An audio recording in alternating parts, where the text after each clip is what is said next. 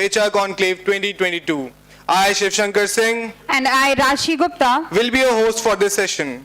At the outset, we would like to express our deep gratitude to all the dignitaries for joining us today for the HR Conclave 2022 on future of work, HR environmental, social and governance goals. businesses are now more valued for their contribution towards environmental, social, and sound business practices apart from profit making, giving rise to the wide applicability and acceptability of the environmental, social, and governance perspective. Millennials and Gen Z specially investigate the ESG credit of an organization for potential investment. This clearly indicates the urgency and essential requirement of the organizations to work and upgrade their ESG score. The concept makes it mandatory to evaluate the businesses not solely on operations, but from the viewpoint of their contribution towards the reduction of climate change impact and ethical considerations. ESG doesn't work on the premise of reducing profitability scores, but rather making a business investment more environmentally conscious. And this is what has been brought in today's proceeding of HR Conclave 2022. Light is a symbol of brightness and prosperity. As sunlight expels the darkness of night, similarly, blessing brings prosperity and happiness in our lives. To make this morning a blessed one invokes Goddess Saraswati by kindling the lamp of knowledge and wisdom. For seeking the choices, our inaugural speaker, Mr. Manoj Prasad, our keynote speaker, Mr. Avdesh Dikshit, introductory speaker, BGS Brigadier A.K. Sharma, Air Commodore Dr. Jayan Kumar Sahu, Director AIMT, Colonel Rajendra Pandey, Registrar AIMT for the lamp lighting session.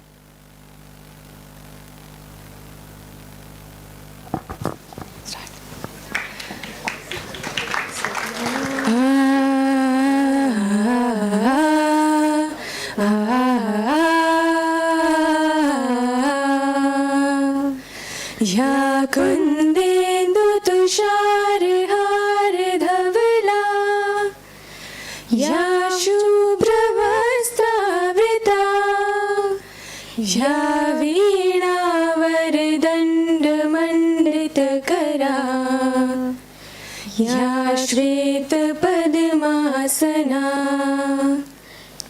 या ब्रह्माच्युत Shankar प्रभृतिभिः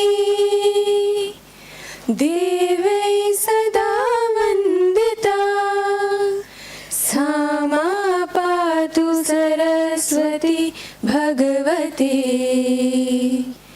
निशेष जाड्यापहा निशेष जाड्यापहा निशेष जाड्यापहा.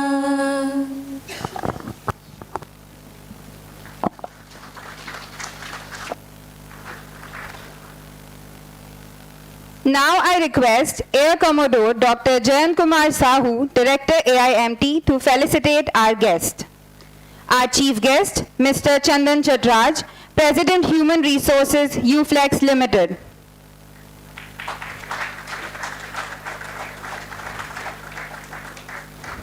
Our keynote speaker, Mr. Avdesh Dikshit, CHRO Equity Knowledge Partners.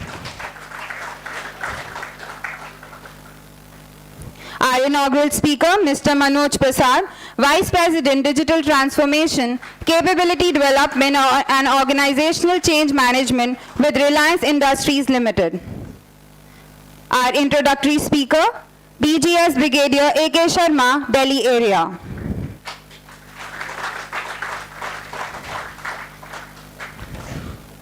Now, I would like to request our guests to take their seats on the dais. Sir, please.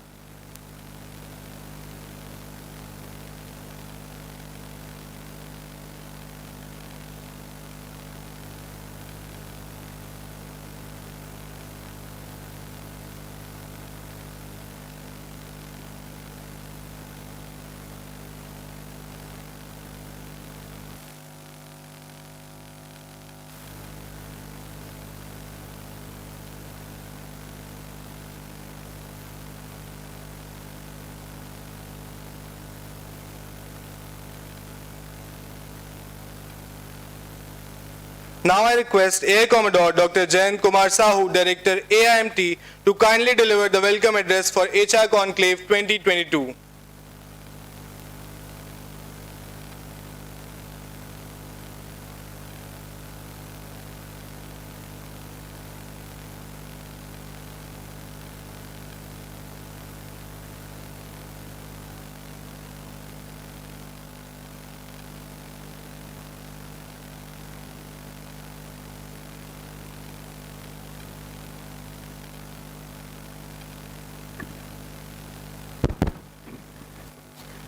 A very good morning to one and all present here for this annual HR Conclave of Army Institute of Management and Technology. On behalf of all students, faculty members and staffs of AIMT, let me extend a warm welcome to our guest is for this session.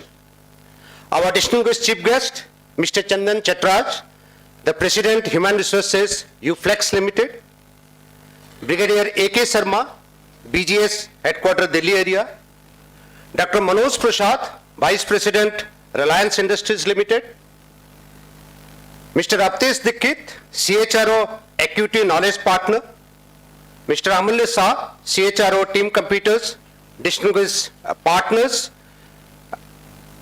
esteemed guests and invitees, members from the media and other delegates. On behalf of Army Institute of Management and Technology and their family, I extend a warm and hearty welcome to all of you on this HR Conclave on future of work, HR, environmental, social and governance goals. When you talk about ESG, it is prudent to know this origin of this acronym. The origin of the use of ESG as a phrase are rooted in a report by the United Nations Environment Programme Initiative in 2005. Interestingly, it was initially coined as GES due to belief that the governance superseded the environmental and social consideration. Arguably, due to the investors' prism, because the profit remains to be the key motive, and earlier days, the industries were not very much concerned on social and other aspects.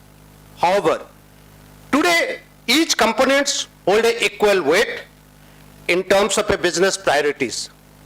Broadly speaking, the ESG represents the commitment to environmental responsibility, that is the E, the commitment to people and social issues, the S, and commitment to responsible corporate governance and accountability, that is the G. The environmental, social and corporate governance evaluate the business operations not specifically from the financial viewpoint, but from an holistic perspective. It is increasingly becoming a top priority to all the business houses. Friends, during the last 2 years plus, the combination of pandemic, the increased awareness of social issues, and the great resignation that we are seeing it has changed the entire dimension and the responsibility of the HR department across the globe. A recent report from Marsh & McLennan Advantage reflected this shift. It is found that ESG performance will become increasingly important when attracting and retaining the employees, a serious consideration during a time when finding and keeping the top talents is becoming tough. The data showed that the top employer ESG score are over 14% higher than the global average, making a positive connection between employee satisfaction and the employer ESG. In the light of recent surge in the debate over moonlighting in the IT industries, with Wipro firing almost about 300 employees over ethical concerns, and Infosys allowing some employee to work as a part-time for the non-competitive business, the practices like quiet quitting, flexi working, moonlighting, diversity, equity and inclusion, executive remuneration, mental health, and well-being, etc., is emphasized that there could be no better time to converse and deliberate over the ESG issues and spreading its relevance in the area of human resource management. The companies have adopted the concept of ideas, which is incidentally an acronym for inclusion, diversity, equity, allyship, and sociability, as one of the key principles of HR management.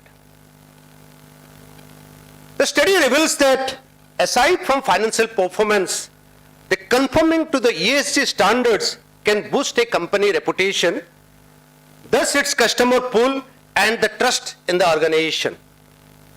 In 2020, the Edelman Trust Barometer revealed that ethical drivers are nearly 3 times greater than the competence, which the competence level stands at only 24%, where the ethical drivers are now becoming 76%.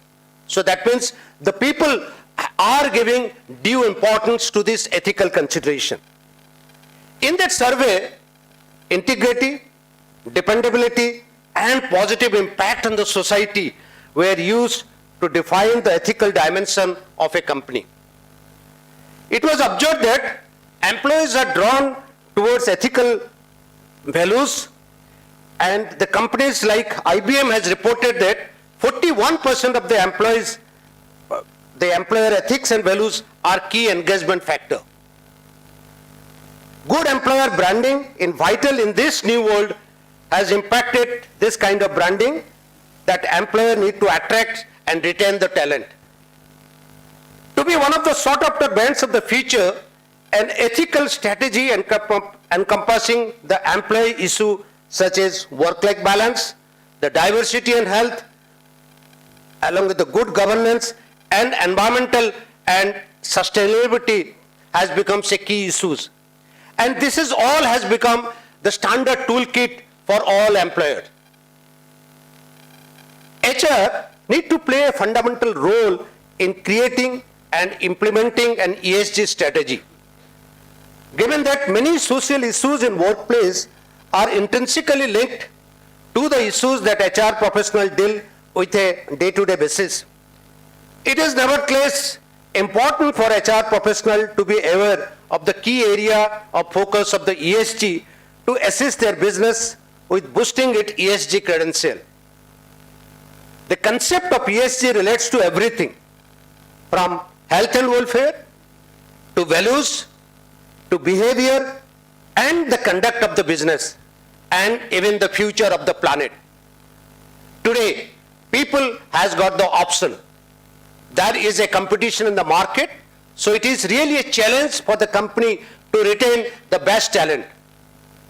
So profitability is not the key issues, because now the company has to work on their social aspects, on the governance aspects to retain this employee. So the bottom line of the truth that ESG is here to stay, and organizations that are slow to react will find it hard to remain relevant. At the end, I like to quote Mary Kay as an American businesswoman and the founder of Mary Kay Cosmetics. She said, I quote, "People are definitely a company's greatest asset. A company is only as good as people it keeps." We need to look at the human resource practices in the business world from a different perspective and moving beyond the traditional thought process of HR business leader, thus focusing more on the ESG aspects. To speak on these aspects, we have a panel of HR experts from various industries.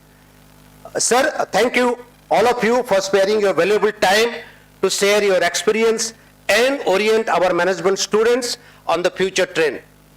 I am sure that today's HR Conclave will provide meaningful discussion and illuminate the path ahead for business model and strategies that emphasize the social responsibility. This will be of great help to our students towards selecting their career path.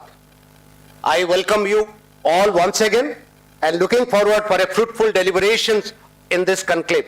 Happy learning. Jai Hind.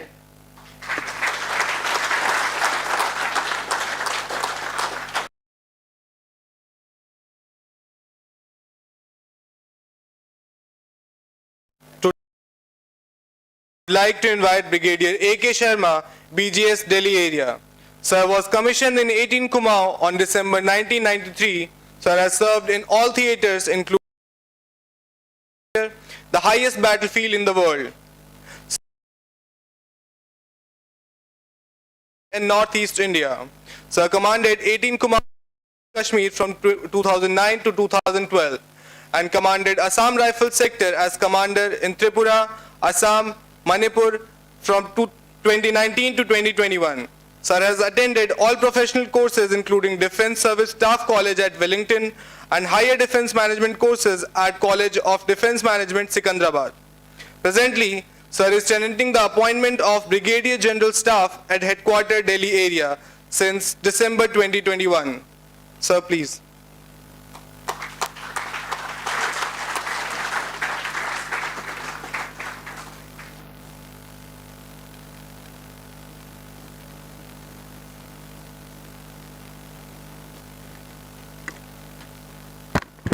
First of all, thank you to the organizers for keeping a step. With my height, I am usually not visible behind such longish podiums. It's a very, very big responsibility to introduce a topic on which one is not dealing at all. It is just by dint of my appointment that I am dealing with academic and then institute of such repute. Otherwise, my credentials to deliver this talk are very, very limited. First of all, a very good morning to all the distinguished speakers who have consented to visit our institute, Director AIMT, all the faculty members, students who are the future, and everyone present here. A hearty welcome to everyone to our institute for attending the annual HR Conclave. Today's topic: Future of Work, Environment, Social and Governance Goals, ESG. It's a very, very relevant and interesting topic, as Commodore Sao just brought out the origins of this concept. But the topic or the issues have gained steam mostly after the pandemic. As most of you are aware, pandemic has broken many myths. Pandemic has changed the way we live at our lives. Pandemic has changed the way we work. Pandemic has changed the way we can work. Earlier we only thought going to office as the way out. But pandemic has taught us that we can stay at home. I can live a life. I can fight for my rights. I have time. If I work from home, I have more time for myself. So these are the issues which came up and through various challenges, especially to the HR management. The biggest challenges which have been thrown up are for the HR management. Today being the HR Conclave, most of you would be, all the speakers, whatever little time I could interact with them, they all be concentrating on the HR, human resource issues. Coming back to the topic proper, it is divided in three parts: environment, social and governance. And along with it, there are three pillars of sustainability, that is the people, profits and planet. So environment, if you connect it directly to the planet. People, you can directly connect it to the social responsibilities or the social factor, which is the main challenge for the HR management. And the profits. So I'll not list them in any priority because the HR experts are sitting on the podium and I'm sure they'll agree with me. It's very difficult to point out 1, 2, 3 amongst them. They are all actually speaking contradictory to each other and they're conflicting with each other. You go for profits, do you go for planet? You go for planet, do you make the people suffer? You look after the people, do you make the profit suffer? So that's the fine balance which is the responsibility of any management and especially the human resource management. People, there are social issues which have been thrown up in the last couple of years. Gender equality, your diversity inclusion. Nowadays, the category of people have evolved based on their personal choices in certain ways of living, how they exercise their options. It has increased genders also. What we always knew, male or female, now there are a couple more. And an HR executive is supposed to address needs and requirements of each and everyone, and it's not easy. Modern slavery. Earlier, it was a done thing. You signed a contract, you're part of the organization. 90% of the cases, even if something is going wrong, you lump it and move on. No more the case. Everybody is aware of their rights, they fight for them, and they should also. So these are the challenges once all of you, if those who go to the HR, will be required to handle. And at every step you'll be handling the ethical issues in every decision you'll make. Mental health. Earlier it was pushed on the carpet, but social responsibility, the responsibilities of an HR organization have changed. Even a person with the repute of Deepika Padukone has openly accepted that she had mental issues. She underwent treatment. She was depressed. So people are coming out with it. Acceptability is there, and that needs to be addressed. These are the social factors. Employee rights, I just touched upon it. Their awareness levels are increasing. Every employee goes through the fine print. Earlier, only the lawyers of the companies were going those through fine print, and employees were just signing them. Now the employees do go through them, and they do challenge it. So these are the issues which gets covered under the S. I'm just touching upon a few of them. It is a very, very complex topic with huge issues. The people on the dais are much more enabled than me to address these in detail over the course of the day. Profit. Every industry is raised to profit, earn profit. You start undertaking social responsibilities. Do you reduce the profits? Do you address the governance issues? Do you reduce the profits? Governance issues. Government comes up with policies. Government is sometimes forced to come up with policies. Issues on pollution, issues of climate control, protests. Lot of government policies throughout the world have come up based or are the direct outcome of some protest happening at some place. And the governments have changed. Government policies have changed, which have forced the corporate world, the industry, to undergo changes, and some of the industry is willingly adopting to these changes.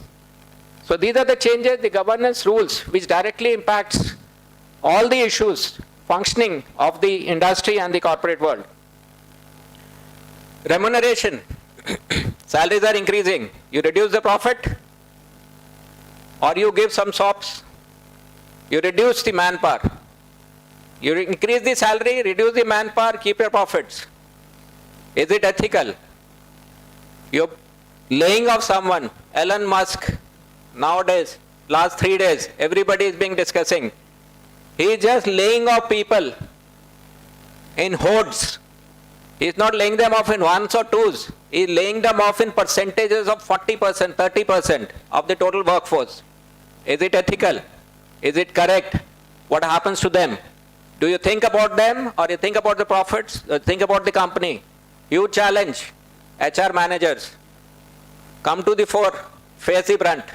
Very difficult job. CSR, corporate social responsibility. It is a government policy. You are supposed to do it. And it eats into your profits. You're supposed to pick up institutes. Institute, I don't mean the academic institutes, other faculties also, where you're supposed to contribute as your social responsibility toward the society from which you have earned the profits. Another important issue, it's getting covered. I was going through the subject list, GIG, gig. It is, I think one of the discussion panel, part of the discussion today is GIG. Now GIG is nothing but a task or project oriented employment. You're hired or you get hired, or you offer your services. All three are possibilities for completing a particular project or a particular time or particular job. Vis-a-vis moonlighting, sir just touched upon it. Moonlighting again throws up issues. And this moonlighting came up again because of pandemic. An employee is being paid by a company. Prior to pandemic, he was in the office under the watchful eyes of his seniors, and he was serving the company well. Now post-pandemic, he or she is working from home. He or she finishes a job assigned to that person in 3 hours. Balance of the 5 hours, it takes on jobs from 2 more companies. Starts getting paid. Correct, incorrect, open for debate, but needs to be handled by the HR. Do we go for GIG to stay away from moonlighting? We just have project oriented, so that person is free, is freelancing. He or she can take on 10 jobs.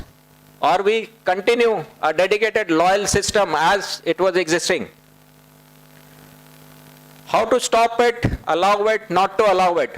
Think about it. Whenever the discussion happens today on the subject, keep yourself alive, observe, listen, ask questions. You have eminent people, they'll never come back again to you.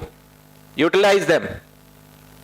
HR challenges are thrown on a daily basis, which I'm sure the eminent panelists would be apprising you about. Morals and ethics fight as a daily fight. Every human being is different. In this room, there are whatever the number of people present. If I throw open a question, I will get as many people as sitting here. I can get those many perspectives. So when you're handling employees, there are 100 employees under you. You may have 100 point of views. Do you have time to listen to all of them? Do you have time to honor all of them? Or do you decide and force it? Think about it. Questions can be asked. The other faculty will be able to tackle those questions. In the end, I'll say as management students, today just one portion of your curriculum which is getting covered, that is the human resource aspect. It is very important, but as management students, keep yourself aware of the happenings all around you, learn, and make the most of today's opportunity. It's a rare privilege that you're getting the stalwarts of the human resource specialist who know the subject backwards, will be able to answer your questions. So listen to them, and more importantly, don't be shy of asking questions, even if they're tough ones. You get time, you can interact with them outside also, so that you can make the most of their presence. In the end, once again, a very hearty welcome to everyone who is present in the room and who has contributed to make this happen. Wishing everyone present here, especially the students of AIMT, a very, very educative day. Thank you very much, and Jai Hind.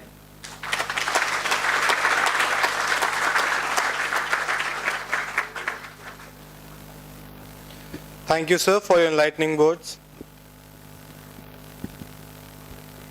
I feel honored to introduce our chief guest, Mr. Chandan Chatraj, President, Human Resources, UFlex Limited. Sir is an alumnus of XISS Ranchi and comes with 3 decades of rich experience with esteemed organizations like Aircel, the Oberoi Group, Xerox India, and Jubilant Foodworks, where he has held leadership positions. Sir is a certified intensive leadership expert from Center of Creative Leadership, CCL, Colorado, USA. He has also been conferred the degree of Doctor of Philosophy honoris causa by the EIILM University. Sir has been conferred with many honors like HR Professional of the Year by World HRD Congress, HR Leadership Award, Business Excellence and Innovative Best Practices, NDIM. Recent one being HR Leadership Award and Best Transformational Coach by World HRD Congress in Singapore. Sir is also a member of the core team of World HRD Congress. Sir is the member of Board of Governors for International School of Business and Media and is in the Corporate Advisory Board of Purnima University, Jaipur. Currently, Sir is the President Human Resource responsible for the global HR at UFlex Limited, which is India's largest multinational in flexible packaging and solutions company. Headquartered in Noida, National Capital Region, New Delhi, it has state-of-the-art manufacturing facilities for packaging films in India, UAE, Mexico, and other countries. I would like to invite Mr. Chandan Chadraj to deliver the chief guest address. Sir, please.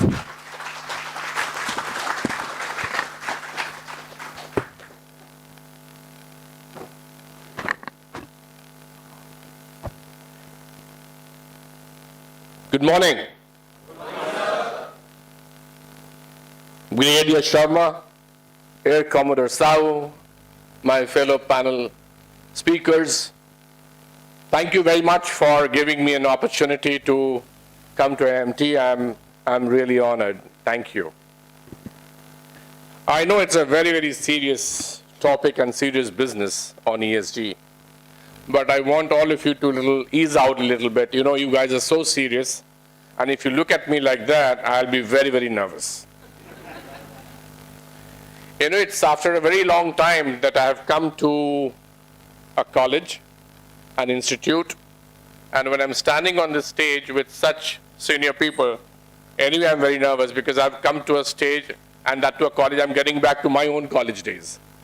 So you need to excuse me for that part, but as I said, it's a beautiful morning, and Brigadier Sharma and Air Commodore Sau have already spoken about the context that why we are here. I'm very pleased to also introduce to you some of my colleagues, Mr. Manas Sarkar, who heads the flexible packaging business, HR, and also oversees Bangladesh, Mr. Sandeep Tyagi, who is responsible for the chemicals business. He's the business HR head for chemicals, and also oversees our business in Russia and Egypt. Ms. Shweta Verma. Shweta is a learning and development head globally. Rimi, she works with me and a part of corporate HR. You know what? UFlex just announced 5-day week from 1st of November. And this was the first Saturday off, by the way. And when I walked into my office at 8:30 in the morning, the security guards all ran helter-skelter saying that what has happened? Why is he early 8:30 in the morning? But the fact is that it was a great cause to be here. And that's why I'm here. Coming to the theme of this year's HR Conclave, Future of Work, HR Environmental, Social and Governance Goal, for me it's very simple. Asking my business heads to look at the operation not only from financial view, but also from environmental, social and governance standpoint and make it a part of their business strategy. But the fact of the matter is that I wish it would have been that simple. HR has, Brigadier Sharma was talking about HR. HR does have a huge role in creating and following through what their company's ESG initiatives are. Simply put, the future of work is a projection of how work, workers, and the workplace will evolve in the years ahead. It's a topic that keeps many CEOs up at night as they make decisions that enable their organizations to thrive today while they prepare for the future. And why I'm saying this? And for this, you need to understand UFlex a little bit more. UFlex, as I was in the introduction, he said that it's the largest flexible packaging business, and that's right, but that's in India. We have 7 businesses. We are in films, we are in flexible packaging, we are in aseptic packaging, which in your language you call it Tetra Pak. We are in cylinders manufacturing. We do engineering machines, which are filling machines. We do holographic material. And we have manufacturing locations. In India, we are in Noida, we are in Jammu, we are in Haridwar, we are in Silvassa. Outside India, we are in Dubai, we are in Mexico, we are in Egypt, we are in Poland, we are in Hungary, we are in Russia, we are in America. I hope I've not missed something, but there are 10 countries where we have manufacturing locations and we have 13,000 people working for us. Why is this topic so important for us? If I talk about UFlex, as you all know, we serve as a one-stop shop flexible packaging solution provider, serving varied sectors spanning FMCG, consumer products, pharmaceuticals, building materials, automobile, and much more. आप लोग Lay's chips खाते हो? कब खाते हो दिन में? When do you eat Lay's chips? In the evening? Okay. So that Lay's chips packet is made by us. You have seen kids eating Kinder Joy? Great. Do you eat Kinder Joy? You still eat Kinder Joy? Okay. So that's made by us. The 5-star Cadbury, that packaging is made by us. Maggie, that packaging is made by us. You will remember a time when Maggie got banned in India. You remember that? Yes. You should look at that case study. When Maggie was reintroduced in India, the whole packaging was redone for Maggie, for Nestle, by UFlex. So the point I'm trying to make is that we are a part of your daily life. So sometime during the life, we will touch you. Okay? We have been doing a great deal of work towards environmental sustainability. Our environmental policy upholds its responsibility towards the planet and the environment.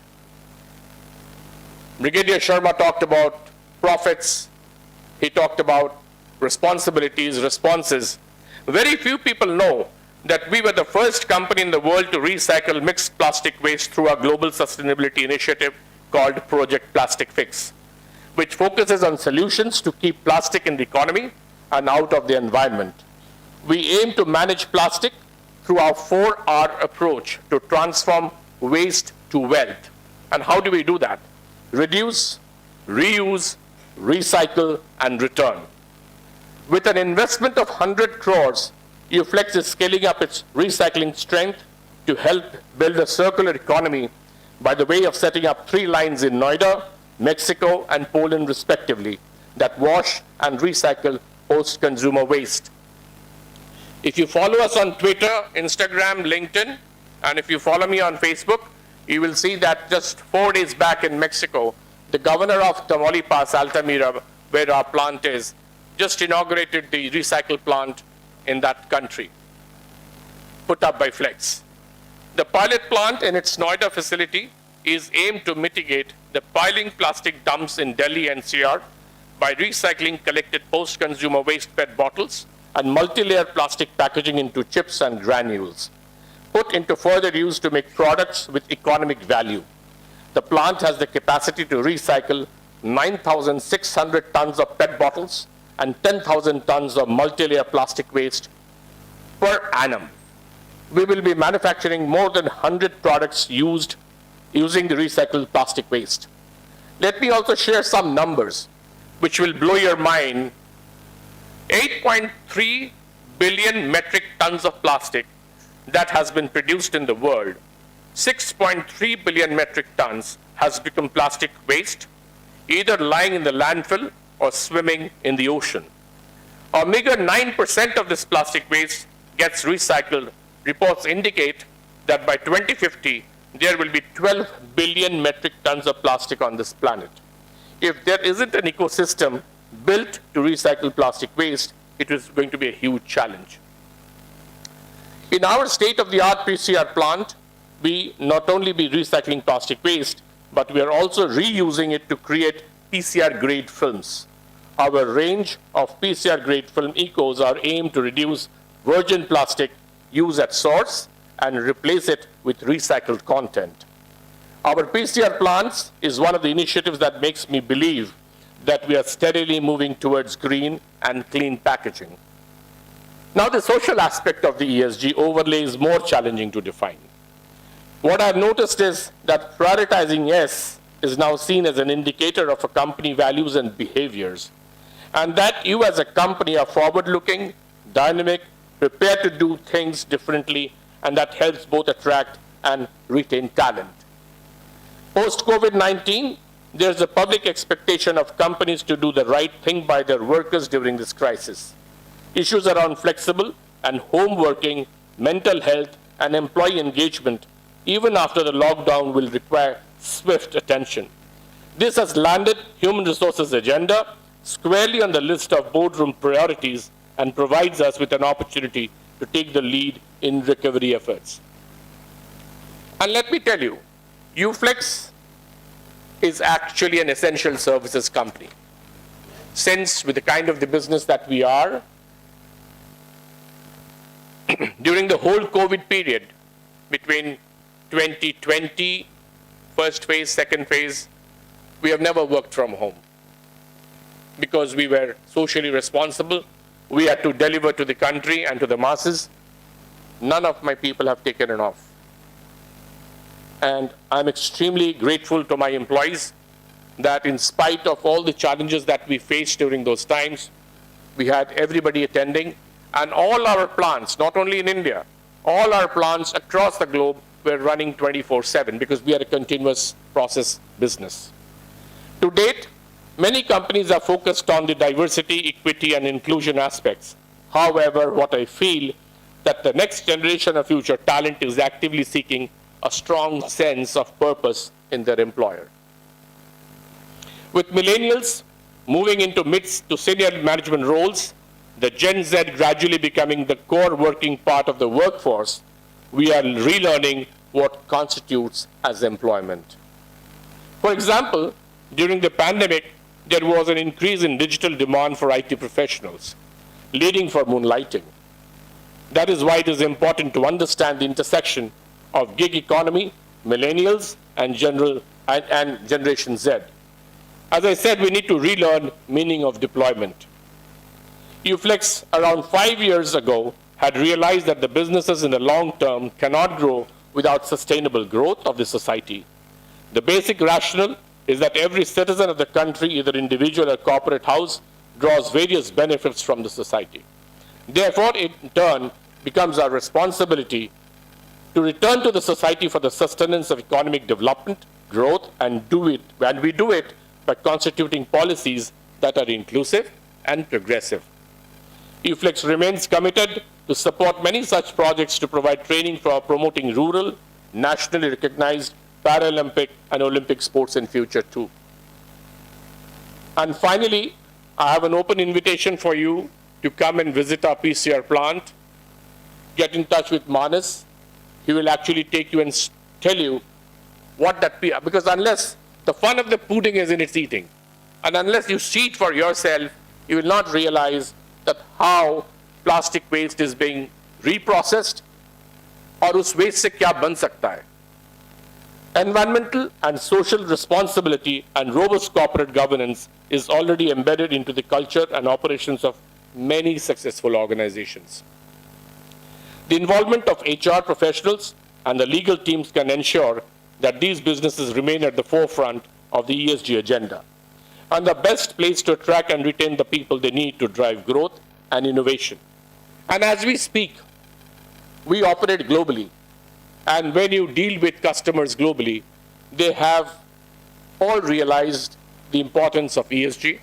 And they do want to understand that in the kind of the business that you're doing, what is the involvement of ESG in your business plan on a day-to-day basis. Ladies and gentlemen, it's time for all of us to have awareness about how we do and what we do. Thank you very much for giving me an opportunity to be here. I'm grateful for that. Thank you very much.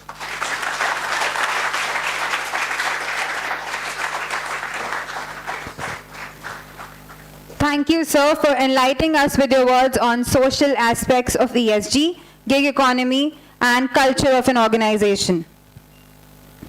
Joining us today, we have Mr. Avades Dixit, Chief Human Resource Officer, Equity Knowledge Partners, as the keynote speaker for the session. Mr. Avades Dixit is the Chief Human Resource Officer of Equity Knowledge Partners and also leads the global organization CSR activities. Sir has 21 plus years of experience in human resource management at companies in the UK, Ireland, US and Europe. Prior to Equity, Sir was Vice President and Head of HR at GE Capital Business Process Management Services Private Limited and the GE Capital State Bank of India JV. Previously, Sir held HR leadership roles at CMC Limited and Tata Consultancy Services Limited. I request Sir to kindly enlighten the participants. Sir, please.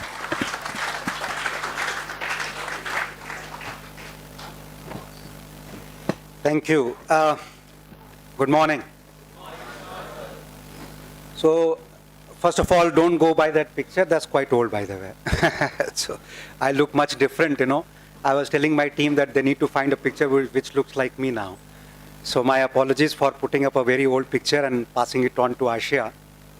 But anyway, having said that, thank you so much for inviting me here. And, you know, it's always a pleasure to be with students. At some point in time, we were on the other side of the dais, right? So I can relate to what it feels, you know, these conferences and conclaves and the kind of enthusiasm you have. You know, early morning you get up and start preparing for, seeing that everything goes right. And I can see that, you know, all of you are a very, very passionate and very enthusiastic bunch. So maybe you want to give yourself a round of applause, you know.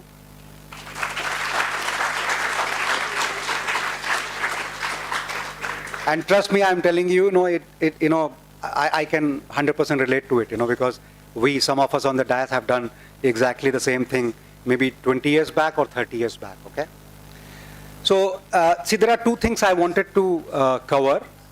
One is that I wanted to give you some perspective on ESG. A lot has been already said, by the previous speakers. So I'll not get into details of it. Maybe some perspective from career in ESG and also the financial services company that I represent. So that's one aspect. And second aspect I was talking to Ashia is that, you know, with your permission, I wanted to digress from the topic and address one question that I'd normally get asked when I'm visiting campuses, you know, from my student perspective. Because this crowd is, I think, primarily the student crowd. So it would be very, pertinent that I speak about, what is going on in your mind. And then, probably at the end of it, once everyone is done, we can take some questions on it, you know. So first of all, something about my company, Equity Knowledge Partners. So we are an offshoot from Moody's Corporation, as you would know. Moody's, the rating agency. Rating agency, typically Moody's Corporation, what they would do is that they would get into, let me wait for the commotion to get over. Okay. So,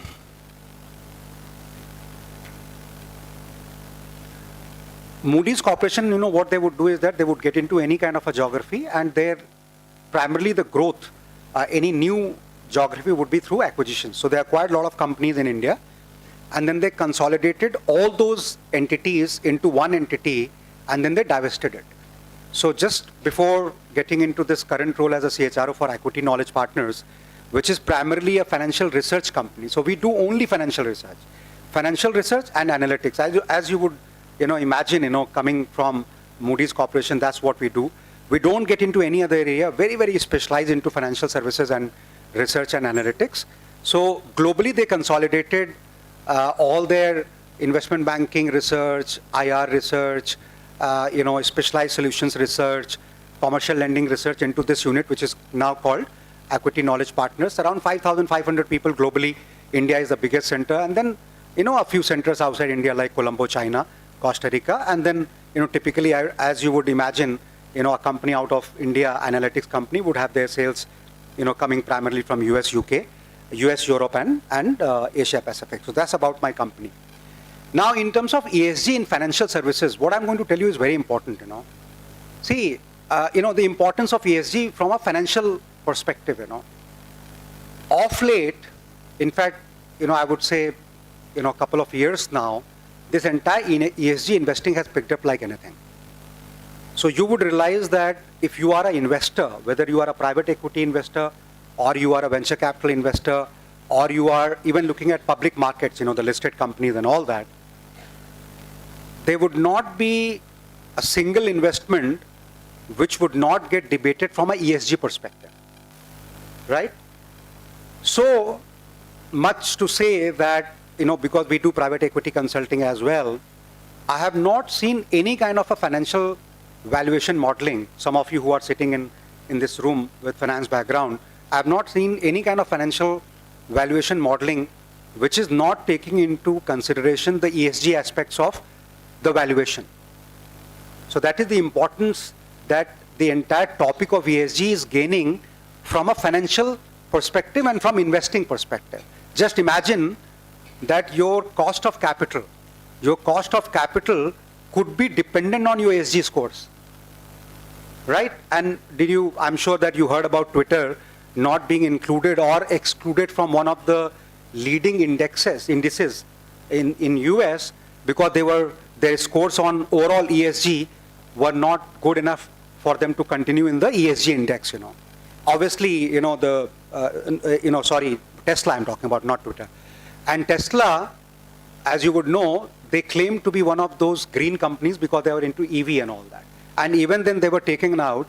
And the reason was not because of their contribution to environment, but their so-called not so great contribution on S&G. And that was the reason why the integrated ESG scores were low and they were taken out from the index. And it is a matter of pride if you are a part of any kind of index, like if you're part of Nifty or Sensex in India, that's a matter of pride. So if you get taken out of an index just because you are not ESG compliant or your scores are low, you can imagine the kind of impact that ESG is having on the investing market, capital raising market, and your valuation in as a whole. So the point that I wanted to drive was that if you're trying to make a career in ESG from a finance perspective, that's a great place to be. Now, obviously, if you are a HR professional, what would happen is that from a career perspective in ESG, see, majority of the smaller companies and mid-sized companies like us, the ESG function or the sustainability, if I can use a broader word, sustainability function will sit with HR, right? Once you become very big like Tata Group and all, you will have a separate sustainability division. There would be a chief sustainability officer, and the sustainability function gets divested, and probably they start ending up reporting into the board of directors and all from a governance perspective. But trust me, I'm telling you, majority of the companies which are starting new and are small and medium scale, sustainability function sits with HR. So some of you who want to make career in HR and you want to get into specialized areas, which is sustainability and work on environment, social issues, governance issues, then ESG sitting in HR is a great news for some of you. Obviously, over a period of time, it's a possibility that ESG, as you become big, may get divested to a separate entity altogether and all.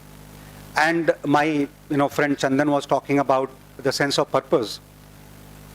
My last comment on this career piece is that I've spent close to 24, 25 years in HR, and I have been fortunate enough that I have worked for companies where they placed sustainability under HR. So my stint with SBI Card as a CHRO, now that company, by the way, is called SBI Card. I was hired with G, and then I was representing G on the joint venture from the G side, and then that G exited and Carlyle came in.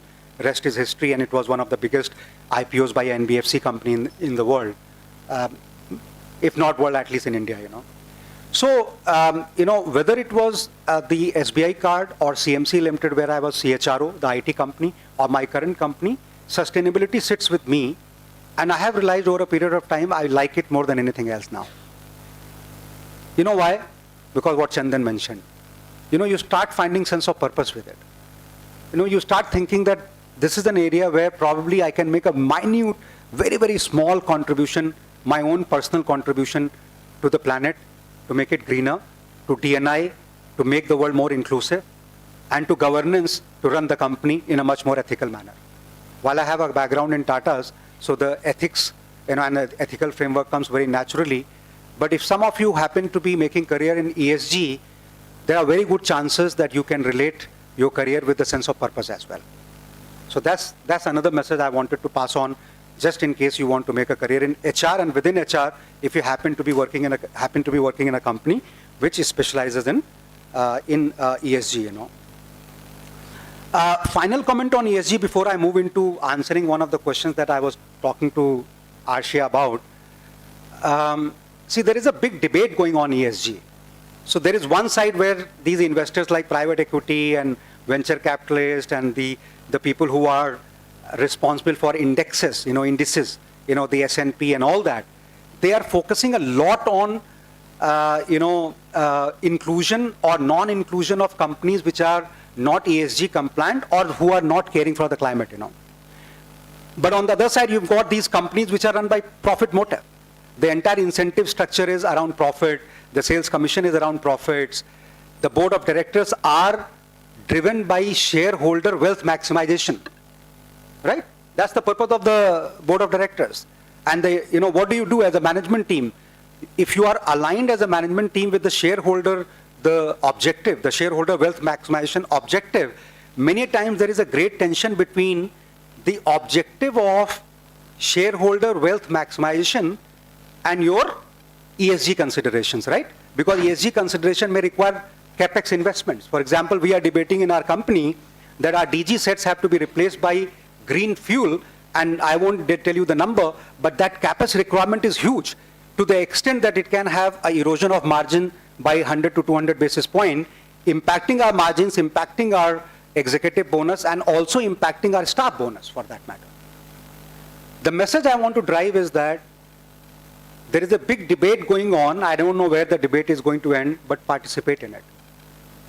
There is a big debate on greenwashing, where companies want to show that they are very climate conscious while they are not. And they are being caught by auditors, or they are caught by activists who then expose them. And there is a lot of wealth erosion or valuation erosion happens just because they have been exposed because of greenwashing, as they call it. Greenwashing is a term given when you are actually not green, but you are trying to show to the world that you happen to be green, Trust me, I'm telling you, and Chandan and my speaker spoke about it, this is a very complex area. On one side, you've got the objective of wealth maximization, and on the other side, you've got this entire activism going on where investing, the cost of capital, your ability to be in the index depends on your ESG compliance and ESG scores.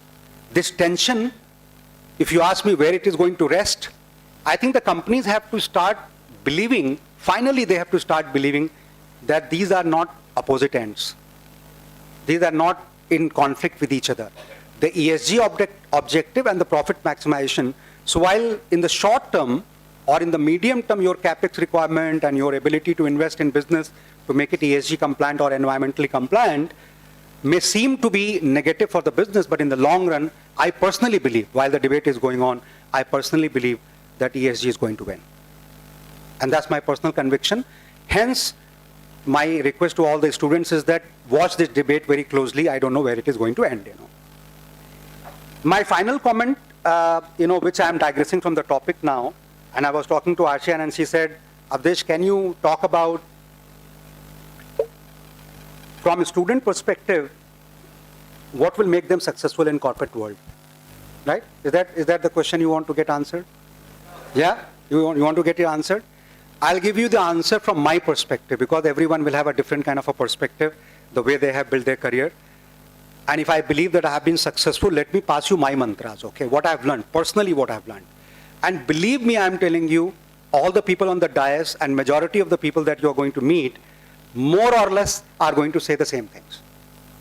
It's not a fancy world of reading those complex books on motivation that you are going to learn what will make you successful anywhere. For example, not only in the corporate world, but what will make you successful in any.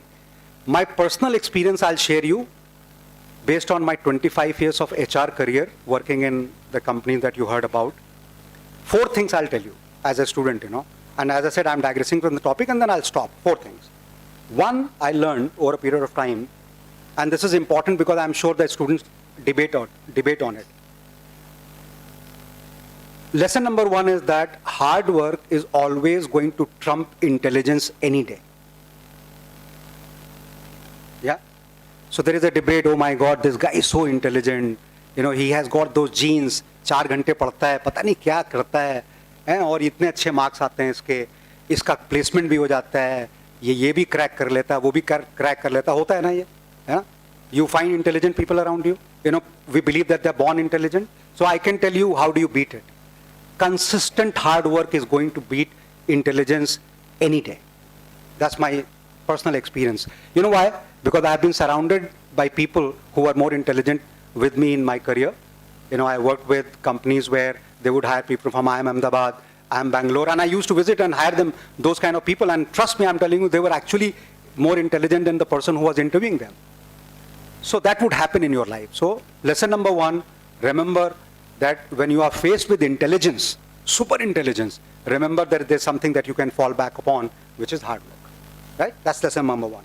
And I'm addressing students right now, so faculty members can excuse me. Second lesson that I've learned is that, something, in every walk of your life, you are going to be working with people. We are social animals, and teams is going to be very important aspect of working in corporates. Again, the same lesson, nothing very different, nothing very rocket science.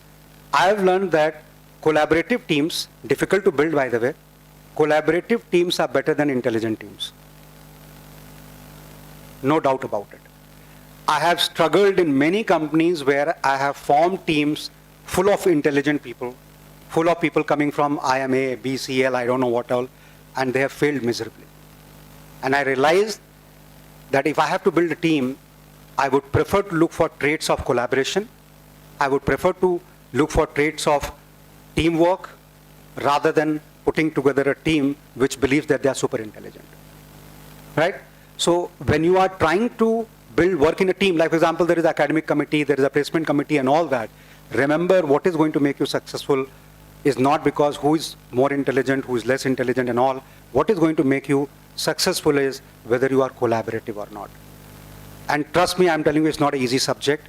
There are a lot of debate on it. How do you create a collaborative team? It's not easy, but that's the lesson number one. Lesson number 3 and lesson number 4, and then I stop. Lesson number 3 is that, which is very, very important again, and you cannot manage it, unfortunately, the values, See, values get displayed by behavior. If some of you are OB students, what you really are get displayed by your behavior. Unfortunate news is that what you really are, over a period of time, you cannot do perception management around it. So it is very, very important that you pick up certain values that you really believe in, and you imbibe them, you practice them, and they become part and parcel of your life. Right? It's not image management game going on there, What I've realized that over a period of time, if you're not punctual, for example, if it is not inherent to you, any kind of incentive and any kind of punitive action is not going to make you punctual. It is not going to make you punctual if it is not coming from within. Now, the question is, can you practice values? Yes, you can practice values. This is my personal experience. Over a period of time, you can practice it and make it part of your life, so much so that you believe that this is what defines you. So my third lesson to you is that, are there any values which define you? Because if they define you, under any circumstances, they will come out and you will tend to be very successful. And remember that putting a lid on a person who does not believe in diversity and inclusion, जब डब्बे पे lid लगाते हैं ना, जब नीचे से आप गर्म करते हो, उसको क्या होता है, लिड बाहर आ जाती है ना. So in an extreme situation, your value system will be out. Will be out. Right? So the second lesson is that please work on your values, and I don't know what you really believe in: discipline, punctuality, ethical conduct, respect, inclusion, whatever your values are, what you really believe in, please practice them and imbibe them. My final lesson, and this is because the placement season is going on. So anybody who's not in this room from Hindu community, please excuse me, because we were talking about DNI under S, because this example is from Hindu mythology. And this is my own personal experience, Especially 25 years back, we used to have same debate. वो company आ रही है, उतने पैसे दे रही है, ये company आ रही है, इतने पैसे दे रही है, उसका रोल अच्छा है, इसके पैसे अच्छे हैं, उसका ब्रांड अच्छा है, पर पैसा अच्छा नहीं है. Tata Group, known for brand, but sometimes they may not be at the top end of the the payment in the campuses and all that. How do you resolve that conflict? How do you resolve that conflict, that which kind of career you choose when it comes to those kind of decisions on money and all that? I've learned one lesson in my life. हमने सरस्वती वंदना की है ना अभी थोड़ी देर पहले. Saraswati is the goddess of education, knowledge. Yeah, she's goddess of education, and Lakshmi ji is goddess of wealth, right? As we know in Hindu mythology, as I said, excuse anybody else who's not familiar with the Hindu mythology for the sake of inclusion. Now, my personal belief is that ये दोनों बहनें हैं आपस में. सरस्वती जी और लक्ष्मी जी बहनें हैं, जिसमें बड़ी बहन है सरस्वती जी, और इन दोनों बहनों के बीच में बहुत प्यार है, बहुत ज़्यादा प्यार है, गहरा प्यार है इनके आपस में. तो लक्ष्मी जी इतना ज़्यादा प्यार करती हैं सरस्वती जी को और बहुत ज़्यादा रेस्पेक्ट करती हैं उनके. जहाँ जहाँ सरस्वती जाती हैं वहाँ लक्ष्मी कहती हैं मुझे भी जाना है वहाँ पर. जिन लोगों ने सरस्वती जी की उपेक्षा कर दी, इग्नोर कर दिया, लक्ष्मी जी की उपेक्षा तो उन्होंने वैसे ही कर दी. Right? Because these are sisters who love each other. Saraswati ji has to be respected before you start respecting Lakshmi. So my only last lesson to you guys is that when you are faced with the dilemma, what do you choose? The role, the education and the money? Remember that Saraswati ji की उपासना और उनको पकड़ना प्रथम कार्य है. और मैंने अपने जीवन में ये रियलाइज किया है कि जब आप सरस्वती जी की पूजा करते हो ना, लक्ष्मी जी पीछे रह ही नहीं सकती. जहां उनकी बड़ी बहन की पूजा हो रही है वहां वो पीछे पीछे जरूर आएंगी. Thank you so much and I will answer some questions.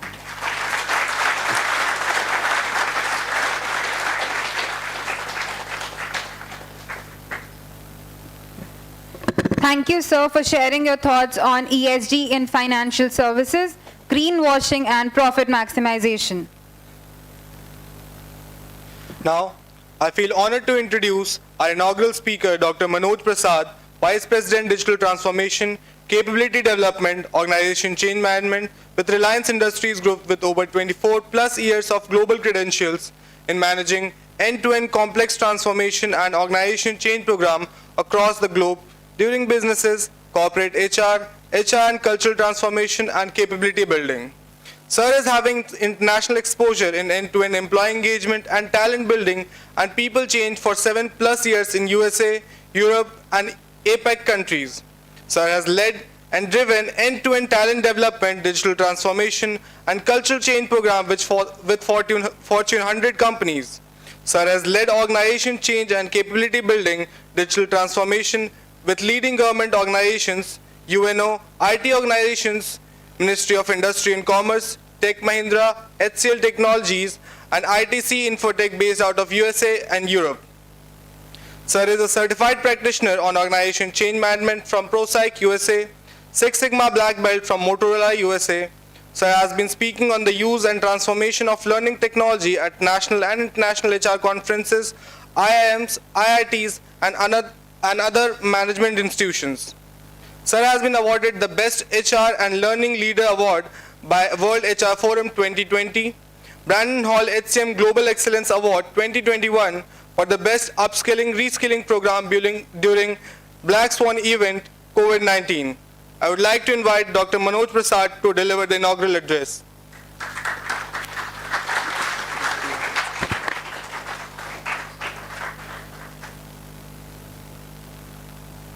So first of all, thanks to the audience. So when I'm saying audience, it's all the students, those who are now started their career, I can say it. They have just completed. I think this side is already, they're already engrossed with the institute, and this side is the freshers and all.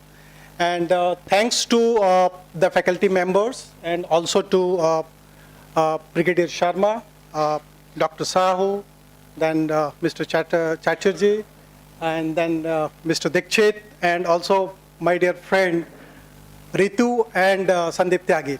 So thanks for this opportunity. Before I start, having a traction with you, because I think we've already understood about what ESG is. I think the context is clear to everybody. Not only the context, but also the content also you have understood, and why it is important, and we have started talking about this. Now, my submissions to the entire student is little bit different. And when I am saying different, it is, I'm just trying to, make you understand that why is ESG is important and what is our readiness. So when I'm saying readiness, of course you might be looking for the outcome of the entire institute is that how many students got placed with what kind of the organizations, what is the CTC and all. If you see the ESG and the alignment of the ESG with the HR, which is going to shape up the future of, future of work, the workforce and the workplace, all three together, then what is your readiness, when we are talking about the ESG and HR? What is corporate is looking for? Because, what you are being taught in this MBA, that's not exactly, going to work when you get into the corporate. Are you agree with this? How you are agree? Can you just give me 1-2 pointer on this? Please feel free. Nothing is wrong or right. Boliye. You understand Hindi, everybody? Yeah, tell me. So what is your readiness? When I'm saying we are talking about the ESG, we are talking about the HR, and it's not only confined to HR. The ESG is equally responsible, and required when you talk of the big corporate organizations. Because in my organizations, the big, the conglomerate, we have a separate functions, we have a separate practice called ESG. It's not aligned with completely HR. So my question again goes back to you. Please come up with it. I just want you to speak on.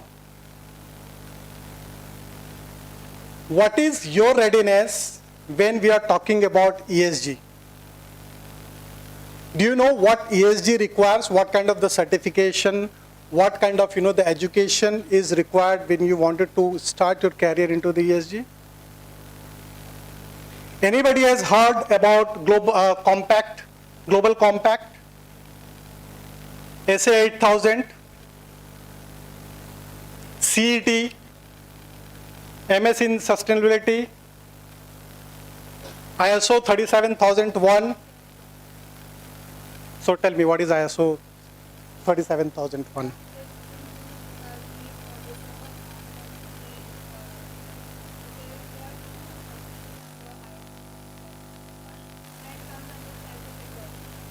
So that is 27,001. I am talking of 37,001. So that's more related with IT. So why I am asking these questions, that give you some kind of a thought. Please give a thought on that. What is your readiness when we are talking about the ESG? And if you are, and in these courses which I am talking of, not necessarily you have to go and study in Harvard or say Columbia kind of. You can study on your laptop also, you can study on your smartphone, you can study and get the certification on that. Not necessarily. So if I talk of the, the readiness and all, there are a lot of skills, which is required. Because when you talk about the future of work, we have seen it in what happened during the during this COVID-19. What happened? The entire world has gone for a toss. Now we started talking about social responsibility, the pay parity, the CXO level, the C-suite level or CXO levels, remunerations. Then we started talking about the mental health. We started talking about the well-being. We started talking about the diversity and inclusion. What are, these, these jargons are. Have you understood? And how it is relevant for HR when we are talking about HR? And if it is relevant, then what is your readiness? Because corporate is looking for something else, which I think you're not going to get it everything in this campus. So how you can, make yourself relevant to the corporate, that should be, your mool mantra, and that's how you have to craft your career. Because when I'm here, I'm not going to talk about what ESG, that you Google and you can find out. It's very easy. It's on your fingertips, 24/7. What I'm going to talk about, what corporate is looking when we are, what kind of the skill set they are looking for, what kind of the certification they are looking for, because that's going to, make yourself different from the crowd. Are you agree with this? MBA तो सबने किया, ठीक है, किसी ने finance में कर लिया, किसी ने ऑपरेशंस में किया, किसी ने आईटी में किया, किसी ने एचआर में किया और डिजिटल मार्केटिंग में किया. तो आप अपने आप को कैसे डिस्टिंग्विश कर रहे हो? How you are positioning yourself, as a differentiator. Answer me भाई डिग्री तो सब लेके जाओगे ना एमबीए की, खाली स्पेशलाइजेशन ही तो चेंज होगा. और if if Chandan sir and his team is coming to the campus and he is trying to see the qualifications, so everybody is MBA. So what is the difference from X to Y? Are you X plus plus, or you are X or simply X plus? Tell me, answer me. It's a question to you all. What extra you are doing? Yeah, please.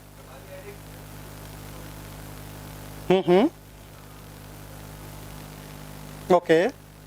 So have you done something? I think this side is the new one, new batch. Correct? From this batch, maybe 1 year old. Anything you have done it, to make yourself different?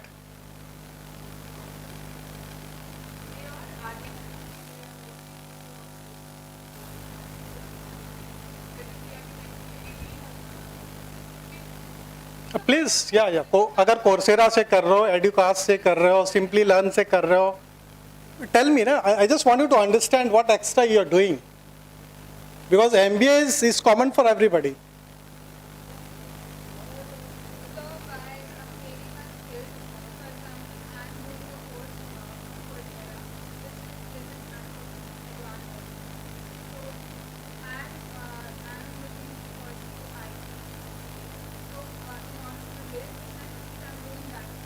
Okay, so I will give you an answer to your question. Reliance is a Excel-free, Excel-mukt organization. And you are saying you are going to do the analytics based on the advanced Excel. Do you have exposure on Power BI? Do you have exposure on Superset? Do you have exposure on Julia? So these are basically, or Tableau. These are basically a visualization tool which help us, the management, to not only understand the trending, which may be related with HR, which may be related with finance, which may be related with marketing, which may be related with the production planning, but how quickly you are you're learning those. And one thing again I just wanted to repeat, I think last time also I talked of, please do not think if I am not an engineer, I will not learn something which are related with the software. I'm sorry to say, because now that era has gone. If you see even in the HR also, lot of the things got shaped up in last 5 years, last 10 years. It is completely different from, what we are experiencing and working. I think my, friends will also agree on that. HR is also, shaping up and changing very fastly. And if it is changing very fastly, then how you are going to, cope up with this? I will tell you, the story of my organization and how Reliance is also working in this particular part. If I wanted to take a leave, what will happen? I will go to the, the employee support system, I will apply for a leave, and then I will wait for manager to approve it. Similarly, if I wanted to travel, say, from Noida to, I wanted to go to Jamnagar, I will just, put my travel request on the system itself, and again wait for my boss to approve. If my boss is approving, then my travel is going to happen. If my boss is approving, then I will be eligible for, take the leave. And if he's not, I mean, say, approving, then you cannot go. Then what we should do it? Because earlier, if you see the HR, they were more into basically monitoring the things, setting the process, making people, say the value driven, the ethical peoples and all those, those things are still there. But, now they have started changing the employee's experience from, having a very approval-driven kind of organizations to a empower-driven organization. Apply for a leave, no need of approval, it's just for a record. Apply for a travel, one mail will be triggered only to your reporting manager. Mr. Manoj is traveling from Noida to Jamnagar, that's all, nothing else. So no approval is required. And if the HR is shaping like this, then you also think of it, how you are going to cope up with from a skill point of view, say from education point of view, which can make you more relevant.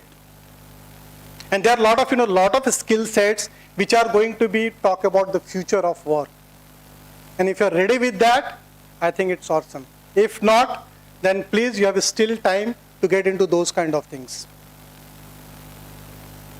And Reliance, I am talking of, their commitment. Again, I am coming back to ESG, their commitment. Reliance is one of the, the premium organizations who publish the sustainability report also, non-financial again. Reliance is an organization who is ISO 37000 certified. Reliance is an organization who is SA 8000 certified. And these all are related with the environment, the social part, and also with the governance. And I will not talk of, when we are talking about the ESG, the S is very important, and S takes you to, what is your social responsibility. During the COVID period, a lot of things, came into the picture. Now every organization has started, coping up with the ESG certificate and related things, setting the process, framing the policies, talking about the rules in the organizations. No. I think every organization has to go into this direction, either today or tomorrow. Our company has given a commitment for net carbon zero by 2035. And why so? Even my previous organization, before joining to Reliance, I was working for the ITC. And ITC is known for what kind of a pollution? Cigarette, cigarette? Kitna pollution hota hai usse? They talk of, carbon footprint, they talk of triple bottom. So currently we have started, talking about, this kind of a ESG kind of things, where environment is equally important. And sir has already given, how they are working. Even Reliance is working very aggressively in terms of, how they can make plastic reusable, how they can make plastic, users friendly, how they can make plastic, basically we are into B2B kind of a business on the plastic side. We have a business called Petchem, which is basically responsible for this. So try to, get yourself into those kind of a certifications. And offline also you can talk to me. I will just guide you what is relevant. Even, there are courses which are on sustainability. You go for a MS in sustainability, and I am telling your job is 200% secure, because you have made yourself distinguished from the rest of the students. Similarly, and it doesn't require, you go to the campus and all. I think you have already lot of LMS is there available, and lot of LMS are having the free access also. You can go there, do the courses. It's just, bite-sized kind of a courses are there. If you wanted to go for small courses, you can go for a certifications, maybe 1 day, 2 days kind of. If you wanted to go for a, more deep kind of a skilling, then you can go for a 6 months course, 1 year courses, and it's very cheap also. And those kind of a certification is well recognized in the corporate also. So my submission when we are talking about the ESG, of course the mental health is important, the well-being is important, remuneration is important. These are all social, social responsibility of the corporate is all important. But you have to see, how you can do upskilling and reskilling so that you can make yourself different from the crowd and make relevant to the corporate. And I'm finding, last week I was in IIM, and I found, the curriculum which they talk of, we don't require as a corporate. I'm sorry to say this. Still the curriculum of IIMs are at least 10 years old. It requires a major revamping. Forget about, other, the B schools and all. So you have to see what is being required in the corporate, and based on that you try to make it. Of course the foundation thing is important, but what should be on the top of the foundation, that is also important. Correct? अभी आप organisation में जाओगे, वहाँ पे आपको बोला जाएगा ठीक है आपने ज्वाइन कर लिया, आप चुपचाप से बैठो, अभी आपको प्रोजेक्ट आएगा तो मैं आपको प्रोजेक्ट दूंगा, आपको 5 साल के बाद प्रमोशन दूंगा. What will be your motivation? होगे मोटिवेटेड आप? टाइम स्केल प्रमोशन तो नहीं चाहिए ना. You look for a meaningful associations with the organization where you can not only learn but you can contribute also. It goes parallel. और अगर आज हम बात करें ESG की और ESG में HR की बात करें तो ये ESG ये आपके लिए और ये HR है. You work on that because I think the curriculum which you are reading as a part of your course, it's not going to work 100% in the corporate. The corporate life is entirely different. campus to corporate is a different life. Get ready yourself. So with this, I will just close. I am just keeping you with a question mark. If you wanted to have any kind of, further discussions or wanted to, take my views on that, what I should do from, apart from the MBA, I think you are most welcome. I am available on LinkedIn. I am available in your college also. Please feel free to give me a call and discuss. I will be happy to answer your question. Cool. So any other question? I like question. The students have a lot of curiosity and they keeps on asking. Yeah, sure. Okay, with this, I say thanks, and thanks for the institute for, bringing me here and having interaction with you.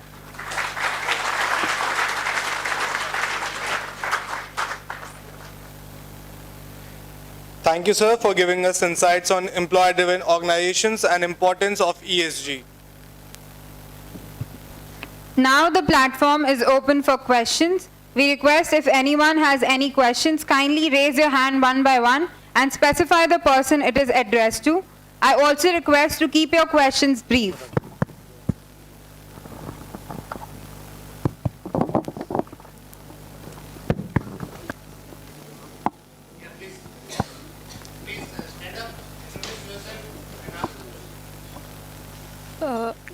Good morning, everyone. My name is Anjali and I am from MBA 19. So my question is for Avdesh sir. How can a gig economy changes a face of Indian job market? My God, that is very loaded. Huh? See, unlike India, if you go to US and UK, and I had a privilege of working in outside India for more than 5 years, the job market, which is gig as you call it, is very evolved. Is very, very evolved. There are self-managed companies, there are self-managed contracts, there are people, one person company and all that. I think my view is that we are at the tip of the iceberg when it comes to the gig economy and the way it is going to expand in India. This whole concept of permanent jobs and the security in a permanent job, which is so deep-rooted in the Indian psyche, over a period of time is going to go away. So that's one. And if in case you want to compare what kind of workforce composition is there in India, which is contractual or part-time or self-managed contracts, and some of those things, you should look at a comparison between India and UK and India and US, and you will realize what I'm trying to say. So that's one. Second, which is very important for you. See, gig work will be successful when you are expert in something. For example, why is it that tech has really, I'm not talking about the gig work, which is where people are working for Zomatos of the world and all. I'm talking about a high-end gig work. I think expertise is very, very important, and expertise which can be delivered over technology. So if you can build expertise, you can be a full stack developer, you can be a UI designer, or you can be a HR consultant, you can be a ESG consultant. Some of that work can be done in a gig manner, and you can actually hope to work for multiple companies rather than working for one company. So my final submission is India has a bright future as far as the gig economy is concerned.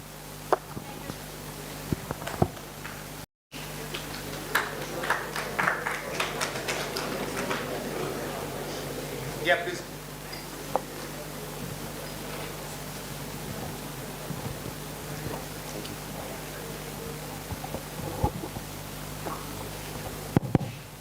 Good morning to all the dignitaries. So thank you all the honorable speakers for enlightening us on this important topic with your experience. Sir, I would like to ask a question to Chandan sir. Sir, how do you think companies are getting benefit from ESG? I mean, how do you think that ESG is important for the companies and they are beneficial for it? As I just spoke during my session, that it's not about benefits only. It's about your responsibility to the society. Benefit is an outcome of your business. So to give you a simple example, today when we operate globally, we have global customers. I wouldn't like to name the customers, but my colleagues will tell you, we go through something called social audits. And all our manufacturing locations which deal with those customers go through social audits. And ESG is a very important part of that audit. And we have to represent ourselves that how, as a responsible employer, we are contributing to ESG. Okay? And especially this becomes even more important when you work in, when you operate in multiple locations across the globe. Now, to answer your question directly, there's a huge advantage and profit when it comes to ESG from a company perspective, because it makes you socially responsible, not only to the customer that you're working with, but also to the people at large. And now it's no more, today it's a part of your complete operational model. And that's how we said that, the reason that we are setting up these PCR plants across the globe is a part of our showcasing that how responsible we are morally and socially, and what we are doing for the business at large, if that answers your questions. Thank you so much, sir. Thank you.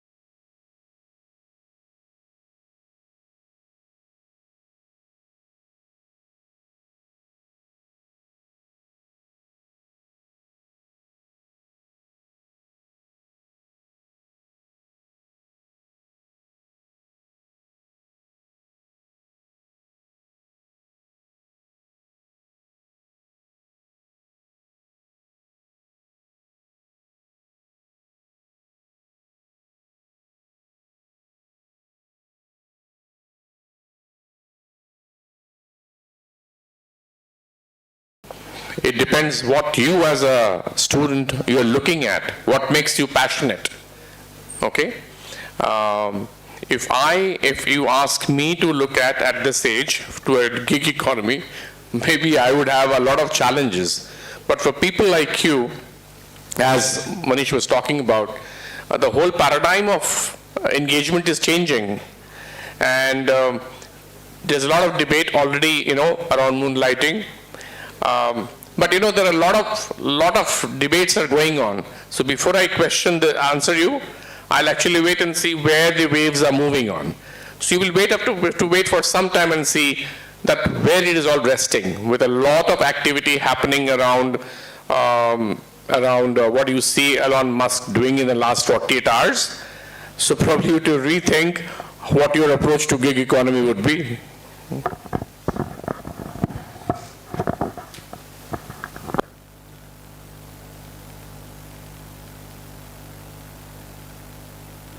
Any more questions?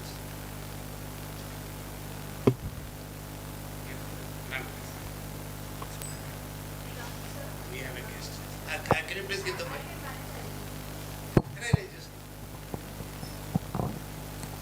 Hello? Yeah, I think it is fine. Yeah. So good afternoon, sir. I'm Dr. Shamli. I'm faculty from ILM Greater Noida University, ILM University Greater Noida.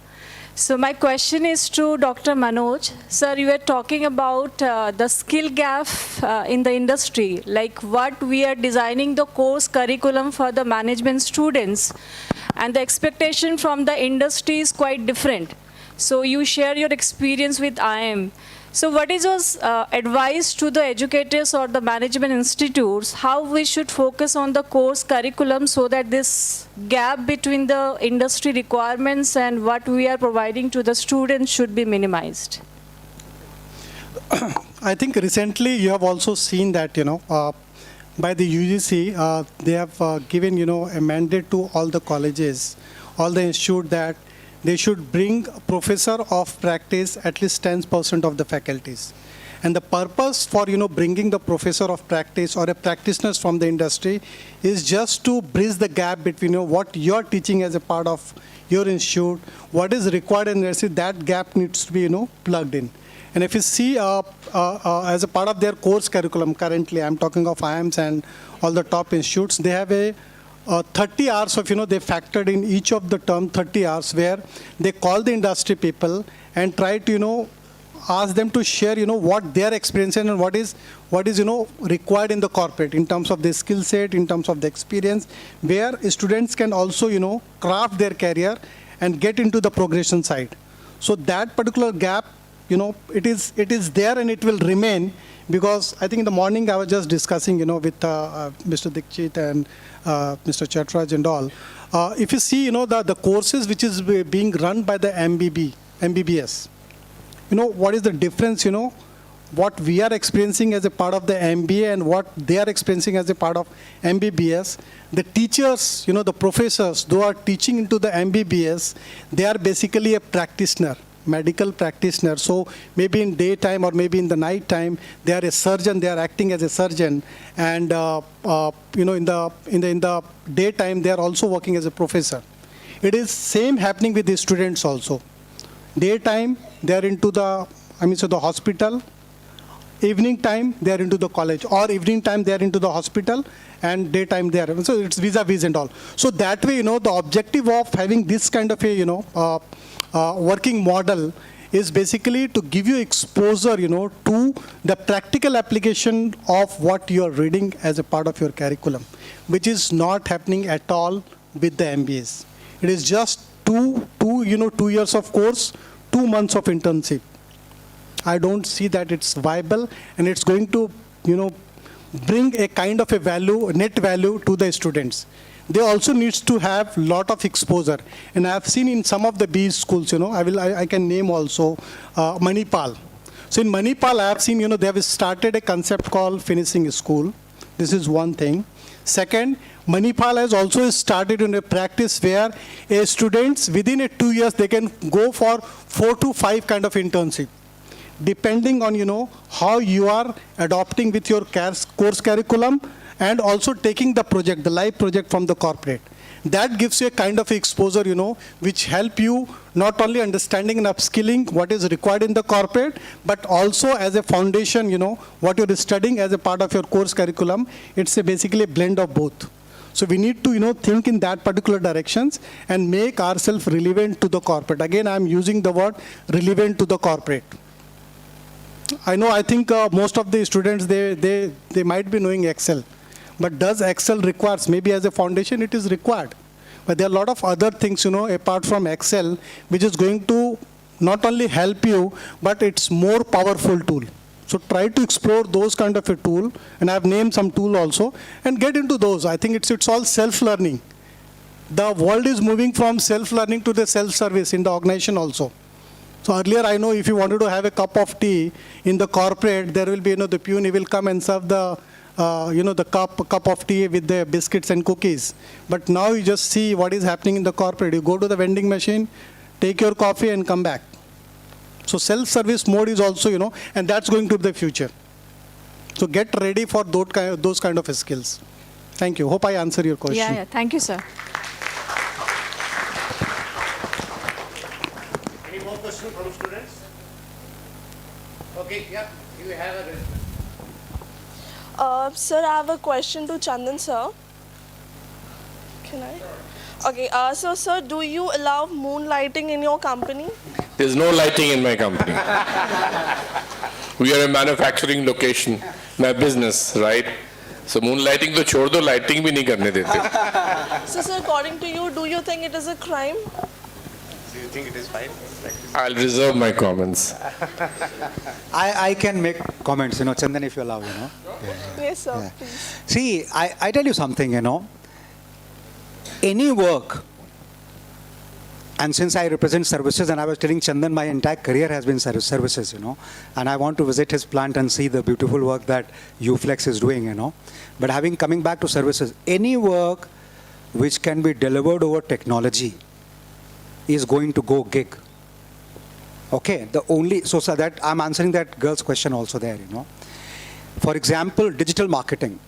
If you can do digital marketing, social media campaigns sitting out of India, or sitting out of Bihar, or sitting out of Chandigarh or sitting out of Cincinnati or Miami by the beach, and if you have a good technology, your customer is willing to accept the information security protocols, and you are expert in it, all that kind of work is going to go gig.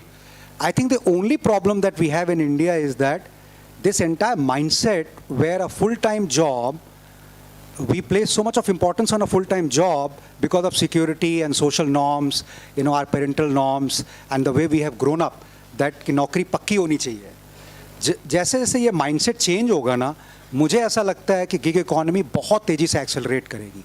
उसका reason है कि 5G आने वाला है आपका, 5G roll out शुरू हो जाएगा, ऑलरेडी शुरू हो गया, Reliance Manoj is already prompting me, शुरू हो गया है. तो my last comment on this is, students, is that if you are expert in any area, whether it is ESG consulting, HR consulting, recruitment, unlike Chandan, and I understand his limitation of being a manufacturing company, 2.5 साल से हमारी company में 20% से ज़्यादा लोग office से काम नहीं कर, 20% ज़्यादा लोग ऑफिस में नहीं आ रहे हैं. Let me rephrase it. Even now, in my company, only 20-25% of the people are working from office premises, and last year we have grown by more than 30%. The sales, the revenue growth has been more than 30%, and because of the pandemic, sorry to say that, with all the good intentions, because of pandemic, our work has got accelerated. You know why it has got accelerated? Because analytics research, if it can be delivered over technology, it can be delivered from anywhere. So rather than sitting in Chicago, if the work can be delivered from Gurgaon, it will get delivered from Gurgaon, right? The entire outsourcing industry, which is technology enabled, is going to see a massive momentum to the extent that there are no people to be found there. So the good news is that if you are asking me moonlighting and all, this whole concept of moonlighting within the contractual obligation is going to pick up, and the gig economy with some kind of regulation which is bound to happen sooner or later is going to pick up. So all of you sitting in this room have a bright future as far as gig economy is concerned. Thank you, sir. Thank you, sir.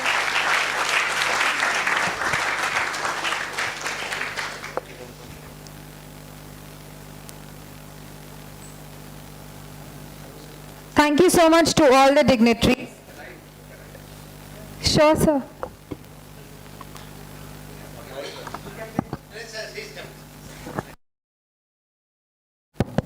Thank you, sir. I am Brigadier Rakesh, Government Institute of Medical Sciences, and recently PGCIS Noida also. So excellent talks I have heard. And my question is pertaining to the government. And one first thing is what is Elon Musk is doing for last 1 week and last 48 hours and next 1 week also, I don't know what will happen. He's checking top level, middle level, lower level. So you think it is a good decision? If you are at this, by all the panelists, if you are at his place, it can bounce back also. Or if he gets successful, probably this may be trend setting for the next. So this will cause a lot of anxiety, fear in the mind of even people who are actually aspiring for the jobs. So this is one question. Second is, I'm in a government, 2 hospitals I'm looking after. One, I've got 100% contractual staff. And I have got a 400%, I should say, result in terms of output, number of patients. Other hospital, we have got a 80% permanent staff. And it is going like this.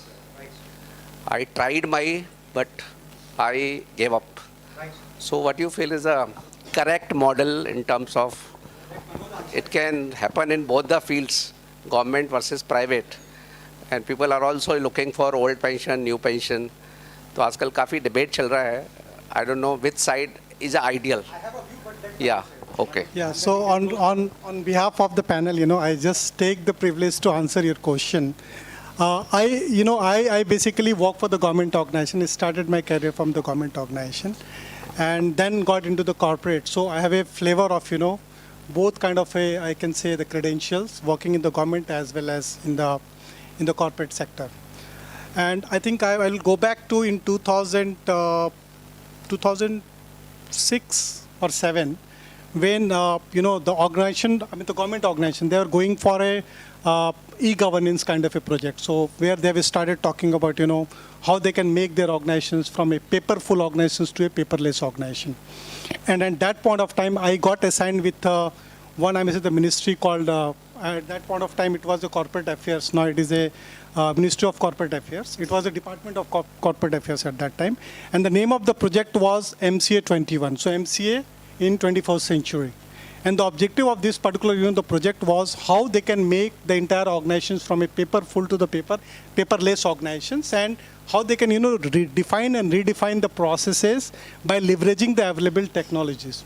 And at that point of time, they are basically staggered into three parts. One is the ministry, second is the ROC office, that is the registrar of companies' offices, which is almost in all the state capitals. And they have a 4 zone also, south, north, and east.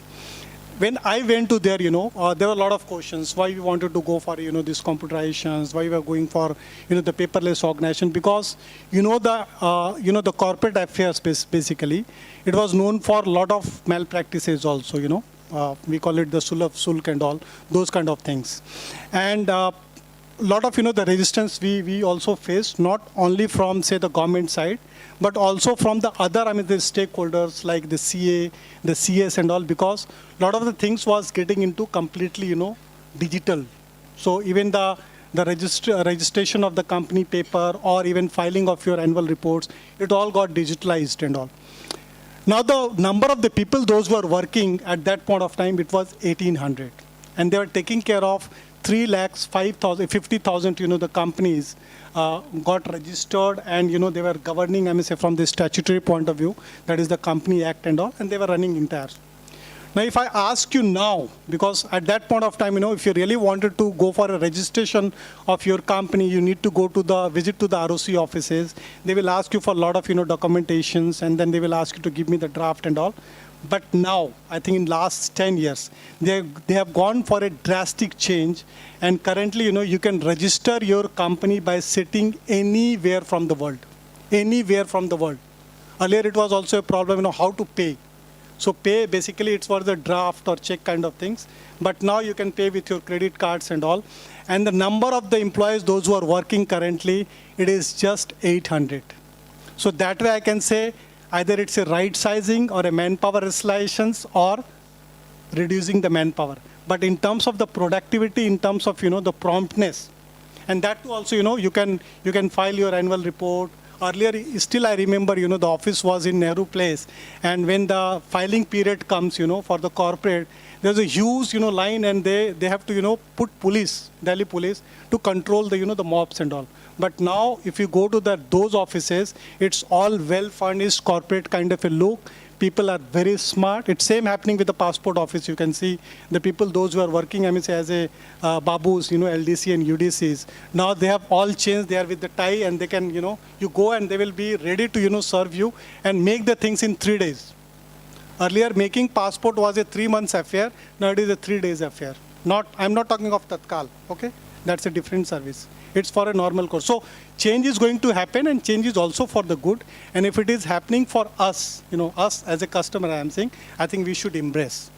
So, Dr. Dikshit. No, interest of time, I think we are, the only thing I will say is that the economics of a business, the fact that you are running an enterprise with the profit motive, and there is economics behind it, why you run a business, ultimately in the medium to long term, that is going to prevail.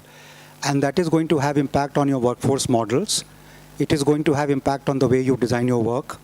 It is going to have impact on what percentage of full-time, part-time, gig workers you want to employ. And that wave, which is driven by economics of business, is unstoppable. And there's another thing which is driving that wave is technology. I think we underestimate the power of technology and how big the disruptor is technology when it comes to workforce models and workforce design. My personal view is that these twin things, which is technology and the fact that almost every capital private enterprise is driven by economics of business, will mean that the workforce model that you're talking about, contract and all, is only going to get accelerated. The only problem I have personally with the entire thing is that I think there is need to be much more to be done on social security side for contract workers. For example, gratuity can be given at 1 year, You know, who is telling you that, you have to complete 5 years or 4 years, whatever, to get gratuity? Why is it that the NPS scheme, Provident Fund, some of those other social security measures can't be applicable to contract workers? My belief is that over a period of time, you will see that the regulatory bodies and the regulation will pick up with respect to supporting contract work and the entire movement of gig economy, where there's going to be a workforce design where you've got a lot of people who are working in the gig mode, and they would come under some kind of a social security net. And I think the new wage code bill, if you look at laws, which are not notified as of now, I think they're talking about it already. So it's going to be a balance between, the entire economics and technology driving a movement, and on the other side, regulation coming and protecting the workers on the contract side. Somewhere I think we will find a way as we go forward, Thank you. You also asked something on Elon Musk, right? So to answer that question, first you need to feel like Elon Musk. That will give you the answer. If I feel, I think he can afford to do it. He can afford to do it. No company will take a loss of $14 million per day.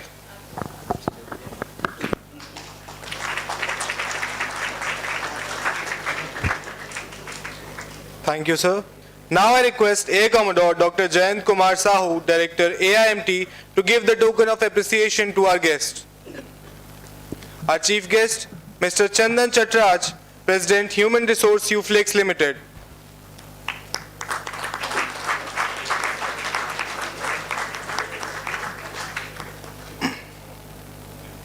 Our keynote speaker, Mr. Avdesh Dikshit, CHRO Equity Knowledge Partners.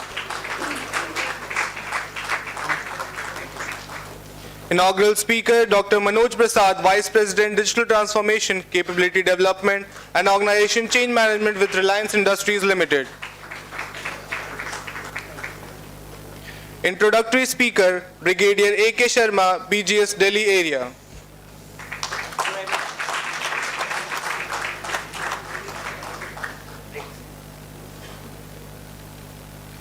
Thank you, everyone. Now, I request Colonel Rajendra Pandey, Registrar AIMT, to kindly deliver the vote of thanks.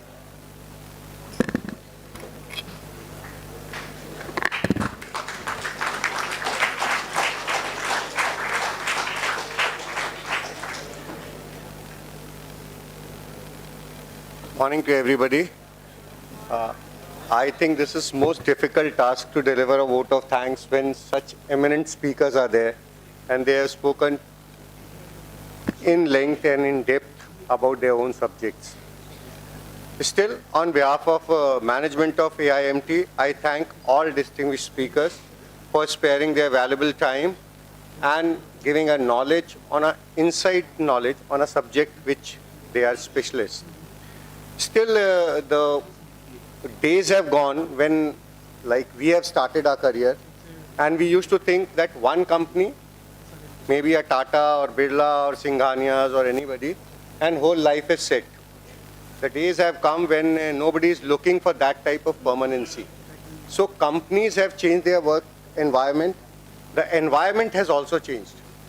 Initially what used to happen, people used to work in a fixed HR practices. HR practices used to be recruiting, hiring, firing, developing them, making them employable, making them in a manner that they deliver to the company. And all these things were done with the aim that company gets better benefits or earns more profit.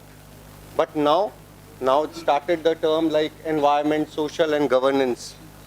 HR practices after following all these things. A very classic examples, everybody must be remembering that Coca-Cola company plant at Kerala was extracting more amount of water, and because of that, that area was having drought in that particular area. So this was basically a social responsibility of a company not to do so, but they were doing it to earn more profit. So all these things are there. So now these days, there's more emphasis on the subject like you have to protect the environment also. How you will protect the environment? As Chandan sir mentioned, recycling the plastic, but not recycling the plastic is one thing, putting carbon footprint less, then making less use of water, less use of paper and all those things, so that your environment becomes more friendly. And we talk about the environment. Environment should be in a manner where it helps the firm as well as to the employees also. It is not that employees are at stake every time. So this is what all about this thing, and I am very thankful to every one of them because they have given such a knowledge which our students need. What all is HR and how they have to prepare for their future. Because everyone, like Manoj sir mentioned, that it's very good that you're learning Excel. But the thing is Excel available? And is Excel is going to fetch you job? Or is Excel is that important which you think? So this gap, what is the gap between curriculum and the HR practices which are followed outside? So I am very thankful to every one of them for giving such a knowledgeable things. At the same time, I am thankful to my HR team who have organized this, especially Ms. Mrs. Ritu Kapoor and Babita. They were the convener of this thing. My technical team, supporting staff, and entire faculty of AIMT. So once again, thanks a lot for everyone.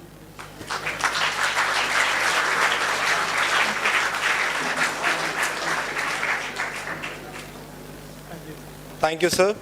With the conclusion of the inaugural session, we will now be heading towards the first technical session of HR Conclave 2022 on challenges and opportunities in employing gig workforce in ESG framework.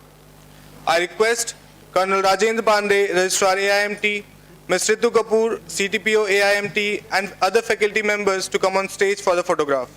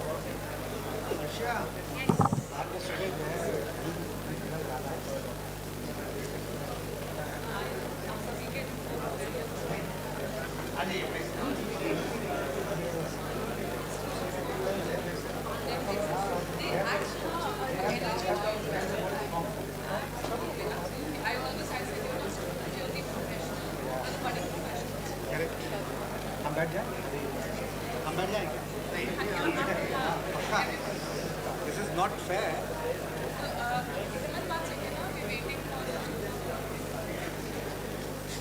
Just call Professor Anko and everybody from there.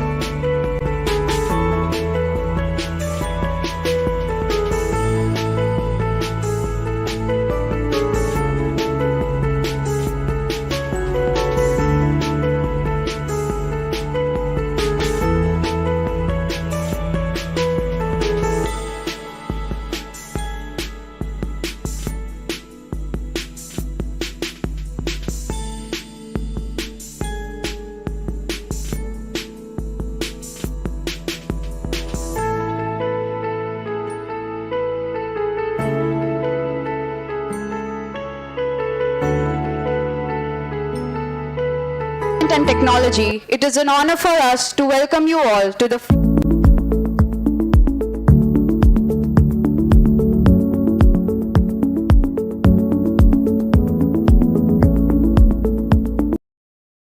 were majorly driven by the stakeholders' profits, but the previous 2 decades and the recent pandemic has buffeted the business scenario worldwide to a large extent. The corporate sector, irrespective of being governmental or private, are largely valued on their contribution towards environmental, social, and sound business practices apart from profit making, giving rise to wide applicability and acceptability of the ESG perspective. Taking a clue from this idea, AIMT presents its first technical session on challenges and opportunities in employing gig workforce in ESG framework. Moving ahead with today's session, I, Tegharpal Singh Bedi, and I, Apurva Kanwar, feel honored to be your host for this session. At the outset, we would like to extend a warm and cordial welcome to all the delegates joining us today for the first technical session of HR Conclave 2022. I now request Air Commodore Dr. Jain Kumar Sahu, Director AIMT, to felicitate our session chair for today, Mr. Agnivesh Thakur, Vice President, Human Capital Management, Accenture.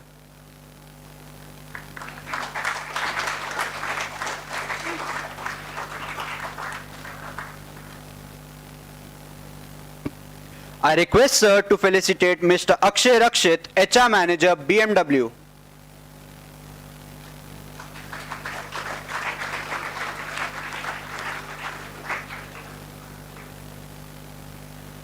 I would now request Sir to felicitate Mr. Rajesh Kumar Tripathi, Head HR, NSIC Limited.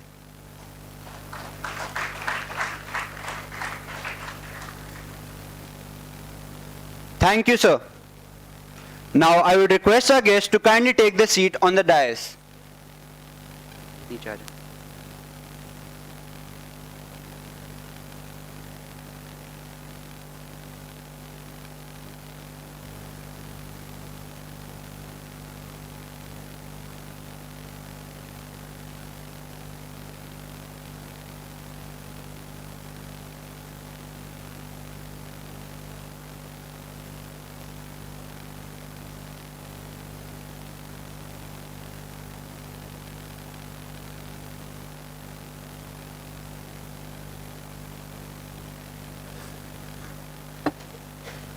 I feel honored to introduce our session chair, Mr. Agnivesh Thakur, Vice President, Human Capital Management, Accenture.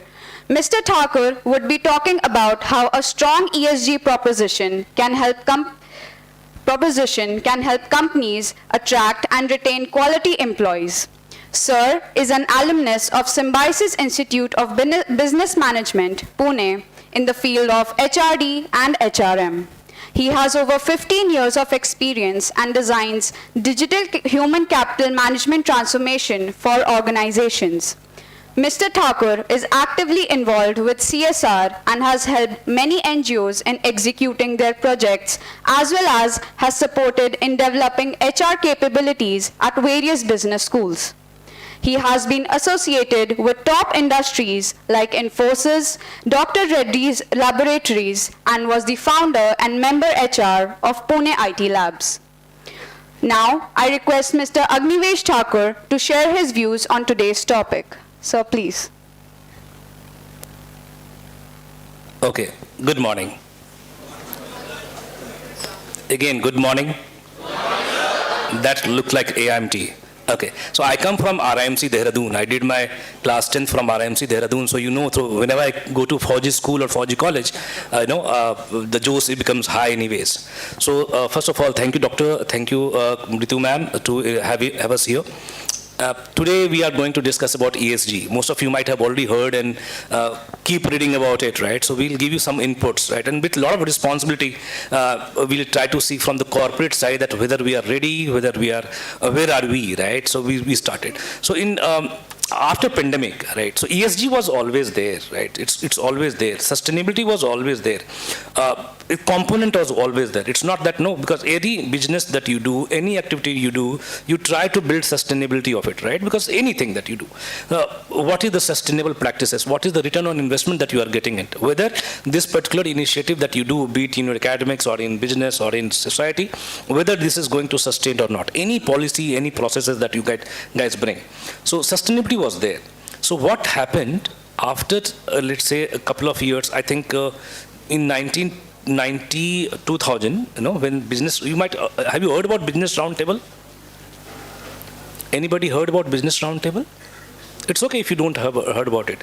So Business Roundtable is a society, is a solution, is a community where 100 of US universities CEOs, not university, corporate CEOs are part of that table. They define the value mission.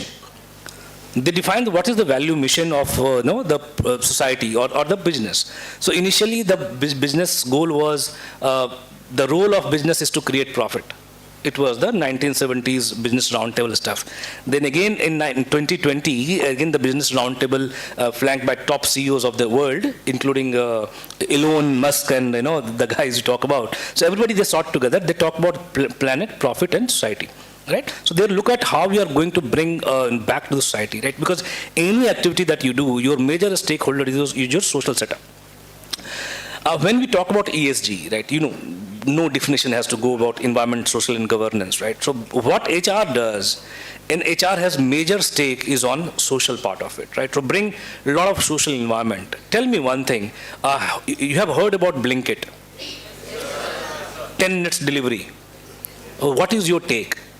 Is it ethical? Is it managing? Is it appropriate to the human rights? Right? If given a chance, if Blinkit comes to a campus and say that I'll give you handsome salary, will you really opt for it? Okay, some of you will opt for it. How many of you can join Twitter tomorrow?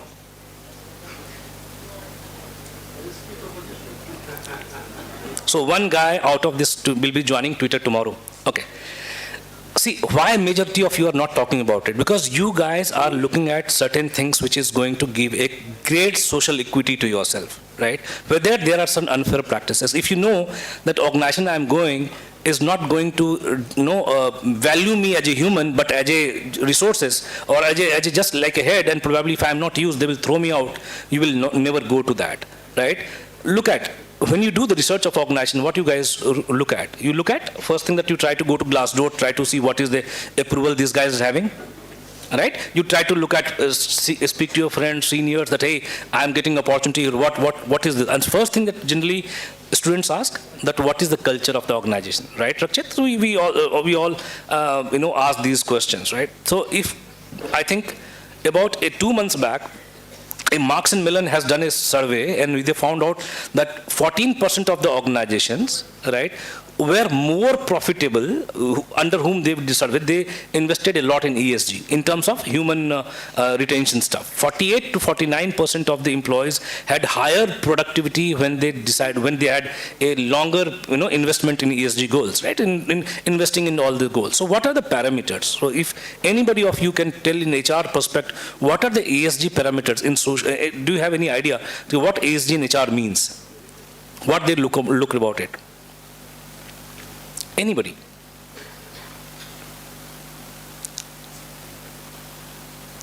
Any answers, any thoughts? What you mean ESG in HR or ESG in finance? Anything? Diversity, correct? Gender gap, pay parity, correct? Ethical women in board, lot of things, right? Your culture, your branding. So you have a lot of things that you need to look at in your value proposition. Second, how you are going to reduce your carbon footprint, right? How you are going to reduce, how you are going to bring human more into the hybrid mode of the working, right? How you are going to bring more cultural cohesive organization, how you are being more integrated to it. See, your stakeholders will pay you more or probably invest more in you if they see that you are transparent organization, right? So now look at the parameters. So based on that, World Economic Forum and all those bodies, they started some 16 or 18 ways of, a framework in HR itself, right? And then when I look at, or as an employee, as rightly you said, why I asked this question purposely, because the topic given to me was employing workforce, right? How to attract the talent. So when I asked the Twitter, if I asked you who will join Twitter 10 days back, I think 80% of you might have raised your hands, right? Even if I ask you that, if I want to say, forget about Twitter, if I say that how many of you want to join Tesla, still you guys will be having, a lot of apprehensions that what you need to do. Because kind of social message this is going on. So imagine 8-month pregnant lady has been shacked. Right? So look at what, is it really ethical? Is it really good? Do I identify myself with those organizations which has done that? Any organization who has done some financial irregularities like DHFL or something like that, will you ever try to join those organizations? No? So look at this. ESG is extremely important for you also to evaluate as a candidate, for us to also add value to the world, right? Because our commitment, sometimes we say that we'll go net zero. Net zero, have you heard about the term net zero? Net zero it means that my carbon emission of my organization should be zero. Right? We should be sustainable, right? I worked with Infi for 10-15 years. So way back in 2006, our all buildings were self-sustainable building. All the buildings across locations were self-sustainable. One building that we had in Pune, in Hyderabad, called Pocharam campus, that building was they also produce electricity from the same building due to solar and wind mills, right? So look at how they are trying to build it consciously, and there was no air condition. There's no air condition in the entire premises. So what they did, they created a solution where water was flowing across, and then the wind was circulated. We used to feel like AC itself. So your carbon, your coal, coal responsibility or your dependency on the coal was reduced drastically. And then what is happening, you also created happy and healthy environment, right? And then you also save a lot of cost. So look at this. You as an employee, when you look at my organization or any organization, what you look at this, that how this company is sustainable in terms of their balance sheet. Are they financially strong? Do they have right representation of diversity and equity and inclusion?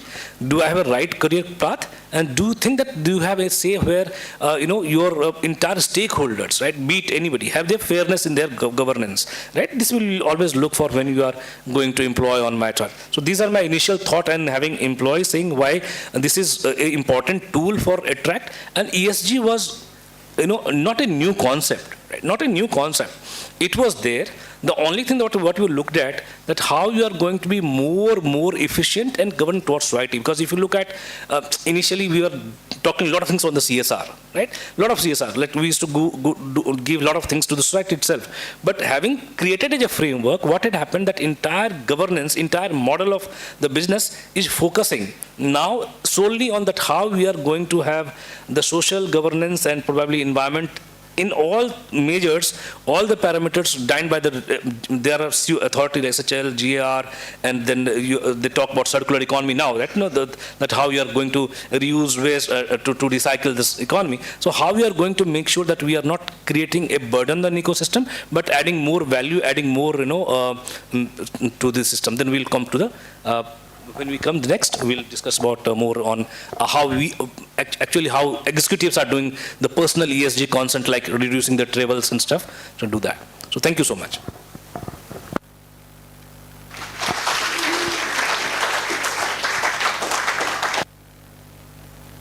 Thank you, sir, for focusing on the social aspects of ESG.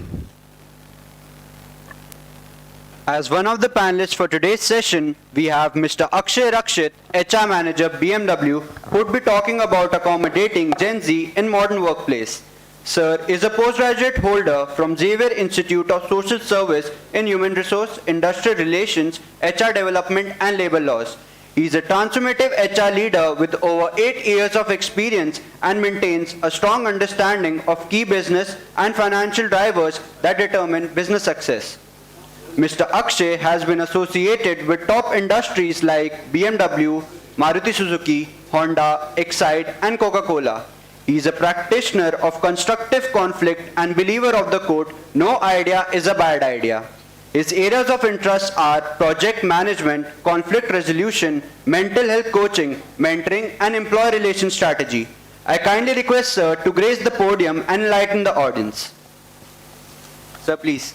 Thank you. Thank you. First of all, I'll not be at the podium because my topic is Gen Z, and I believe that Gen Z is right in front of me. So I'll be walking, and I'm the youngest, pardon me, the panelist, I'm the youngest, and I'll be connecting more to them, and I'll start with backbenchers because I myself was a backbencher. Okay. When this was starting, I saw teachers pushing students to come at the front. So this is one of the fact. After getting to know about this concept of the seminar, the topic given to me was Gen Z. How Gen Z can be accommodated at the workplace, right? And I did a research. I started with my best friend, and that is Google. Okay. So I searched what employers think about Gen Z.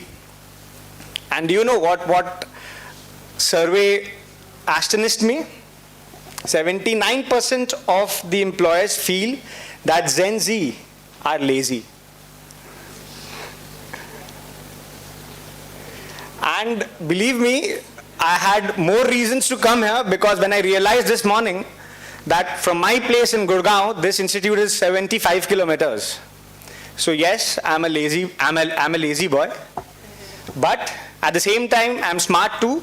I wanted to drive, but after knowing 75 kilometers, I booked an Uber. So we are smart fellows as well at the same time. And at the end of the day, all lazy people are smart, and all backbenchers people are smart. So I second this fact to all. I have a small presentation, yes, talking about the employer's perspective, how we can accommodate young people at workplace, freedom. Okay, and I don't want this to be a monologue. Okay, I want the backbenchers to please show that you are the real stars of this institute. Okay, so any thought on freedom? Yes, please. Freedom, priority, yes, good. Anything else? Very nice. What's your name?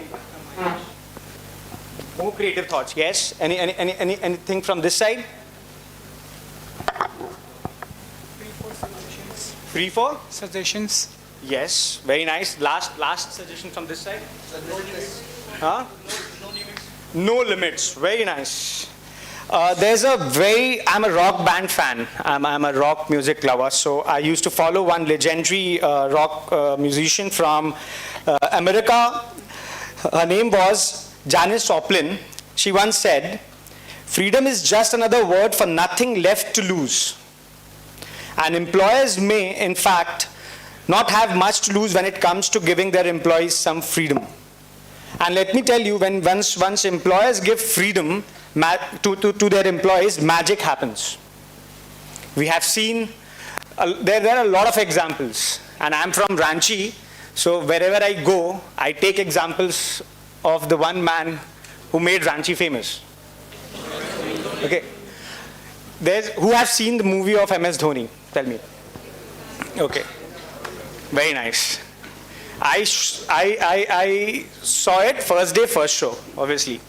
Okay, there's one line which MS Dhoni is negotiating with one of the selectors, that if you don't give me freedom to select my team, sorry, I won't be the captain. Remember?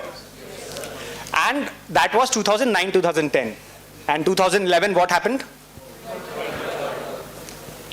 So a leader in the organization, and when I say leader, that means the management, the top management, need to give freedom, not only to Gen Z people, in fact to all the employees. That's what I feel. And freedom leads to creativity, and creativity leads to innovation, and innovation leads to magic, I tell you.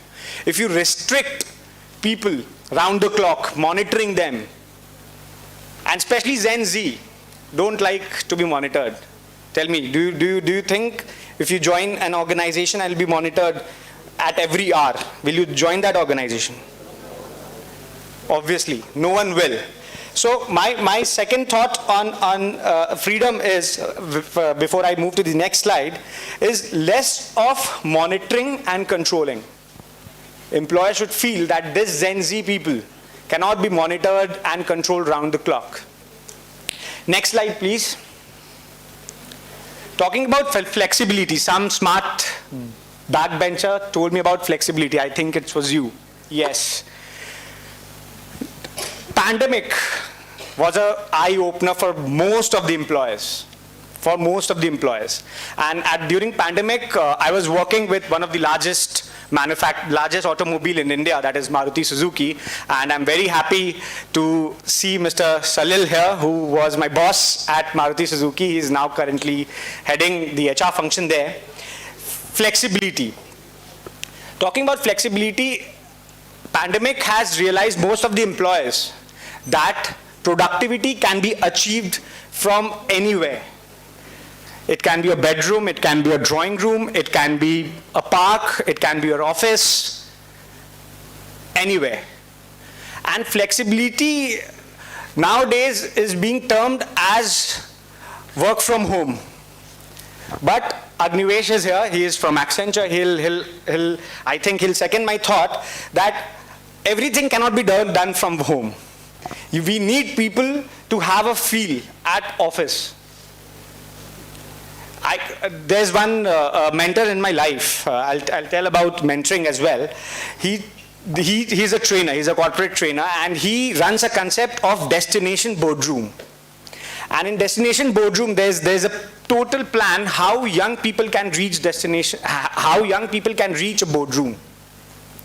And unless or until you feel you enter the boardroom in your early stages of a career, you won't realize the fact what it is. And working from home is just a add-on benefit or a flexible way of working. But only working from home, I think I'll disagree that working from home is for all, but there has to be a flexibility. And the word flexible means something can be bended and come back to its original status quo, right? Okay. Talking about next is speed. Yes. While booking an Uber this morning, there were 3 options, and in Uber there are Go, there are Premium, and there are sedans. So I chose which one? Why?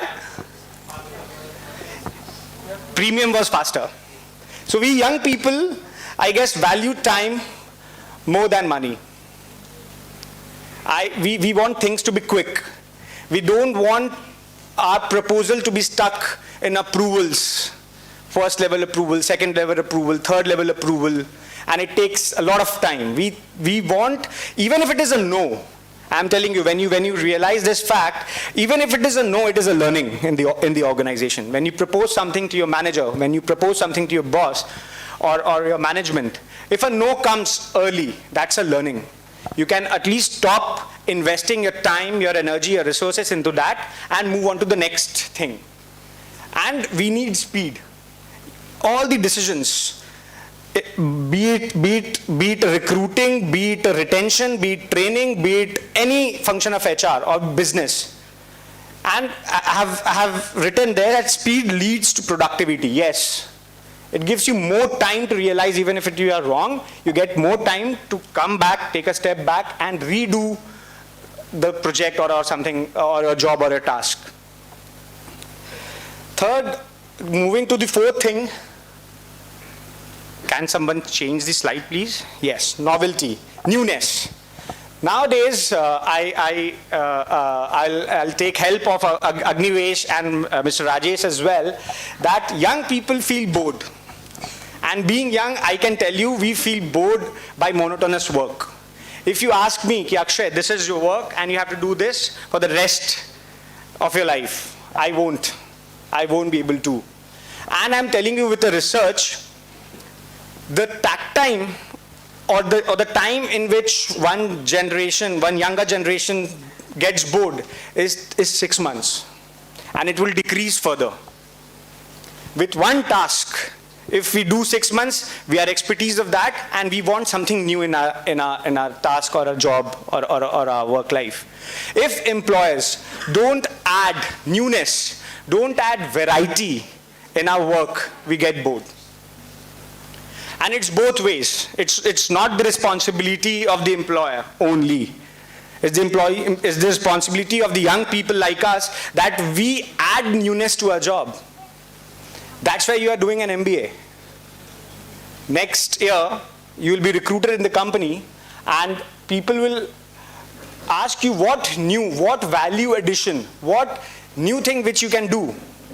That company was profitable before you also.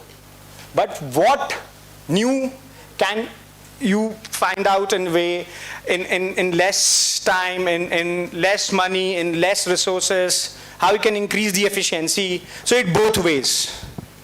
Okay? Next slide is very important, is mentoring. When employers recruit young people, okay? And especially when I have always got the privilege of working in a large manufacturing setup, large company. Okay, so when young people come, it's an ocean already. Okay, it's an ocean, and you'll be lost. Who will help you? Tell me. And who can be a mentor?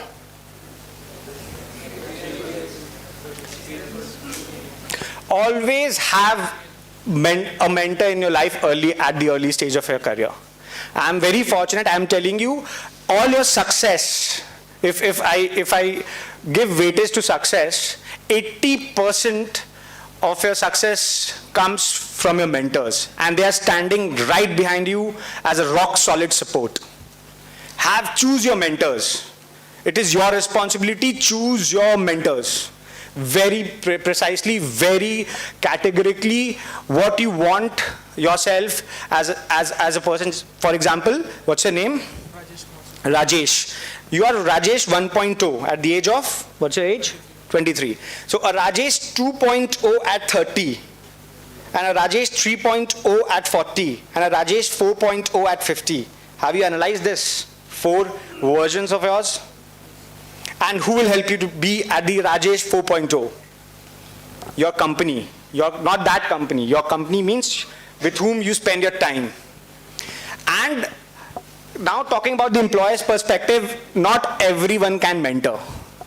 Mentorship is an art.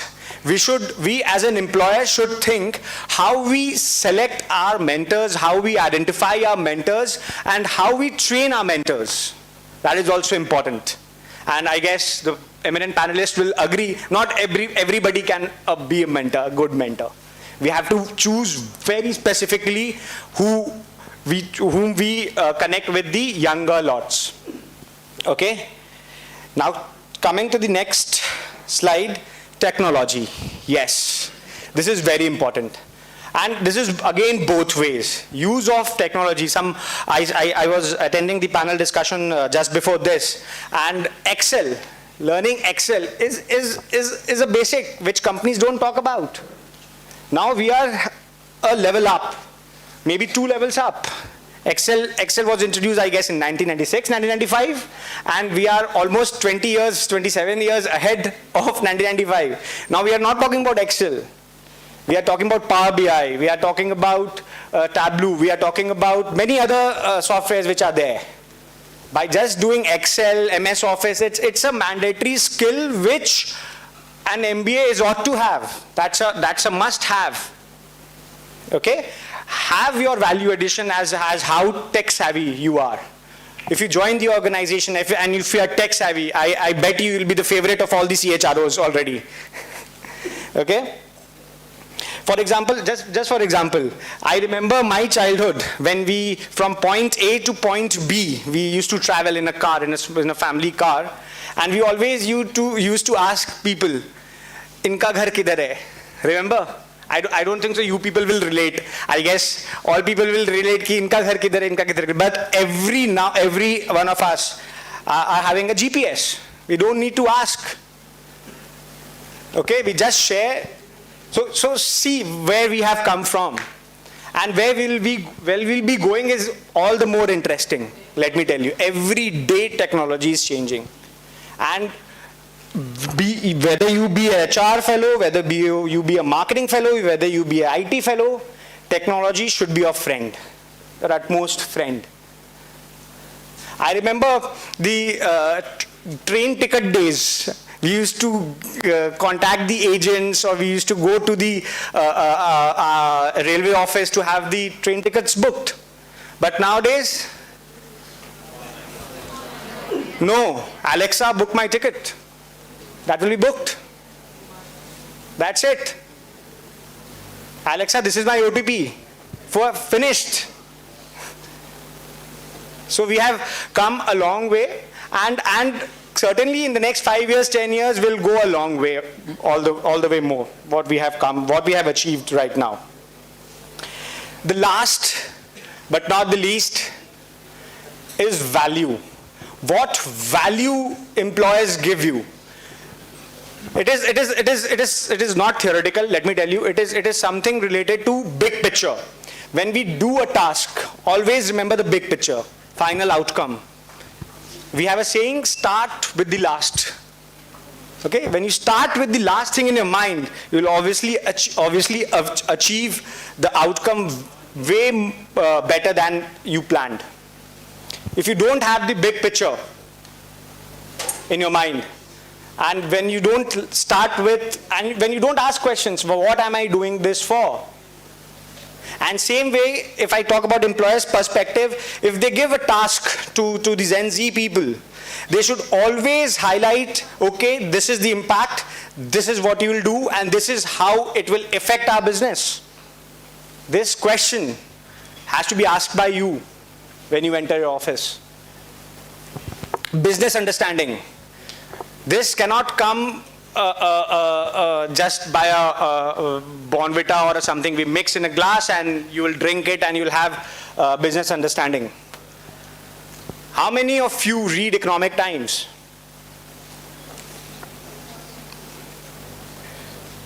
Two %, 3%, I guess, less than that. And let me tell you, I didn't study Economic Times till my first year of MBA. When I started reading it, I saw that change in me. I used to tell certain things with lot of certainty. And I'm telling you, you will, it's just a 20 to 21 days formula. If you start reading Economic Times for the first 21 days, it will be part of your life and it will be just acting like an oxygen. And whether you be in HR, you be in finance, you be in marketing, you be in operations, business understanding is what you should eye for when joining an organization. If you don't understand the business model, always follow the money.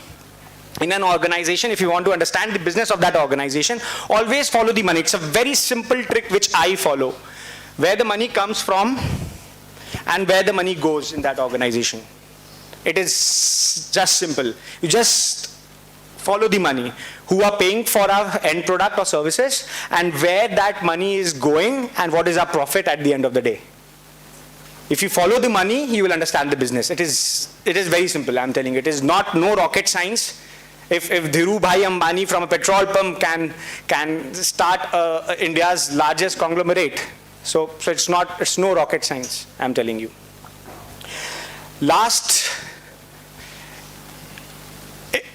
The last slide was something, I guess.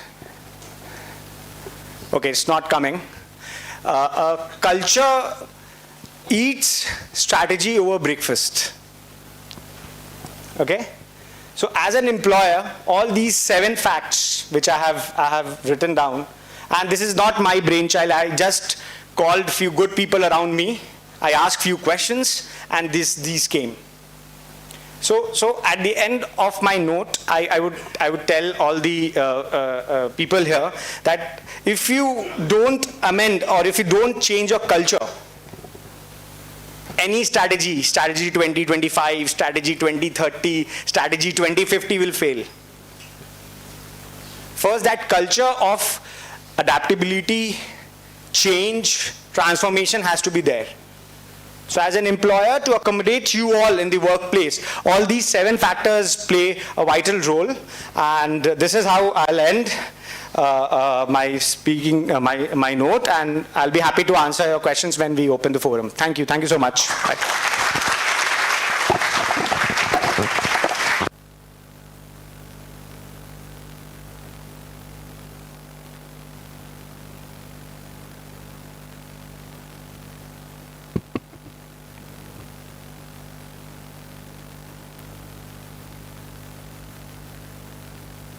Thank you, sir, for putting light on how freedom, flexibility, and mentoring are important for Gen Z in modern workplace. Our next panelist for today's session is Mr. Rajesh Kumar Tripathi, Head HR and Admin, NSIC Limited.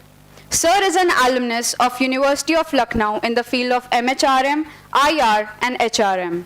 He is an HR professional with almost 25 years of experience with focus on talent resourcing and retention, talent development, performance management, and industrial relations in large organizations of repute like India Tourism Development Corporation, Tata Power, Delhi Distribution Limited, GMR Energy, and Bajaj Power. May I request Sir to share his valuable thoughts on today's topic.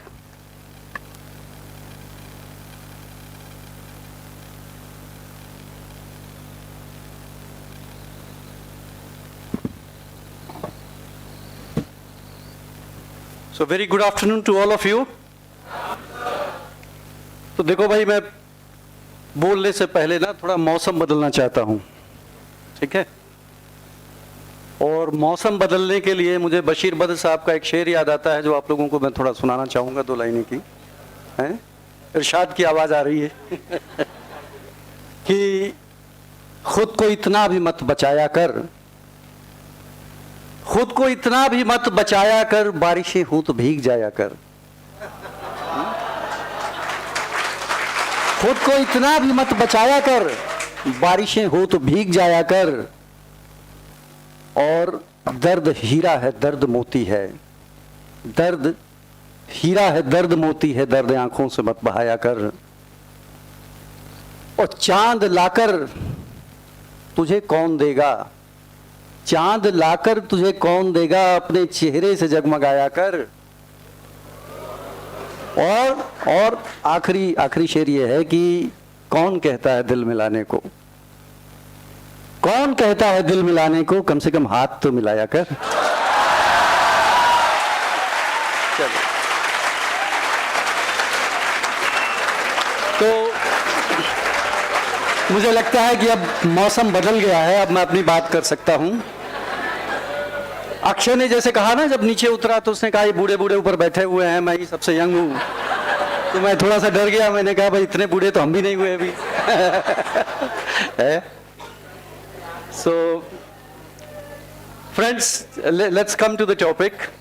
ESG, मतलब नाम सुन के ऐसा लगता है ना कि जैसे कोई केमिकल फॉर्मूला होगा या कोई आपने ब्लड टेस्ट कराया होगा, हैं?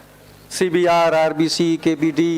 जब मैं टाटा पावर में था तो हमारा जो कमर्शियल केयर सेंटर था उसमें करीब हर डिपार्टमेंट के नाम इसी तरीके से थे, ABC, XYZ। तो मुझे 1-2 साल तो लग गए समझने में कि एक्चुअली किस डिपार्टमेंट की हम बात कर रहे हैं, क्योंकि वो फुल फॉर्म सारे याद नहीं होते आपको। और HR के लिए सबसे बड़ी दिक्कत है कि if you go to different kind of industry, like me, I have worked in various kind of industries.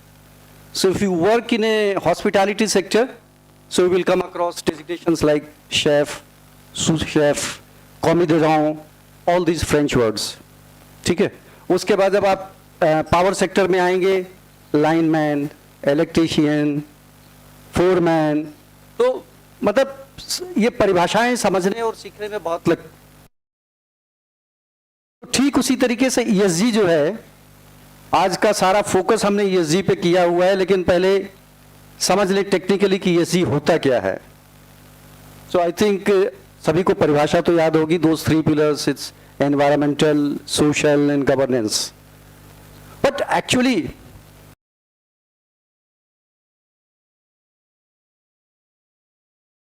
there in forms of corporate governance, it was there in Corporate Social Responsibilities Act in 2013, which provided a mandatory proposition to this. And of course, there are environmental laws. If you work in a power sector, if you work in a company where deforestation would be an issue, like आपकी chimney से धुआं कितना गंदा निकल रहा है. तो being in a power sector, we were always very conscious कि आप climate के प्रति कितने जागरूक हैं. How well conversant you are with the laws which are protecting the climate. आपको greenery कितनी रखनी है, आपको. So there are various inspectors in the government machinery. उनका काम है हमेशा आपके ऊपर एक चेक रखना कि भाई ये सारी सिस्टम सही हैं, क्या चीज़ें सही हैं. ठीक उसी तरीके से आप जब सोशल रिस्पॉन्सिबिलिटी की बात करते हैं तो I mean there are companies which are working in the green field, there are companies which make power projects. हो जाता है इसको. So corporate social responsibility.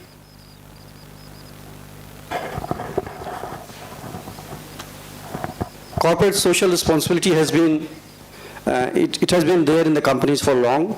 It got some, this rule backing by the Companies Act in 2013. और मुझे नहीं लगता कि अभी इस स्टेज पे आप लोग हैं कि इन सब चीज़ों की डेप्थ में जा पाएंगे.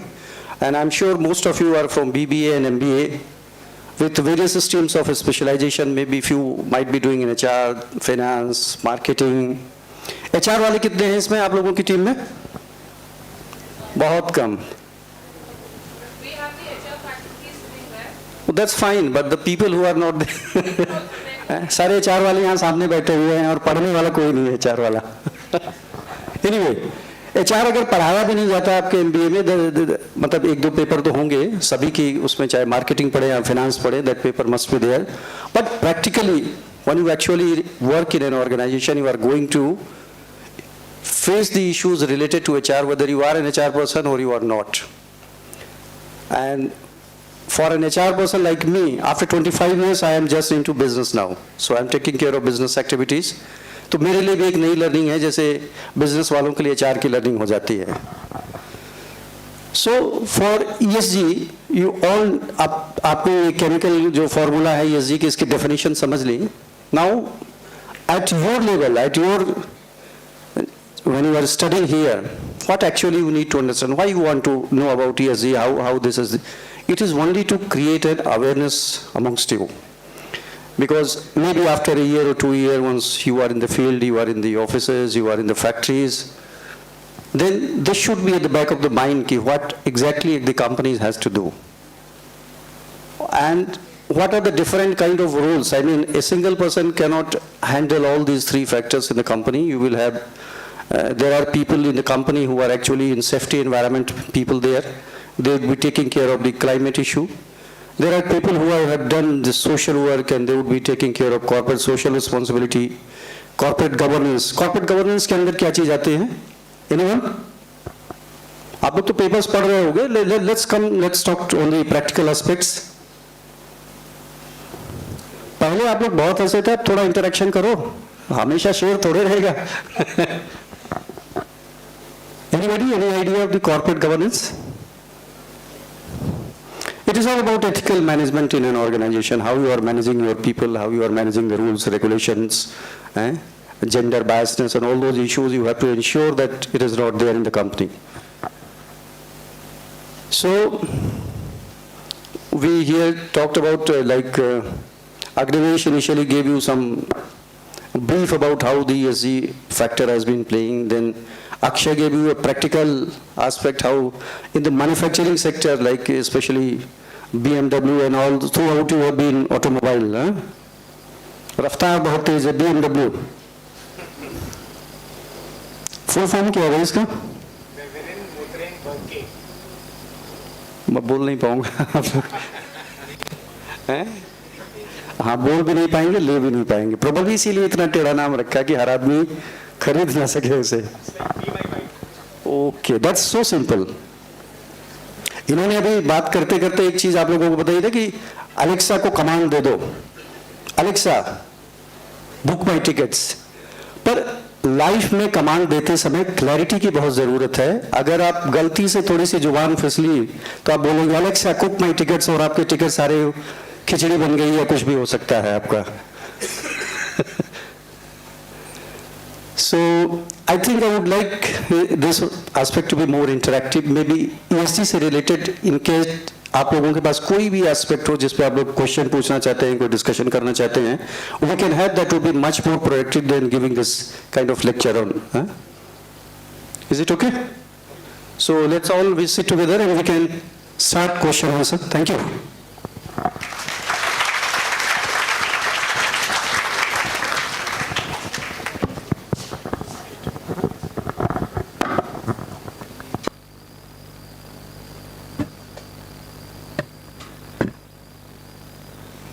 Thank you, sir, for sharing your valuable thoughts. I now request our session chair, Mr. Agnivesh Thakur, to kindly lead and moderate the question and answer session with the panelists. Okay, so question and answer. Any questions that you guys have? Okay. Yeah, please.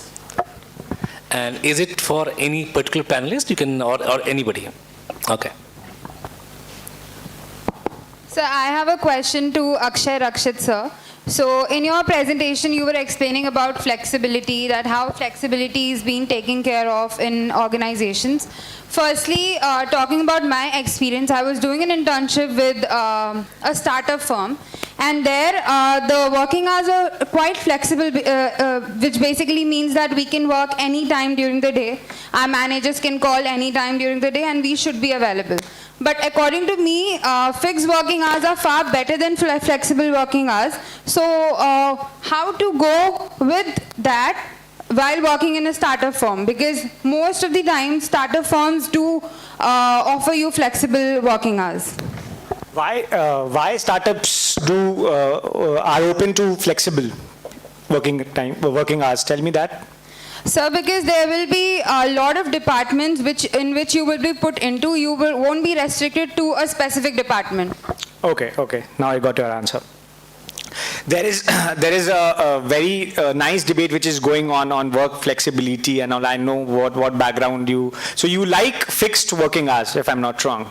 Yes, sir. Why is it so? Why do you think that fixed working hours will be more benefits to an employer or an employee rather than the flexible working hours?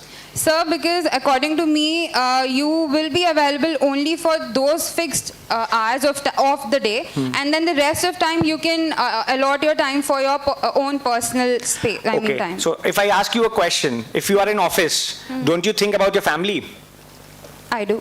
Yeah, everyone does. So that is not a family time. That is a strict working time. Why are you thinking about out of office thing?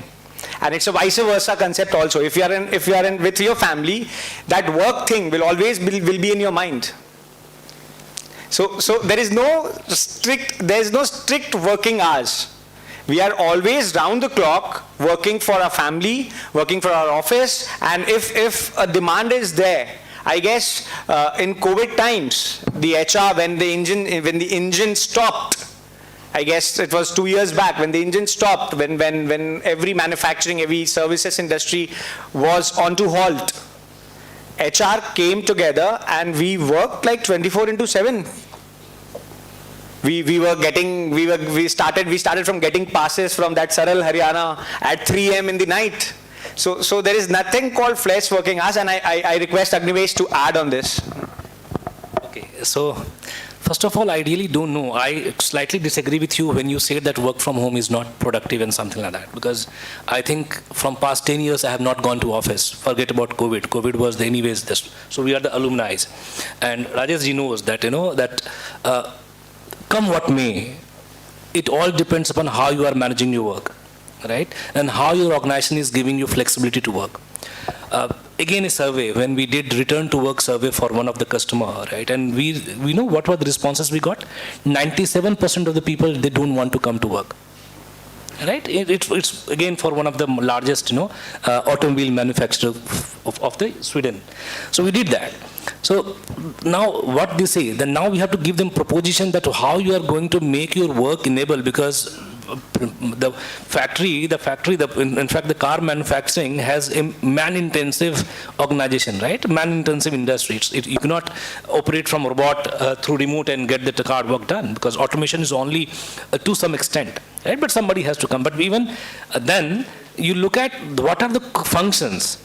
What are the functions we can do that? And coming to your question, you asked about the startup, be it a startup or any other organization. Okay, as Rakshit says, Gen Z is lazy. Okay, so if you give them work, the first thing they will try to find 10 excuses to not to do it, right? And probably give you 20 more, logical, so-called logical points to see how can you do that. So they are one of the most, smartest guy ever, because even when I get the work done from my IIT or IIM grads, we face this issue in organization, which was not there earlier. Right? Not there earlier. Because earlier what used to happen, that we used to give them work, we used to get the results, or some questions that how can, this is my progress. Now what is happening, I get 20 more questions. I don't get, answers, I don't get solution, I get 20 more questions that what we do, which even I don't have much clarity of it, because unless you do it, you will not know what is coming in, right? Related to the startup or any organization, the flexibility, what you look at. See, 9 to 5 job is not going to work neither you, neither the organization, right? That is then. You will love the organization which gives you flexibility. Let's say if you say in the morning I'll work from 9 to 1, I'll take care of my family, baby, husband or something like that, then probably 3 to 5 I'll work, then again I'll do this. Look at that option which every organization is giving. That's why they are winning a lot in getting talented employees coming in. 9 to 5 has gone. Be it government sector, be it PSUs, be it, because my wife works with PSU, there's 9 to 5 there also, right? So it's like, so everywhere. Rakshit, you will agree, the coming from PSU gentleman, and then Kavivar, we call him Kavivar Tripathi is also looking at, so 9 to 5 is fixed hours is not there. See, whom you are working for set of some customer, right, who is waiting for your product to be consumed or your services to be availed. If they need any help, you need to be available, right, to make sure that their demands are done, be it you work remotely, be it work anywhere, be it you work from office, right? And that's why the flexibility. So if you look at, if you want to grow, and the startup, see, a startup, if they are saying that I'll only work from 9 to 5, they will not grow 10x, 20x the way other organizations are growing, right? That flexibility has to be there for any organization. Agnivesh, right? I just want to say a few things. Flexi hours or work from home, all these are something which is very subjective to the industry you are working. There cannot be a standard parameter for it across the organization, across the world, across the nation. But even if it is not declared that it's a flexi hour, practically all of us are doing this flexi hours. Even if your office is off, you come to home, there is something, you are going to check your mail, you are going to respond. I remember working in a public sector, though we mostly work on files, on documents, softwares and all those, they are not much utilized, but still, that time during the corona time, we managed to work at least for 1 month from work from home. But still then we have no choice but to go to the office, because there are certain systems where you actually need to go to the office. In spite of that, even people in the public sectors, in the government, they try to accommodate, they try to change themselves. And finally, what the crux is, that both will be working simultaneously, and there is nothing like it is right or wrong. Okay?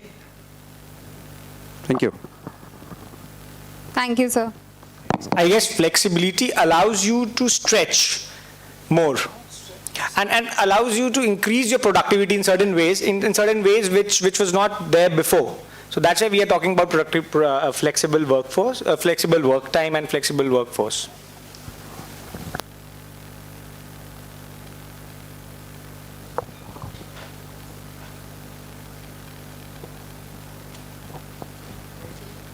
Good afternoon, sir.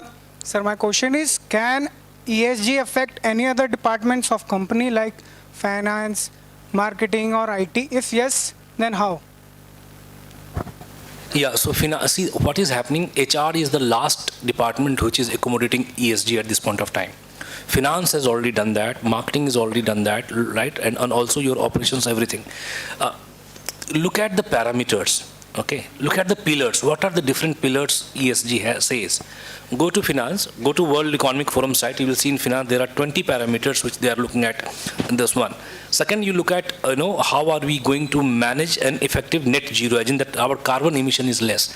But having said that, the Ukraine war has given a different paradigm to all your ESG smart goals, right? Because earlier we were talking that by 2030 we will be net zero in 80% organization, but due to this Ukraine war, there is a huge energy shortage in Europe.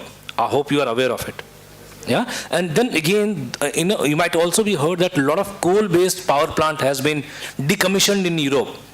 Mostly were due to solar or probably nuclear and other renewable energy. But having said that, the power consumed, then again they are going back to the solar. So we are into certain ambiguous and probably a disruptive world at this point of time, that the target that we had for 2030 may go for 2035, 2040. We really don't know how long the war will go, right? But having said that, internally, I give you example. Let's say now leaders has done some personal sustainability goals. As in, I will not travel. So let's say if my travel was like 60% of my time was on traveling, I will reduce to 15% or 20% time. So at least 40% of personal carbon footprints I am doing it.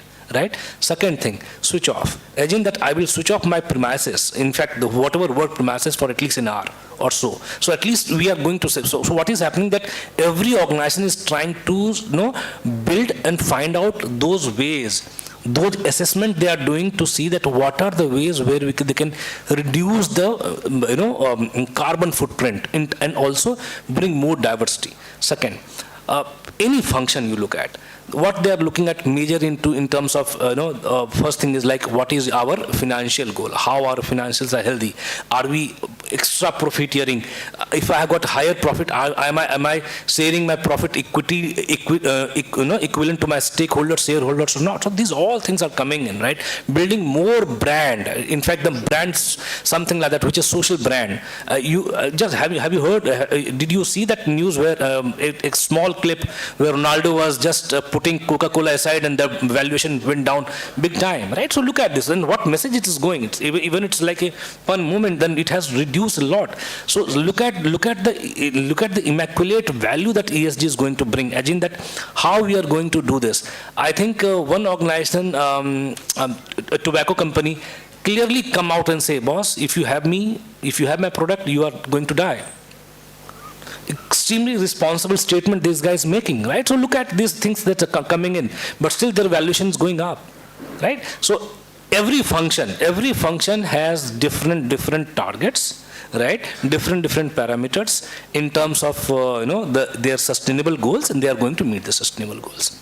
Yeah? In which, how can you listen the carbon footprint? How can you bring more transparency in your organization? How can you bring more integrity in your all financial or marketing doings?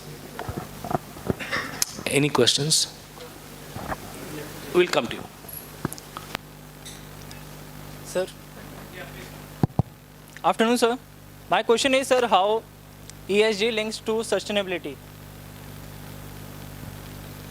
Okay, so sustainability is a set. What you say, a set, and ESG is just subset of this is talking about, right?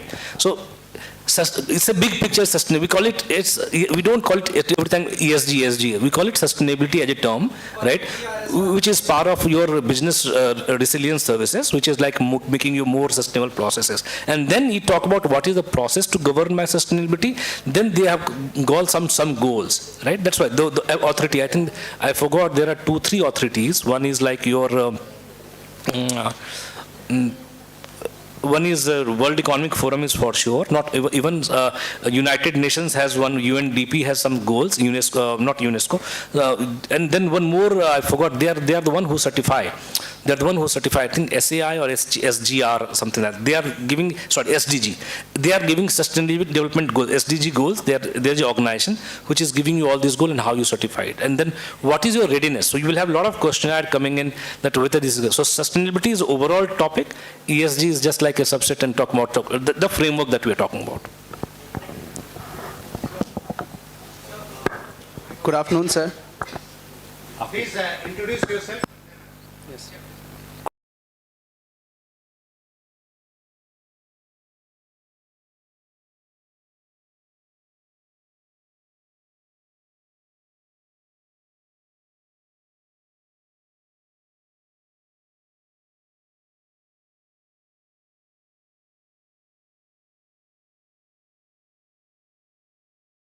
condition because they feel like burned out. Sir, how the industries are managed to do and how they are coming to know that how to engage the peoples in a production, or we can say that how to they can link up the people with the company.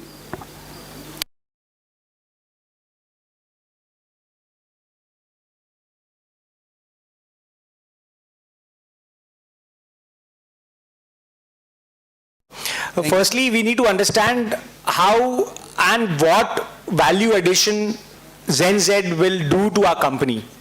If we understand, if we ask ourselves as an employer or as a management this question, then we curate a turf for us, for our younger employees, so that they can play there, they can make mistakes, they can learn, and they don't get frustrated. And in my 7 pointers, I have one pointer was a newness and value creation. If as an employer, if I don't give you opportunities to play around, to make mistakes, to learn, and less of monitoring, more of mentoring, and second thing, if I don't give you a bigger picture, that okay, you are here, and someday, if you do well, you'll be here as well.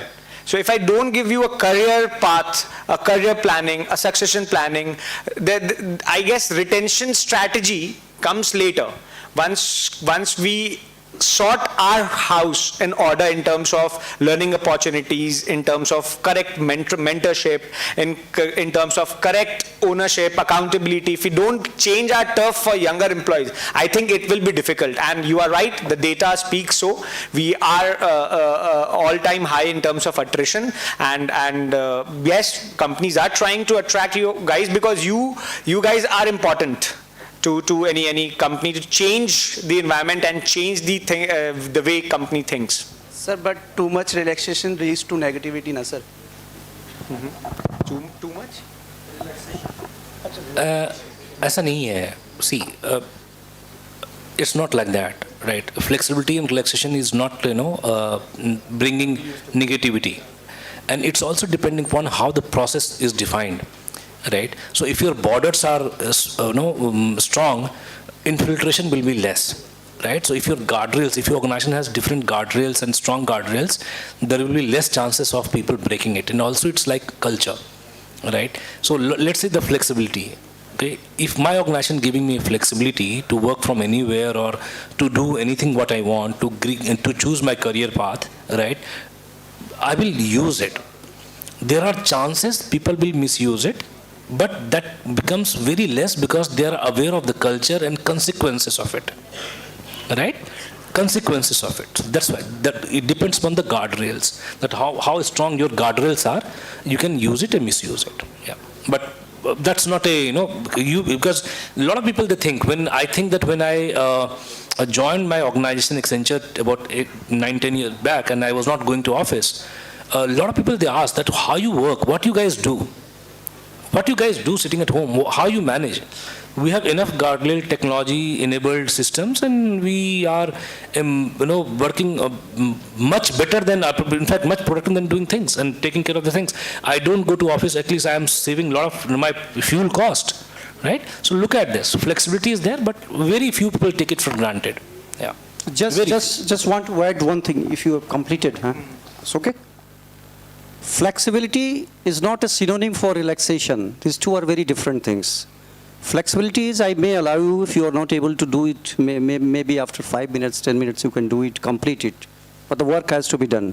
Relaxation is something you relax, let's say, okay, complete 5% only, 10% only, you reduce this parameter, and manage that parameter.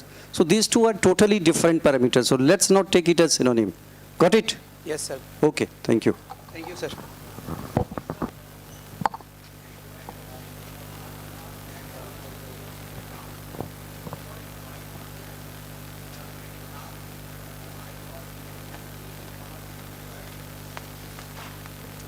See, gone are the days where I'll go and see and look at what is happening. I give a task, I need a result. If you are saying, and I give you a task, the task timings are 4 hours. If you come to me and say that, boss, I have an idea, we can do it in 2 hours, we can save this 2 hours. Right? If you come to me that, sir, I will take 2 hours only to analyze, right? Because I have only 2 hours, that will not possible, right? Any organization, see, any organization is investing a lot in innovation. Lot in innovation. Even IT organizations are investing a lot in innovation. We have multiple programs where we start, you have hackathons, ideations, and give the ideas to do that. So, and no micromanagement, no, gone are the days. Bigger organization, cultured organization, they don't do micromanagement at all. That's why we are able to winning and getting the best of the breed, right? So it depends up again. This is one. Second, to some extent, it also depends upon the capability of employee, right? If you are capable enough, if I know that you are trustworthy enough, I will not go to you. If I think that you need some support or you may need some support, I'll go and have a check. Hey, everything is fine. Do you need any help? Can I provide some subject matter expertise to you to finish this task? Because this is an important task to deliver. Understand? So it's again depend upon very subjective, individualistic, right? And then many organizations, they love if they come to idea and giving the innovative, because I have some set of thoughts. That's why I'm talking about that bigger problem that I'm facing at this point of time with recruits from IIM and ISB and IITs, that if you ask them, if you give them a small work to write one simple, let's say, document for analysis document. Simple. I'll give you a case, right? I get 10 questions. Right? Very few people, they come to, sir, this is I prepared, can you please look at it, whether I have done it right or not. So imagine the kind of thing that we are getting it, right? At the same time, there are certain set of people, okay, they not only give you solution, the entire project bana ke liye aate hain. Okay, sir, this is what is happening. So again, individualistic, how you are doing it, and then you mentor it. No organization, as somebody was saying, retention or people, nobody wants people to leave, okay? So, and retention is not a one-time strategy and stuff, because it keeps changing. There are 2 important parts in your retention, push and pull. Somebody is pushing from organization, somebody is pulling you out from the organization, right? So we need to negate this push and pull, and why, right? Imagine, if you are getting an organization, even if you are getting a lesser salary, but you are getting a lot of freedom to work, a lot of opportunities for your mental, physical, financial well-being, your mental space is taken care, right? Your career growth is clear, right? You will try to stay if you have opportunity to grow in the organization. But if you think that somewhere is stuck, you are not valued, as you say that I don't get flexibility, I only want 8 to 5, fair enough. You can work from 8 to 5, nothing worries, right? So are you getting what you need? If you are getting what you need, if you are enjoying your work, you will stay. Otherwise, there is always way out. And this is vice versa. If organization is not enjoying working with you, they will also show you the door. Yeah. As soon as the things are getting done in 4 hours, no one will micromanage you. And this is the culture which is there in the organization. Okay. And we expect you people, young people, to come with solutions rather than problems. He was telling, just stating an example, that people come with problems. No, we need solution-oriented guys. Okay, you can, if in 4 hours if you come to me, okay, Akshay, I have done this in 3 hours, and this is the way we can improve. So that's what I told you in my keynote. I told you value addition. What value addition you bring in those 4 hours? That is more important. And no one will micromanage you. You are smart people. You have been recruited to do that job.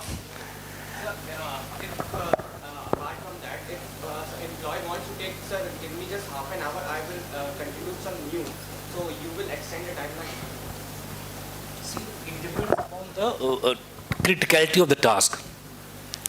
अगर आप patient table पे हो, patient का कर रहे हो, अगर वहाँ जूनियर डॉक्टर बोलता है सर मुझे आधे घंटे दे दो, मैं इसके हार्ट में ऐसा लगाऊंगा कि ये बंदा ठीक हो जाएगा, you will not say no. It depends upon criticality of the task. If I have flexibility, or if I have got appetite to consume your innovation, I'll say fine, let's do it now for 4 hours, right? 3 hours, and at the parallel you try to build it so that we can propose a new a smarter solution to that. It's a win-win situation. So again, culture depends. See, the thing is that it also depends upon the maturity of your manager, not on the company. Maturity of the manager, how is his appetite to consume the innovation or these ideas. Okay, all right. Thank you. Good afternoon, sir. My name is Gaurav from MBA 19. My question is to Akshit, sir. Sir, so when it comes to speed, my name is Akshay Rakshit. Akshay, Half of the people call me Akshat, half people call me Akshit. So you can either call me Rakshit or Akshay. Don't mix it. So can I call you BMW? No, please. Always remember this thing. Always your name will be above your brand. Right. Okay? Right. Always your name will be above your brand, no matter what you are. Okay?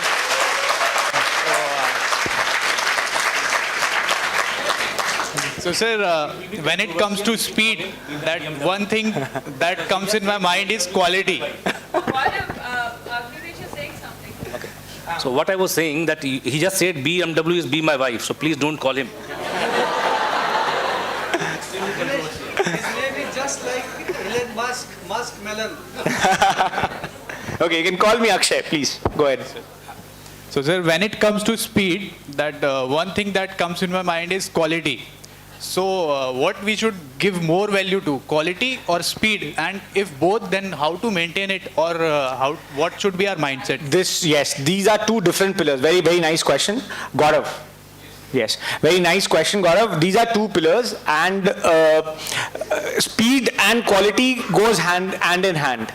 You cannot produce quality after taking so much of time when the train is lost. Okay, so you have to be speed as well. Okay, and talking about the brand which I'm coming from, we make speed cars and with good quality. Okay, so I can at least tell from a BMW perspective that speed and quality in my organization goes hand in hand. You cannot be delayed in producing good cars with less quality or with lesser time or more time. So speed and quality goes hand in hand, and it comes with practice. It will not come at day one. First you have to concentrate on one pillar, which is speed, and once when you tend to do certain things very quickly, then you get a lot of time left for increasing the quality as well. So always this goes hand in hand. Thank you. Thank you, sir.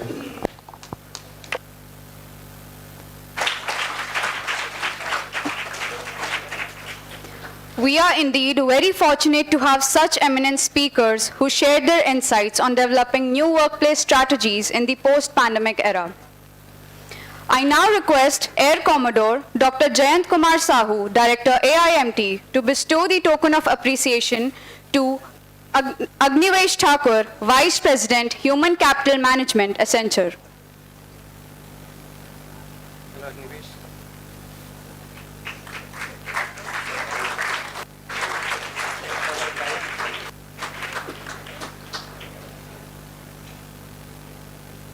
I request, sir, to give the token of appreciation to Mr. Akshay Rakshit, HR Manager, BMW. I request, sir, to give the token of appreciation to Mr. Rajesh Kumar Tripathi, Head and Admin, NSC Limited.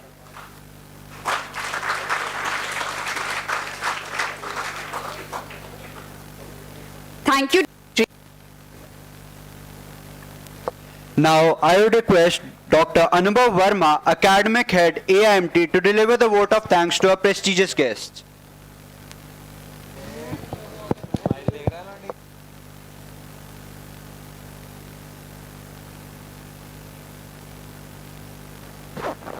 Thank you so much, Teg and Apurva. A very good afternoon to our esteemed panelists.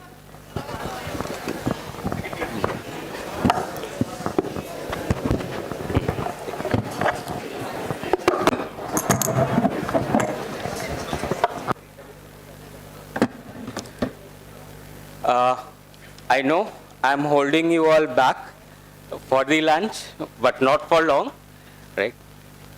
Again, a very good afternoon to all the dignitaries who have joined us today from industry and academia for this mind-invigorating session on challenges and opportunities in employing gig workforce and ESG framework. This session has indeed given our students a food for thought and the roadmap to face challenges and capitalize on opportunities in their career journey ahead. When an organization decides to align itself with ESG goals, it is important that it percolates to every level of the organization in its true spirit. The role of HR department therefore becomes pivotal in strategizing, disseminating, and acclimatizing the workforce at all levels and across verticals with the ESG mindset. Just like there are challenges faced when aligning with ESG goals, there are opportunities as well, as has been rightly brought out by our panelists, Akshay sir, Agnivesh sir, and Rajneesh sir.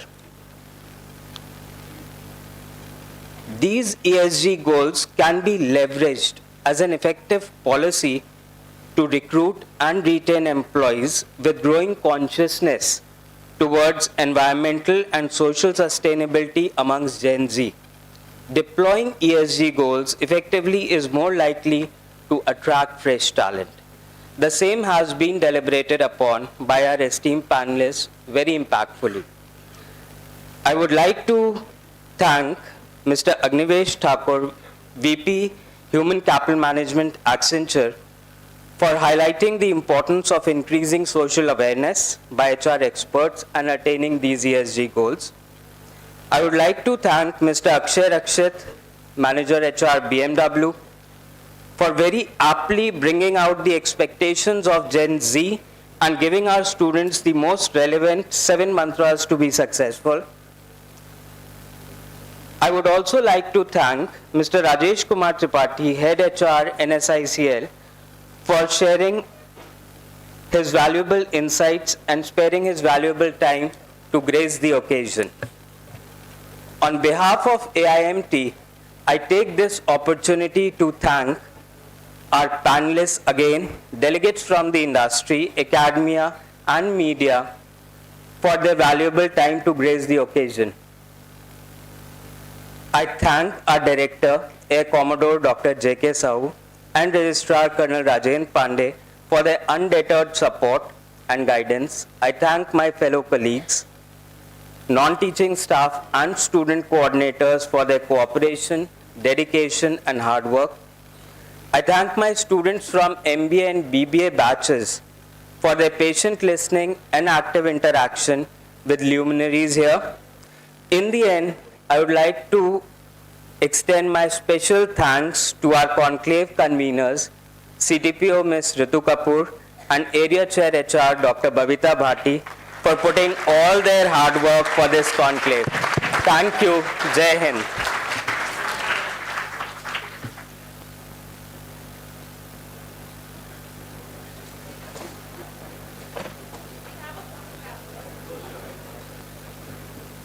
रुक जा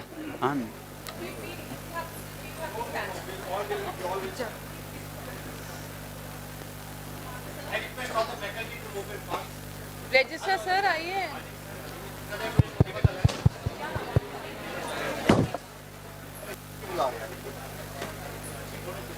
जल्दी बुलाओ, खाना ठंडा हो गया। नहीं नहीं नहीं नहीं ऐसा कुछ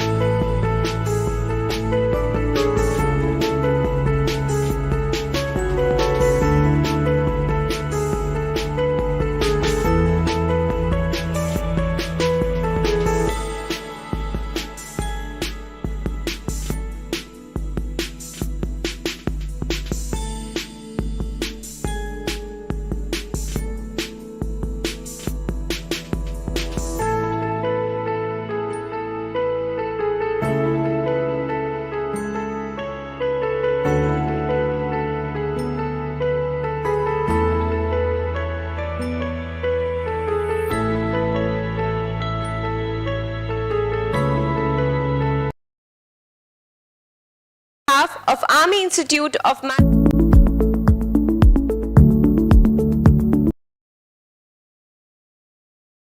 of HR Conclave 2022.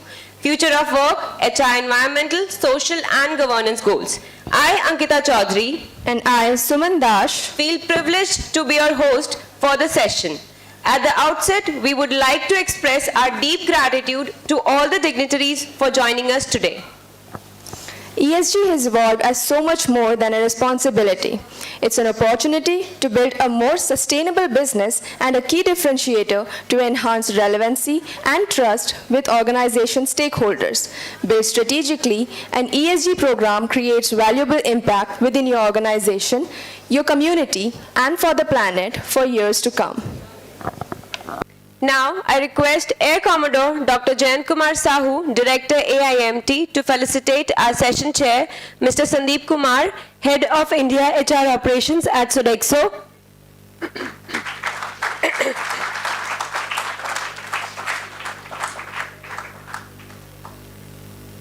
Our panelist, Mr. Salil Bihari Lal, CHRO, Maruti Suzuki India Limited.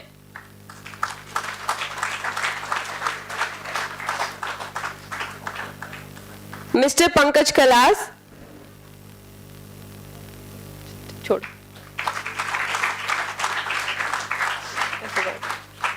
Mr. Rajiv Nathani, CVP and Chief People Officer, Infogain.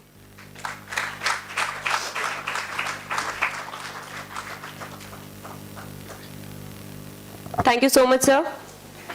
Now, I request our guest to kindly take the seat on the dais.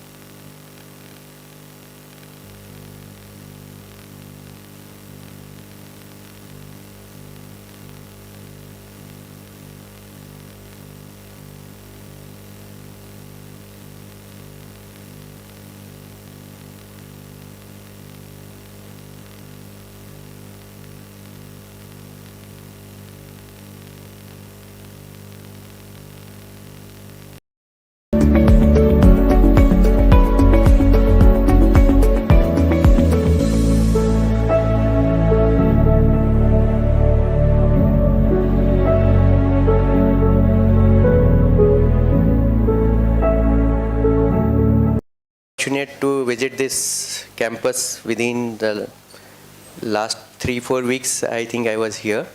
So many of you may be knowing me, right? Yes. Okay, that's good. So I'm feeling familiar.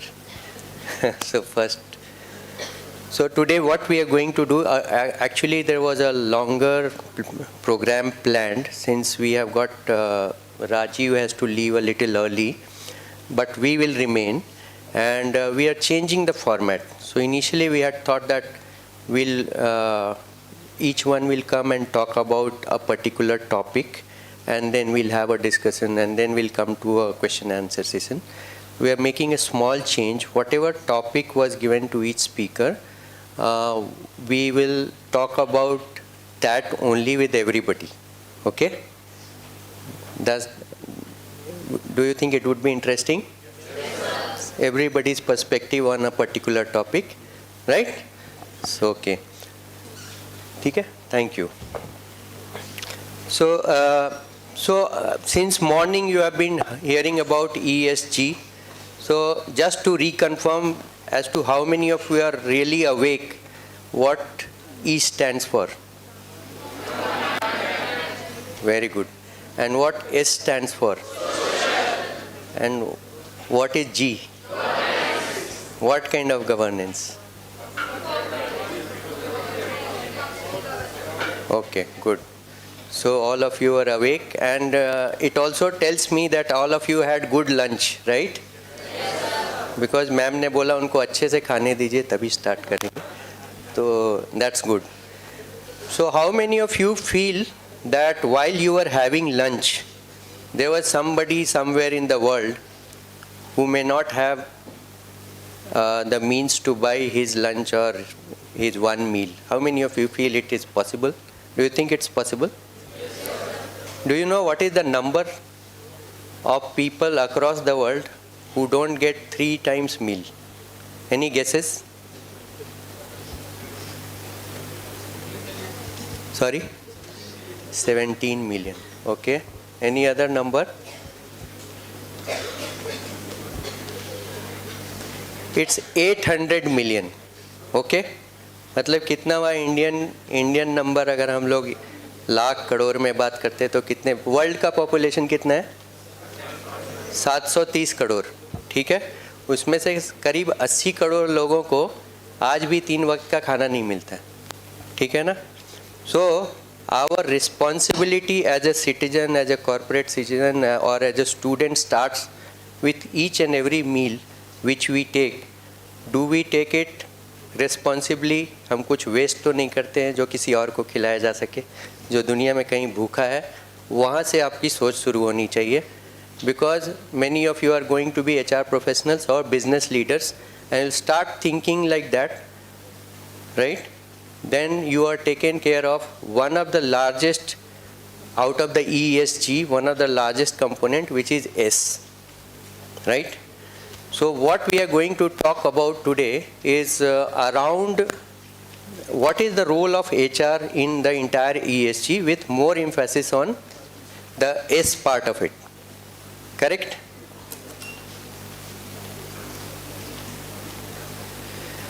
So I think नहीं ठीक है. People are getting divided attention. पानी जिसको चाहिए ले लो और फिर निकलो.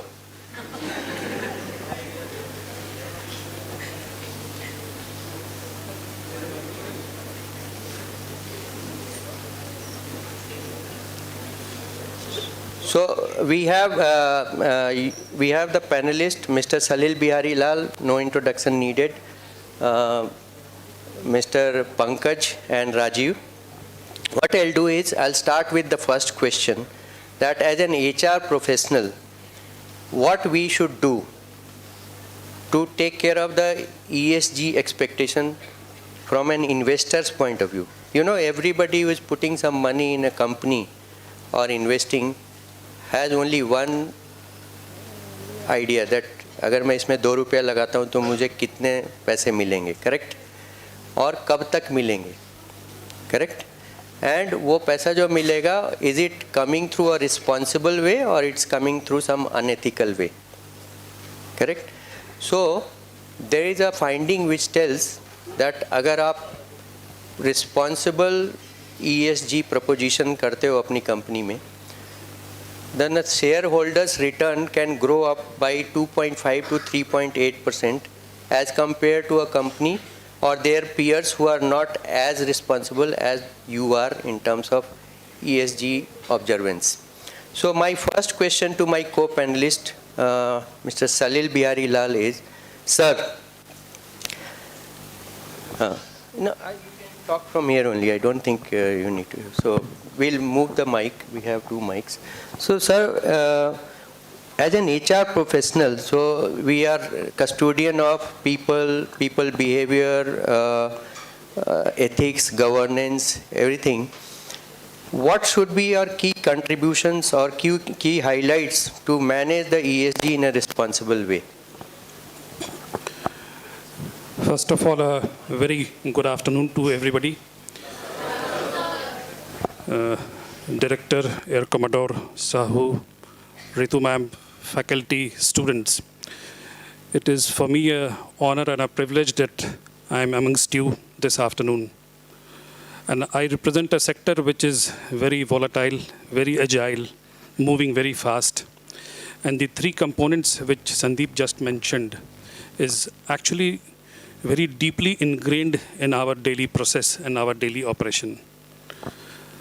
The second thing, the question which he asked from the perspective, because of course we came with certain thought, some mindset, but then as per the situation we are trying to adjust to the requirement of the question, that what would be the investor's perspective as far as ESG is concerned.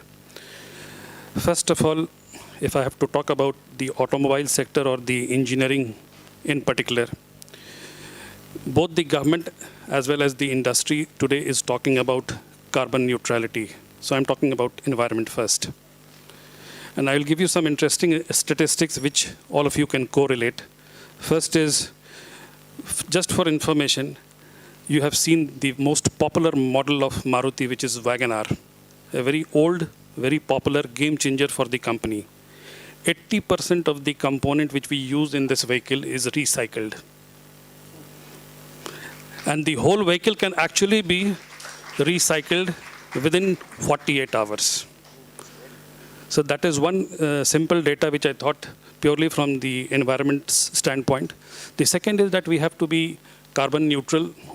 The government has set up a target. We have internally set up a target. And accordingly, we are trying to channelize the complete operations within the shop floor also to achieve the target. So the emission norms have already changed. We are not only creating a skill to handle the norms of the government, but also the skill set which is required in terms of the future mobility. So we all know that electric vehicles would be an answer to the requirement. People have already moved into the process. Maruti also has prepared the product which is ready, but we have not launched it because there are certain conditions and restrictions also laid down. Plus, more importantly, is the infrastructure for which we are waiting. Ultimately, if I have to produce or sell a vehicle which has to be cost effective, unlike our competitors, then I need to create charging station at every home before I make the product or sell the product. So that's the kind of environmental factor which comes in, and that is purely from the point of view of the investors, the question which was asked. The second question with regard to the bigger S is social. Again, I am reminded of a situation where, as a company, when we were struggling with the second phase of COVID, within 24, because second phase was bad, and practically everybody witnessed some tragedy in the house, and we also lost people within the company, within the organization, and we lost a good number of people, almost 34, 35 of them, all across the country. We are 47,000 strong workforce all across, and then losing people was a tragedy, a bigger tragedy for us. And the HR department as such had to rise to the occasion to organize within the shortest possible time. The biggest shortage was of oxygen concentrators and the oxygen cylinders. The company had to organize availability of oxygen concentrators across the world. And we were picking up concentrator machines wherever we were getting, whether it is France, whether it is UK, whether it is Dubai. At one point of time, we were struggling to find hospital beds. Within 48 hours, we had to literally acquire 2 floors of hospitals within NCR only to manage our employees. And then today I have an inventory of 200 oxygen concentrator machines which we distribute all across the country now. So that's the kind of response which was required to handle this. We had to set up a control room, we had to set up the medical dispensaries, and on top of it, we had to support the government. The second part, coming to the social aspect, of course, that has been the some kind of a system which we have adopted right from the beginning. Maruti today is a 40-year-old organization. And the system, and it is an institution like any other big government agency or the undertaking. We have adopted villages, we have adopted ITIs, we have even adopted schools and colleges. Gujarat, where we had to set up the plant, we actually had to create the complete infrastructure, not only for our employees, but for the residents in general. So we had to set up a hospital, we had to set up a school, apart from the plant and the residential area. So that's the second piece which I thought is worth mentioning. And the third would be the governance part. Governance, of course, we being a public sector organization, Mr. Pandey knows it very well. And we started as a government organization. It was a public sector organization, Maruti Udyog Limited in those days. And today it is a joint venture with Suzuki Motor Corporation. So the governance starts at the board level. And when I say governance, it is not only the governance which is required at the top. It is the governance which is required even at the junior most level, including the communication channels and the network which we have. So whether it is the shop floor employees, whether it is at the plant level, whether it is at the corporate level or at the board level, it is 100% structured, defined, and reviewed. So that's my take. Thank you, Sandeep. Thank you for highlighting the initiatives which Maruti is doing in the area of E and S and G. The last part, sir, the governance part, which is very well governed and transparent, is known to each and everyone. And we consider Maruti as a very responsible enterprise. For the last 40 years, you have really made a change in the country. In fact, you have made the Indians aspire that, okay, we can also have a car. So that's the big change in the mindset or in the society which we have brought in. So thank you very much, sir. Now I'll move on to Pankaj. And Pankaj, the other aspect of being responsible as far as ESG is concerned is around, one second, is around the well-being of people, right? And in the context of the recent pandemic, as Mr. Salil also told that they did a lot of work for taking care of the people. Overall, HR, or for that matter any organization, has got into a mode of not only thinking that, okay, I have to take care of an oxygen concentrator. The byproduct of the pandemic, there are lots of other issues, like people are going through mental health issues, people have gone through the physical health, they have financial crisis they have seen. So they have that financial well-being which is being talked about, and many of them have gone into very different mode, that people have started thinking that why should I work, let me resign and enjoy whatever life is left out. So in that context, delivery, or for that matter as an HR professional, what's your take on HR taking care of the well-being as a social cause to take care of the ESG for the employees?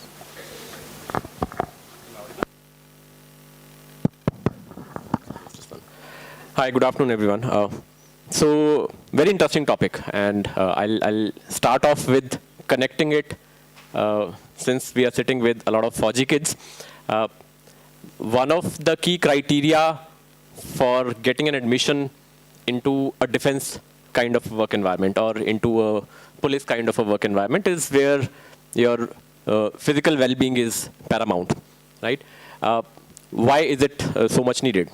It's one thing is for sure, military or any of the tri-services are as important or probably the most important aspect for the country to look into. Now, well-being of every single person who is getting inside is tested first, so that those are the people with best-in-class health statistics. Now, once a person is inside, and all of these services are pretty much, and since I've operated a lot with AWPO, DGR in my previous stints, I personally believe that a lot of corporates aspire to work the way these armed forces they operate. So it's synonymous. It's not anything different. These days, every single organization which is operating at a scale, I'm not talking about a small organization, any organization which is operating at a scale, it is a necessity right now to focus on employee well-being. It's not really an option that you can ignore now. It is a necessity without which it's impossible for you to scale up to a much larger heights what any large organization would think of. the way Salil sir just spoke about casualties. And similar numbers are there across the organizations where I know people, right? It's typically 0.1% of the workforce had unfortunate demise. Yeah, so, however,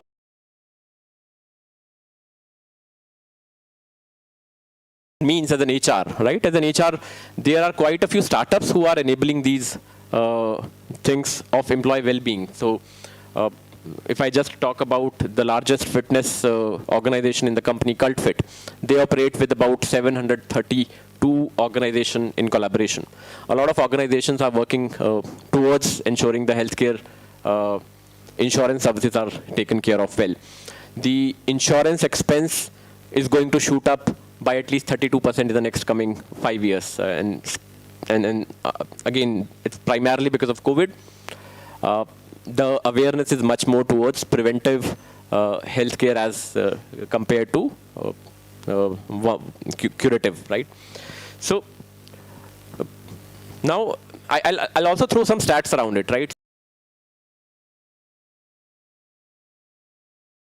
Got 53% better engagement levels.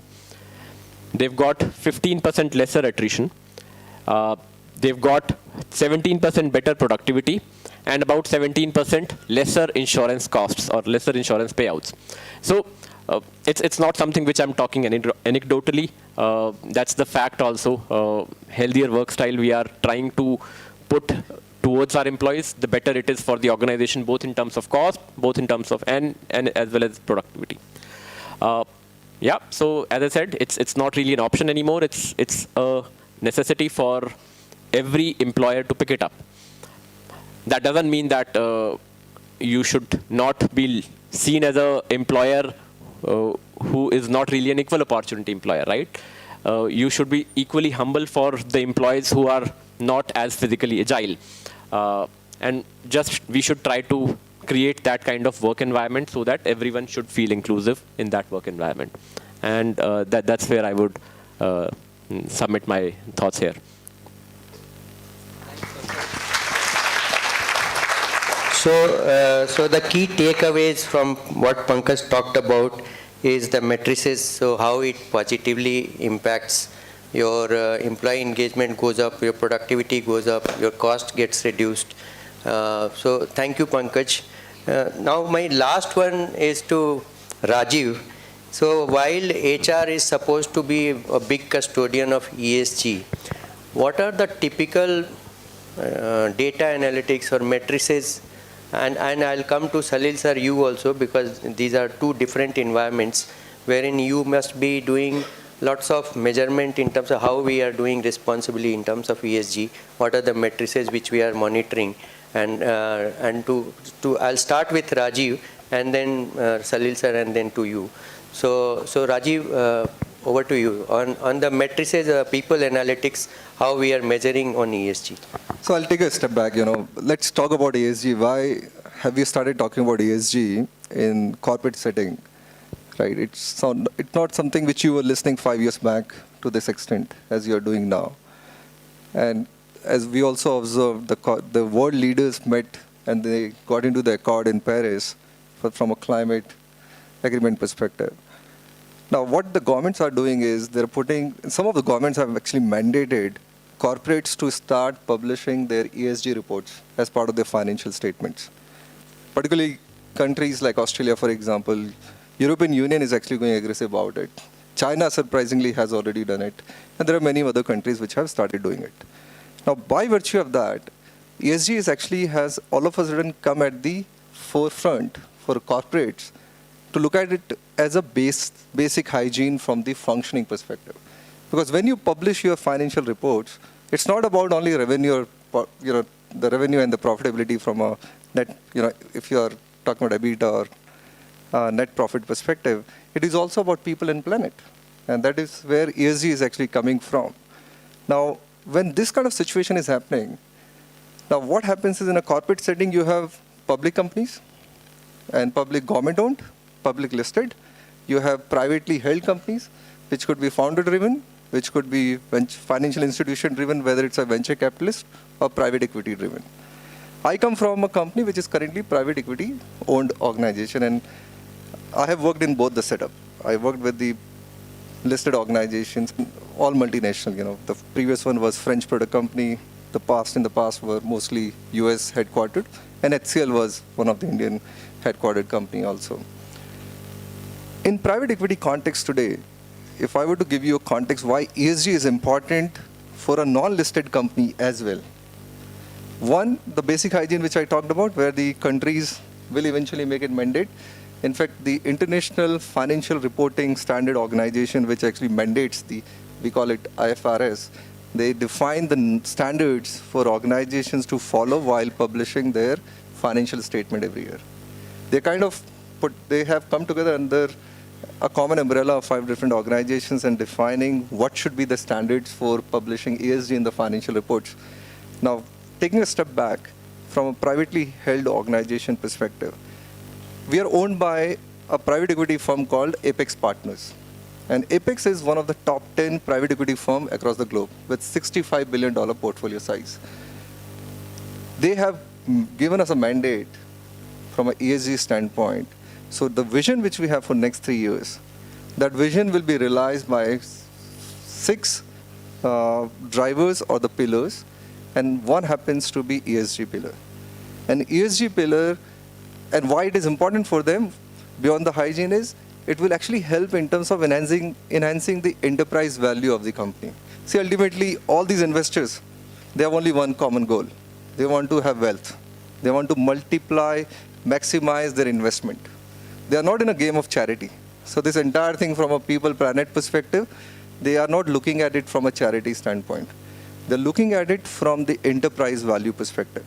Now, when that context comes to play, then they make sure that the organization creates a differentiation with respect to ESG in whichever portfolio size they are in. I come from technology companies. All my experiences are in technology, and that's where you'll see some of the things which I'll talk about would be more relevant from technology and not from manufacturing or from a supply chain perspective, as Pankaj and Salil come from. So what they are saying is we have committed to our board by 2030, what would be our carbon emission target, for example? And we're tracking it. Now, how HR can play a role in it? There's a sustainability thing we are talking about. HR can play a role in terms of working with the sustainability team to ensure that there's a larger contribution by the people, which is the employees of the company. So whether we actually create the theme-based interventions of ensuring that there's a as we have Earth Day, can there be some specific intervention for organization where people are actually contributing in terms of less consumption of energy? Can there be a campaign of everybody is actually using specific bulb? We have not gone to office yet, and that's the reason some of these thinkings, we are still working remote. It's been almost, actually we last communicated March 23, will continue to remain work from home. So possibly we'll go hybrid after that. But that's a reality. In this context, our people, what they're behaving while being at home, is also contributing in ESG to us. So we're defining some norms. We're also looking at, can we actually become energy surplus? Can we start deploying solar panels on top of our roof in the office premise and then use that from a consumption perspective? So, and these are being tracked from environment standpoint. Now, social is very important. Our entire organization is very committed from a social perspective, and social has 2 elements to it. One is the diversity, which is more diversity and inclusion, which is more from internal organization standpoint. And diversity is just not limited to gender. It is also about the cultural, ethnicity, diversity as well. And in addition, as a culture, you need to ensure that every minority view is considered. And that's where the diversity and inclusion really comes from. But from a broader standpoint, as a global organization, we are headquartered in US with a presence in India, Poland, UK, Uruguay in Latin America, Singapore, Middle East. We're ensuring that we have a diversity from gender, culture, and ethnicity. That's where we are focusing a lot in terms of, and we are measuring that. We have committed to our board, 10th November we have a board meeting, and we have put together all those slides in terms of how did we progress this fiscal year starting April 1 till now, in terms of our commitment towards those. So when you talk about analytics, for example, in S with respect to diversity, we are tracking many things. We are also looking at how do we curb the biases which plays out on ground. And those biases could be cognitive, those biases could be unconscious. Now, for example, at recruitment level, if you ask any manager why you have a less diversity from a gender orientation perspective, the person may say, oh, we didn't get the pipeline. Now, is it playing out because of the conscious biasness or subconscious biasness? How do you validate? You look at the data. You look at the funnel, how many profiles were supplied by the resourcing team, how many were able to make it through from a selection, various stages of recruitment perspective, and then you track it, you monitor them. We are going at that level to ensure that we understand if the system is throwing any biases or not. We are looking at recognition, for example. What percentage recognition in different category has gone to which kind of gender? We are looking at promotion nominations. What is the promotion nominations? One big problem which we are not able to solve, and that's where we have a lot of pressure, is how do we enhance diversity? Primarily from a gender perspective, if I really limit it to Indian context, because India is, culturally we have a similar demographics. How do we enhance our diversity and leadership roles? That is where a big challenge we have, and it's not about tracking alone. It is also an issue of supply. How many women are available at certain level and above, and how do we then make sure that we capitalize? So there, what is happening is we are becoming much more conscious in terms of demonstrating specific actions which enables us to actually bring in more leadership. Now, one could debate as a gender neutral person that are you not being biased towards a particular gender then? Unfortunately, that's a reality. Because all these many years, we did not do anything. So we need to do it now. But all this will be supported, all these arguments and discussion will be validated through the discussion, which will have basis the data. If data is not in place, if you're not actually looking at analysis in a deeper manner, your hypothesis will not work. Then it is purely an assumption. I may sit here and assume that, okay, this is not a problem. Somebody else may say, no, that is actually not a problem. Something else is a problem. That's how it happens. Now then, thanks to Government of India, we already have CSR from a social impact perspective. So we continue to actually go deeper on that. Rather, we have gone and implemented CSR charter across the community perspective, across all global locations. And we have funded additional money on top of India CSR to support all that. And we track how many events are we doing. So one campaign which we did, for example, recently was food specific. You were talking about hunger index, for example, right? How many 800 million numbers you mentioned. We are actually partnering in every geography of presence and carrying out some intervention on helping people, whether it's a homeless in US, to some kids in Uruguay, to some part of Poland, to India, and seeing how can we contribute. So in India, we have some activities happening. Thank you for that clap. We are going to be happening something in the coming weeks in November itself. So I'll stop it here. I think I gave a big narrative and big perspective, but let me pass it back to you. Thank you. In fact, commendable job, and in the perspective that they are not going to office, they are working from home, and still they are all engaged, glued to the target on ESG is really commendable. Thanks, Rajiv. Salil sir. So in the context of a manufacturing setup, which is largely your portfolio, what kind of matrices, particularly in HR matrices, which you are measuring on for ESG?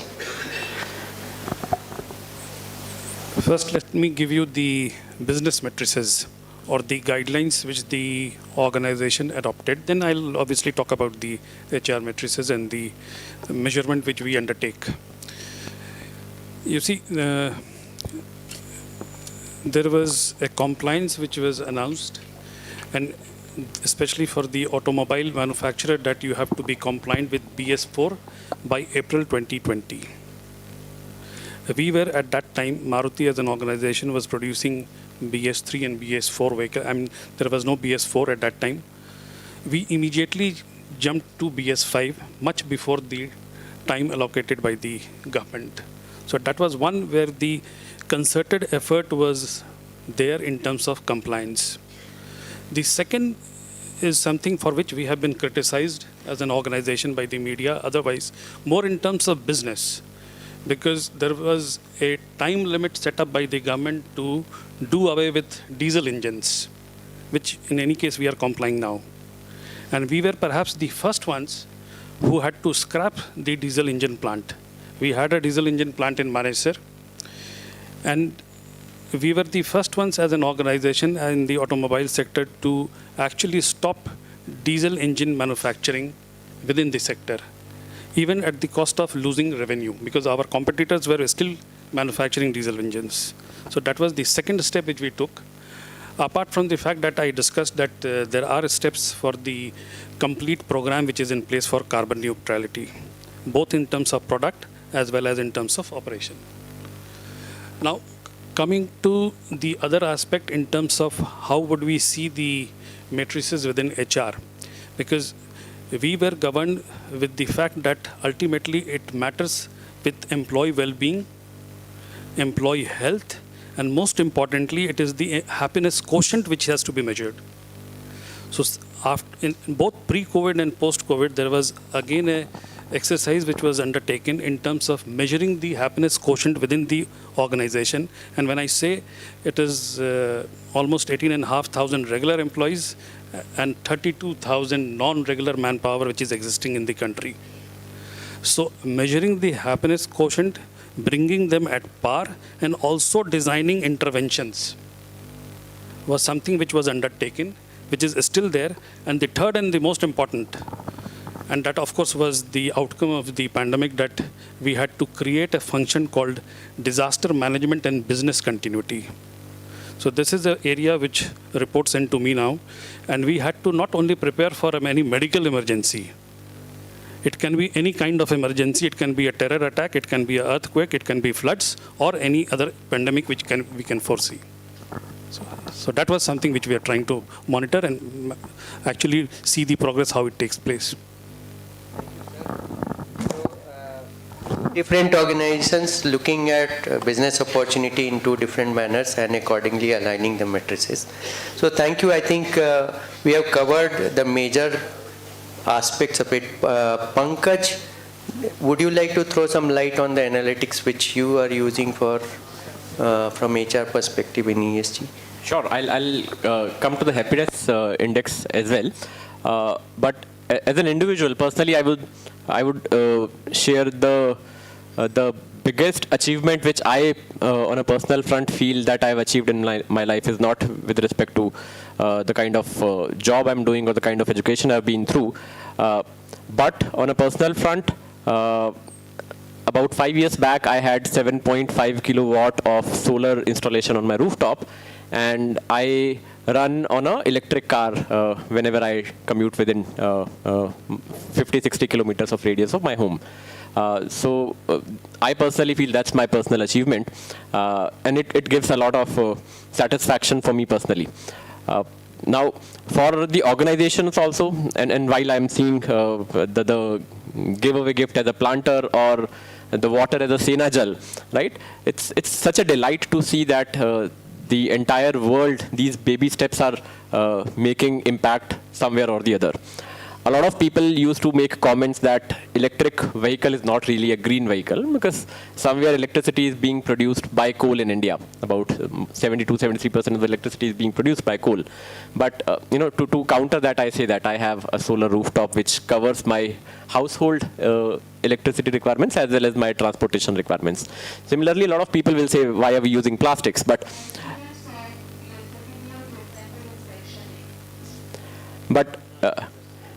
these bottles are also recycled by about 90 to 95% is the recyclability index what we have for these bottles. So such a delight to see these movements happening here. Coming on to the various matrices that we follow, it's fairly similar as an organization. We do monitor how much of delivery fleet with respect to last mile two-wheelers or last mile three-wheelers we have. As a proportion of overall fleet, how much is the electrified version, how much is the CNG version. That's one operational metric. A lot of you would have seen very big Volvo delivery trailers, 40 feet long trucks, right? A lot of you would have seen that. In our ads also, it's very widespread. Though they are diesel vehicles, but we have gotten into a contract with Volvo in Sweden that they will produce specifically these trucks who are electrified versions for delivery for us, right? the entire fleet of Volvo, the entire production capability what Volvo has got for this specified kind of trucks for the next 3 years have been blocked by us. So they won't have any other customer. Their entire capacity is something which we've taken over. With respect to other HR specific matrices, we do have a survey, and that's a daily survey. The moment I log in into the system, there's a happiness index which we also measure, and we very closely track whether it's going up or going down. And there's a annual fairly elaborative survey which we roll out to track, and then there's a dedicated team which is tasked just to make sure that the achievements and the targets basis that survey which we've defined, how are we trending on that throughout the rest of the year. So that's how we track it at our organization. Thank you, Pankaj. So just to sum it up, and now I need your attention, because what you heard, I'm just going to summarize that. Yes, ESG is important. Okay, let her make that. So yes, we need ESG for business growth, business sustainability. And what is our role as an HR professional to contribute for our respective businesses for in the area of ESG?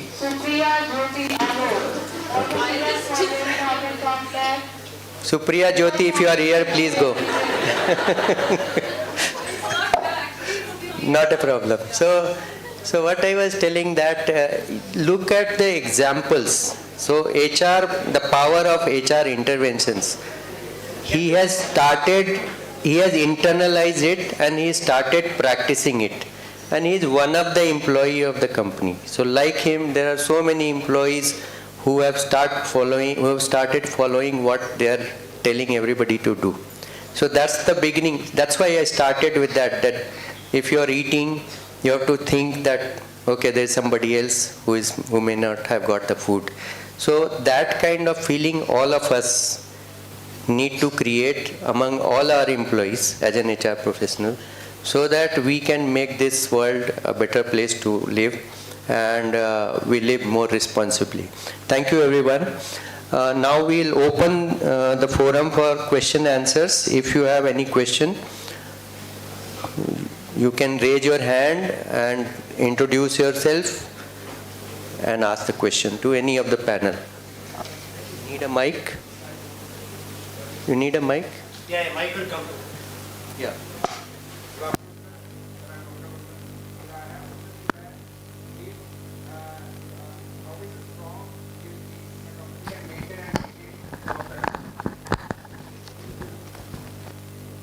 Abhinav is asking that if you have a strong ESG model in your company, how it can help in retaining top talent of your company. Is that your question? Who would like to take this? See, I think you can't have very linear correlation between the two. Strong ESG means better high retention. However, what you could do is that as part of S initiatives, you can create communities. There are so many people who are like-minded and they want to be part of those initiatives, and they reflect their association with the company as their association to the passion or the purpose they have. And that is where you can actually create a glue and stickiness for ensuring that these people are always with you. See, always remember, organization is a reflection of people, whether it's a leadership or the employees at large. And as an individual, you are the brand ambassador. You know, we don't live in the world of employer branding, we live in a world of talent branding, which means each one of us is creating brand perception of the organization. But at the same time, where organization needs to tap the potential is, am I feeling cognitively satisfied as well as emotionally satisfied with the organization? And I see that that's the glue which has to be leveraged from an ESG perspective through the community orientations and the sense of purpose association. If that companies could do well, then it can help overall, but not necessarily only one segment of performance-based population. But I'll let others to actually add to it. The way I mentioned, 53% better engagement in my previous statement. So better engagement would directly translate into better retention. That's one thing. You would also see a lot of, primarily in the manufacturing setups, they do a lot of social engagements in the villages nearby, right? it's not a very new phenomena, but it's very aggressively, a lot of organizations have taken it seriously. What will happen by doing that? The most resistance that organizations used to face is from locals more than anyone else, right? The moment local people, social workers, local leaders, they see that organization is making an impact on, say, child education, organization is making impact on social well-being or community centers in those villages, then any person with disruptive mindset would think twice, creating any kind of disruption in that facility, factory, manufacturing setup or a warehouse, that as a society we are getting so much from the organization, why there has to be a very strong pressing reason to create that kind of disturbance. And that's something which has worked really well in the recent past. In the last 7-8 years, I've not seen too many disruptions happening across the industry. That's one.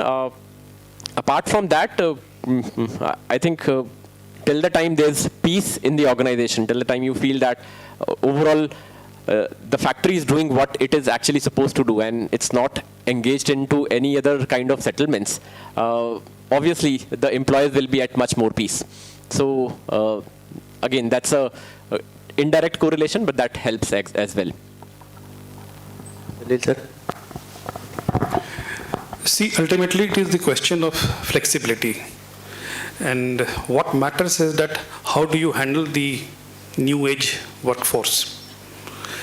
And the most important piece here is that we need to adopt, we need to adjust with the gen which we were discussing in the first half, and also look at the possibility of providing ample opportunities. We are taking care of the employees as an organization, both from the environmental side as well as from the social side. There are adequate measures which are being undertaken, but still what is required ultimately is to see that we have flexibility within our system. And that is the most important factor. So I would like to add two things here. One, look at the other side of it. If you don't have a good ESG model, then definitely you will have less retention. That is for sure. Because particularly not for the new generation as well as many more generations, everybody who wants to stay with a company for long looks for a company which has given them a purpose to do something beyond what they are doing in a job, right? For example, I'll just give you from my company example. So we run a campaign called Stop Hunger. We have been running it for the last 26 years in more than 50 countries across the world, right? Our job is to feed the people who don't have food and majorly contribute towards the empowerment of women, so that it is said that if you empower a woman, she can feed 5 people. And if you empower a man, he can do more, not more than 2-3. So if you empower a woman, the impact is bigger. So empower the woman to remove hunger from the world is what we do. And just as a statistics, we are a company which has around 4.5 lakhs people across the world working for us. Out of that, every year, 44,000 plus people participate in a voluntary program called Stop Hunger Sarvathan, in which they work on these particular initiatives. And majority of those 44,000 people are more than 10 years with the company, and they are at every level. It's not that at a only worker level they are coming. Even the CEO is taking one day out only to do that initiative.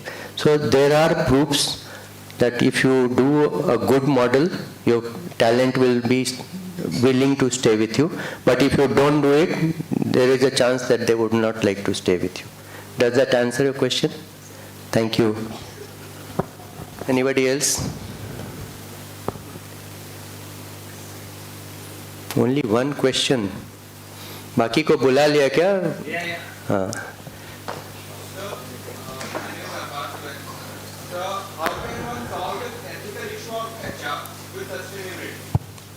Can you repeat your question? How can one solve? Solve. How can one solve ethical issues of HR By sustainability. Can you give one small example what exactly you mean by ethical issues? Sir, there are many problems in HR. There are some ethical problems also. Okay. So by sustainability, how can we solve that problems? Okay. So, sir, you would like to take? Or so let me attempt to answer your question first. So as a part of ESG, the last part is governance, correct? If you are being governed through the lens of ESG, right, by your shareholders, all the stakeholders, chances of doing unethical HR practices will get reduced, right? Yeah, and now Rajiv and Salil can add. See, normally what happens is that every organization, especially when it is governed by the compliances and all policies in place, you have a very strong mechanism of audit. And there is an audit committee at the board level, which normally controls, including the ethical issues which you are mentioning about HR. And there are n number of examples, and that was the reason I was prompting to know whether is there a specific question in mind. Normally the audit committee, which is at the board level, which comprises of the chairman or maybe the independent directors, they are answerable and they question each and every such issue which is reported. And there is a compliance which has to be reported at the board level to see that it is minimized, rather it is closed, and that is mandatory. So that is how we normally operate. And Salil, you said it right. So for example, in our board level discussions, we have this every 6 months. So we have this quarterly audit committee which presents a report, and it's usually the external consultant who's called to audit us. So there is a financial reporting which happens, from a Big Four perspective, and then there is a process audit which happens, and that process auditor would be an external agency which will actually carry out processes to find out if there are any unethical practices which are happening or deviations of that sort which could potentially create a leakage for the organization. But more important is some of the policies as part of ESG becomes mandatory for you. For example, most recently, we didn't have some of these policies. We brought in whistleblower policy formally in the organization. Awareness was created. Now, any employee who sees that there's a violation of the core values and ethics, they can blow the whistle, and that will be investigated as part of the policy which is laid down. Then there's a conflict of interest. Now, conflict of interest actually very simple policy, but such a behavioral impact it has.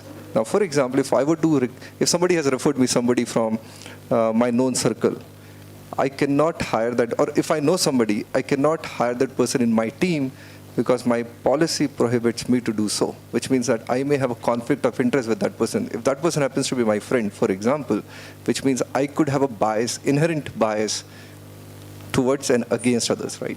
So those are the practices which are evolving as part of ESG. So earlier, we would not pay attention to some of these things, but now we're becoming much more clear and also careful about our actions and ensuring that there's a fairness in the organization, there's a consistency in the organization. In fact, we need to report, even as part of audit committee report, we need to publish to board how many POSH complaints were raised during the year, how many harassment complaints were raised during the year. So that's kind of visibility is actually happening at the top level now. No, nothing. I think you both covered it really well. Only one line, right? So a person can be given a benefit of doubt for anything else, right? So, but if something is to do with integrity, something is to do with code of conduct, the only door for that employee left is exit door, right? So there's zero tolerance for non-compliance on ethics, and that's again is directly governed by the governance practices what an organization has.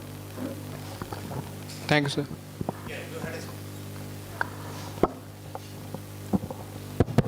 Good afternoon, sir. So myself, Sukhdev Singh, I'm from MBA 18. Sir, my question is, when it's come to recruitment and retention, how can ESG help to a HR, sir? I think retention we have already talked about. So we'll talk about recruitment, how we can attract good talent by having good ESG model, yes. Right? Yes, because sir. Retention we had spent good amount of time on that, right? Is that fair? Yes, sir. Okay, yeah. I'll quickly, as an individual, I also about 12 years back, I was sitting in one of the such conferences on the other side of the dais, right? As a candidate, if you have to pick one, you've got two offers, exactly the same, compensation is same, organization is similar, work profile is similar. One organization is perceived as non-contributor towards ESG, the other organization is doing socially well, they are thinking about the well-being of employees as well as the communities nearby. I as an individual, I as a candidate will always pick the one which is more ethical, which is more inclined towards ESG. So this, any which way, as a candidate, I will prefer that. As an HR, that organization definitely will be benefited for doing the things in the right manner. Same thing, what we've spoken in the last 15-20 minutes, it's a mandate by the board. Listed organization has to maintain some of these things. So it may be an option for smaller organization. It's not an option for a listed organization. Only one line to this. See, ESG, if you have adopted, you'll have much more inclusive teams, which would mean diversity-wise, which would also mean culture-wise, ethnicity-wise, and also from a difference of perspectives-wise. And that's where recruitment will help, because you'll have to make sure it goes down in the funnel everywhere. And I'll just add, whatever as an HR process we are doing, we need to demonstrate to the prospective employee so that we can attract. So like if you have a policy, like in our company, we have a policy that we give over and above all the leaves, we give 1 day leave for CSR activity. Choose your CSR activity, whatever you want to do, and 1 day you can take a leave. Against the normal norm of 5 days, 10 days, we have enhanced the paternity leave for all kinds of paternity, whether it's adoption or whatever you want to do. So these you need to demonstrate, like what we are talking about, taking care of each and every diverse class of people who are ready to come to you, look at their need and create policies and demonstrate that to the audience. Definitely will be able to attract the talent. Does that answer your question completely? Yes, sir. Thank you. Thank you, sir.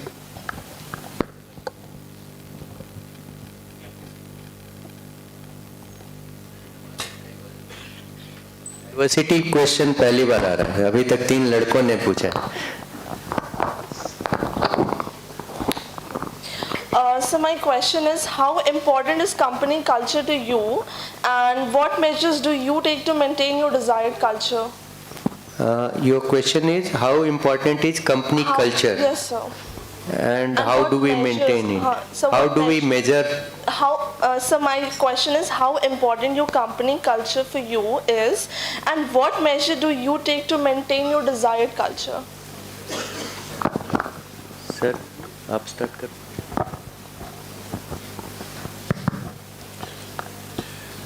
See, every organization will have its own fabric.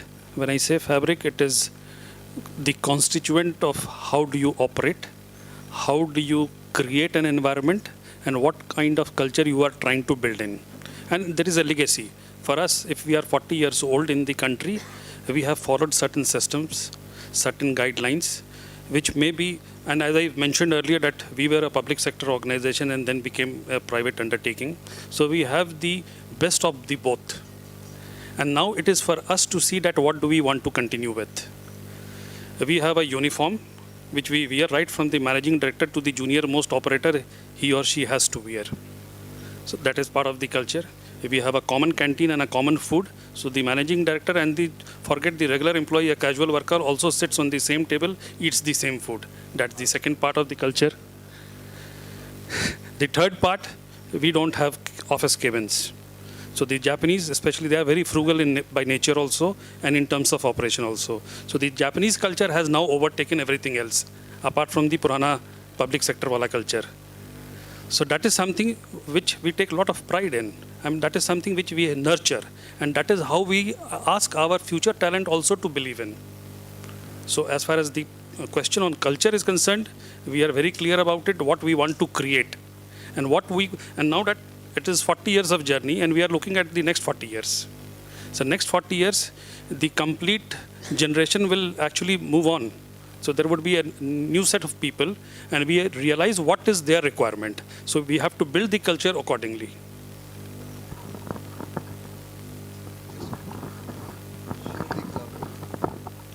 See, my company, Infogain, was a founder-driven company until 2015. Then a private equity firm called Chris Capital acquired it. And as part of that, whenever a private equity firm comes, the company goes through a transformation, new leadership comes, and that's what happened. Most of us joined as part of that process. So I joined this company in 2018. Our current CEO joined this company in 2018, and many others, CFO also joined 2018, business had joined on 2017. So what happened was we did a culture dig initiative to understand the diagnosis of the organization at that point in time. So Great Place to Work Institute, we partnered. Our first trust index, which was done in January 2019, was 55 only. That reflected what the culture of the organization was. And we as a leadership team committed ourselves, and we brought that to 66 next year. That 66 became 71 last year, and this year it became 80, and India it became 82. And also our people practices evolved significantly over a period of time. On 22nd of November, Great Place to Work Institute will publish top 100 ITS organization list, and we are among top 100 in that. So that's a journey you cover over a period of time. And that's a transformation you bring. Important thing, as Salil said, is what is your North Star? What do you want to be? How do you want to be recognized as an organization with respect to your culture? You need to be very clear in your mind. Do you want to be a human organization? Do you want to be an empathetic organization? Do you want to be something else? That is your call.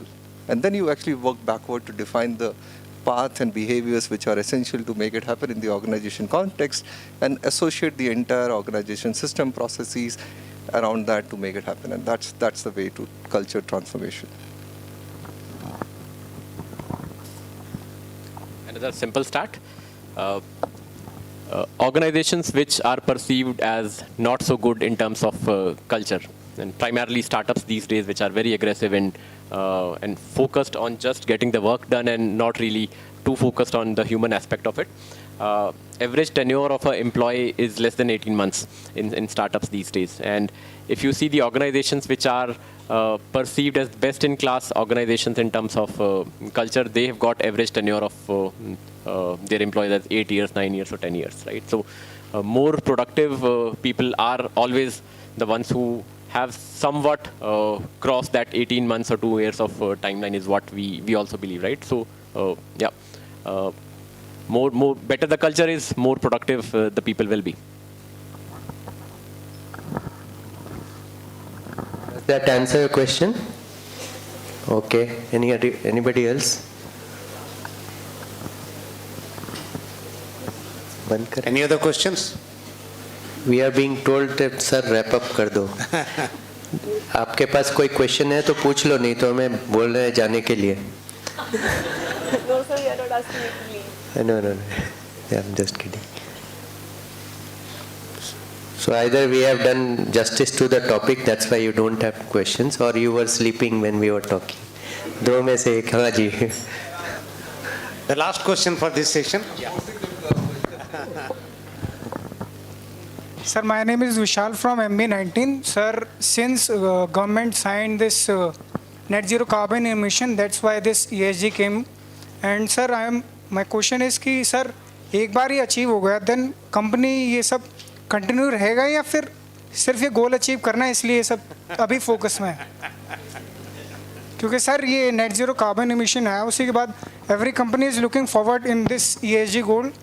That's why they all are focusing on this. But goal achieve हो गया, उसके बाद क्या? I'll take it up, right? So a good question, and think about, so what's the cheapest source of electricity right now, right? So there are coal-powered electric producers, then there are wind and hydro, and then solar, right? So wind is cheapest, but wind is not available everywhere. Solar is the next best, right? And all of these organizations are focused on solar.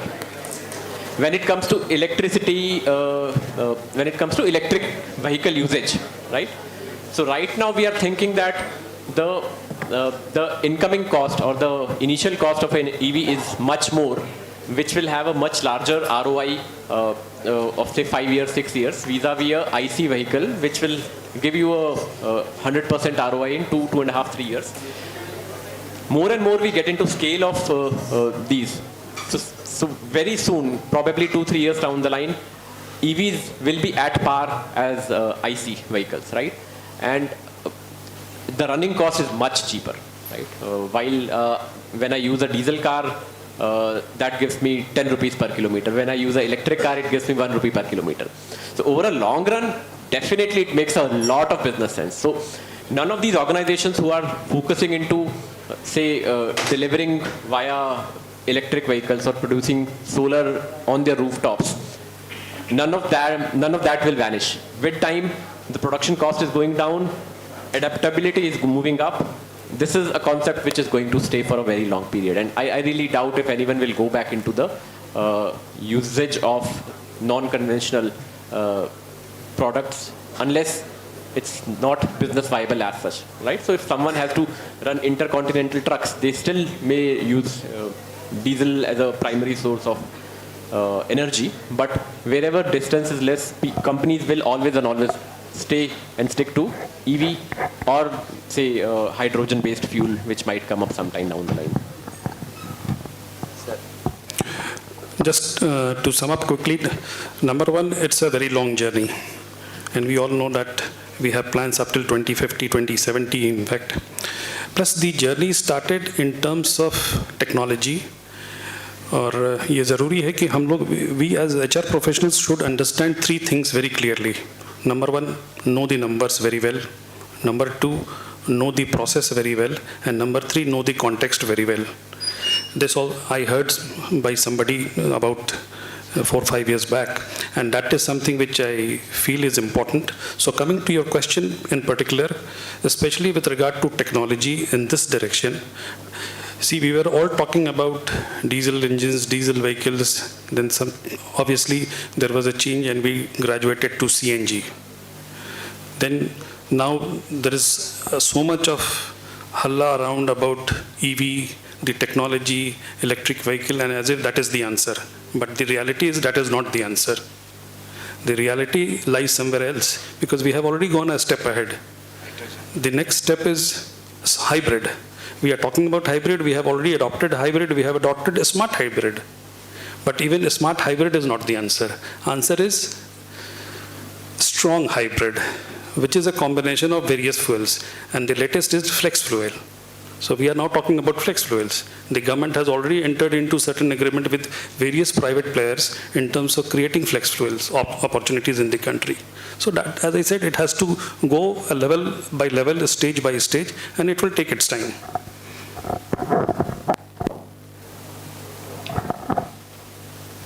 Thank you. I think we have tried to do justice to all your questions, and since time is not there, we have other speakers also waiting for their turn. So thank you very much, Director Sir and my co-panelists, and to all of you, you have been a great audience, and to the faculty members, thank you very much. Thank you so much, sir, for conducting such a wonderful session. Now, to deliver the vote of thanks to all the dignitaries and guests, I'd like to invite Dr. Babita Bhati, Assistant Professor, AIMT.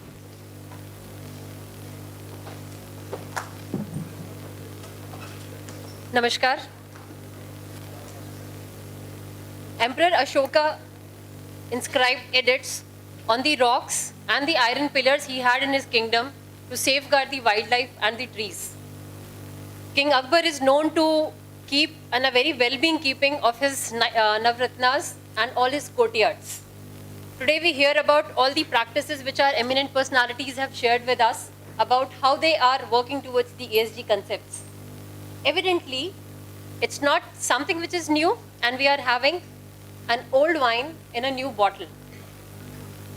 With Collins introducing the word para-crisis, happens to be the word of year 2022, it's evident how stagnancy, stability happens to be the words of past, and diversity, inclusion, equity, employees at will, gig workers, gig economy happens to be the buzzwords.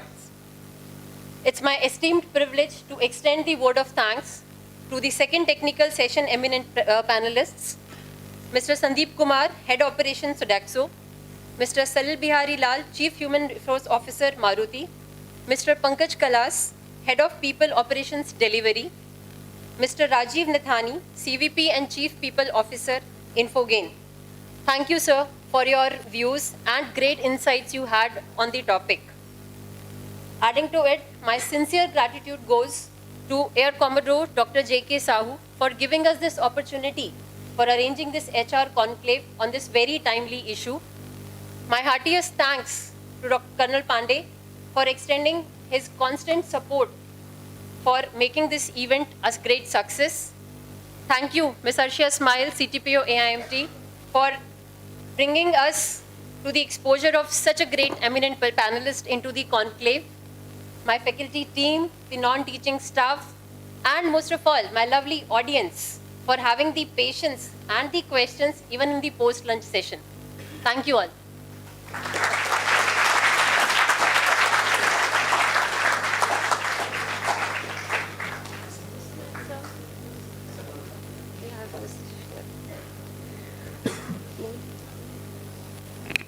Thank you so much, ma'am, for thanking each and every person who has contributed to the success of the HR Conclave 2022.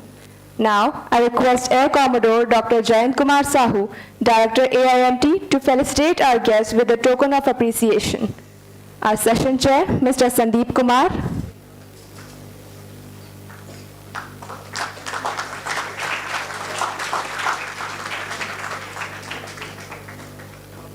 Our panelist, Mr. Salil Bihari Lal.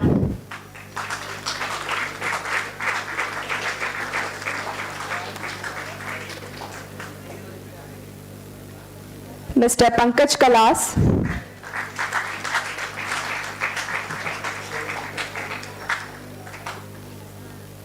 Mr. Rajiv Nathani.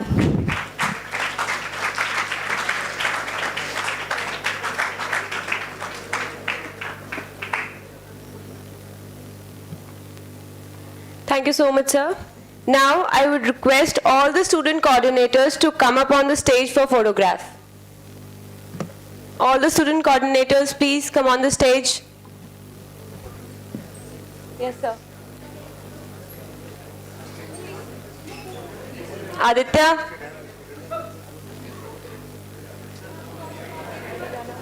They are not coming. We have to.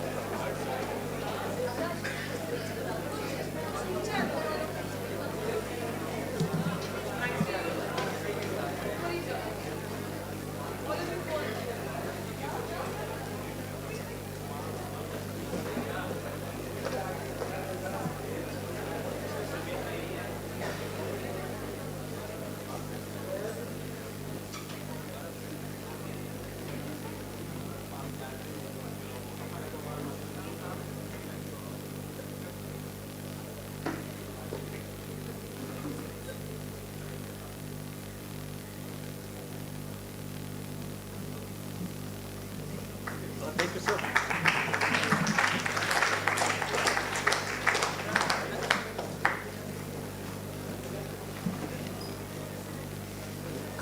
We'll move for a couple, please. Sir, let it.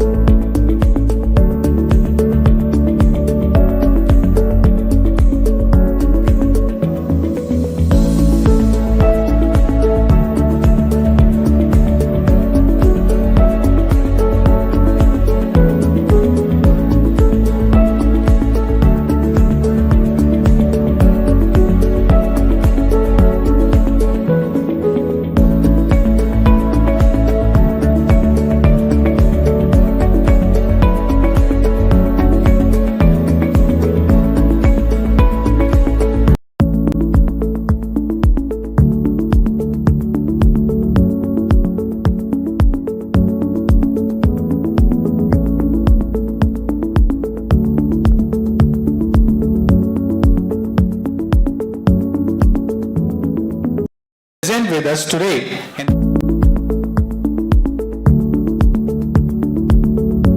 Request Air Commodore Dr. Jayan Kumar Sahu, Director AIMT, to felicitate our chief guest, Mr. Pradyuman Pandey, CHRO, Mother Dairy.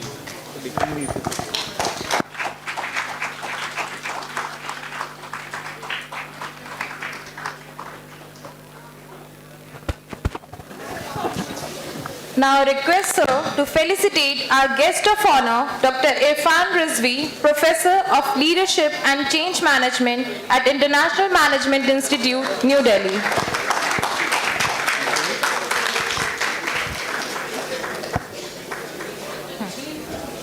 Now I request sir to felicitate Miss Alia Khatun Khan, General Manager, Paytm.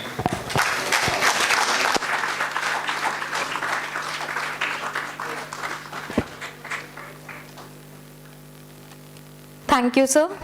Now I request all the guests to kindly take seats on the dais.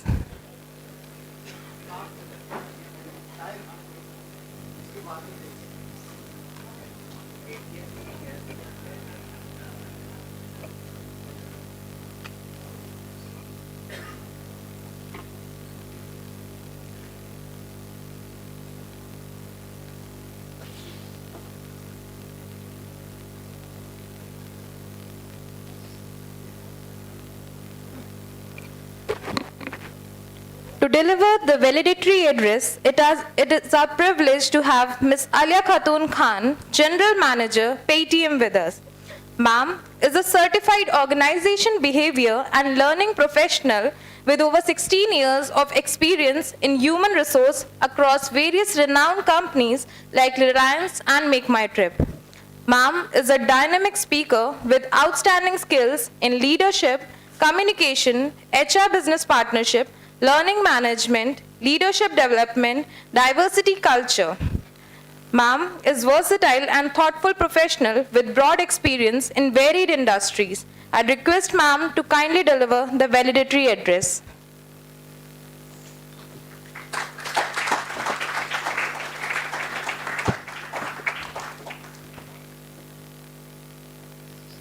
I think I prefer using the cordless mic. So yes, a very good evening to all of you.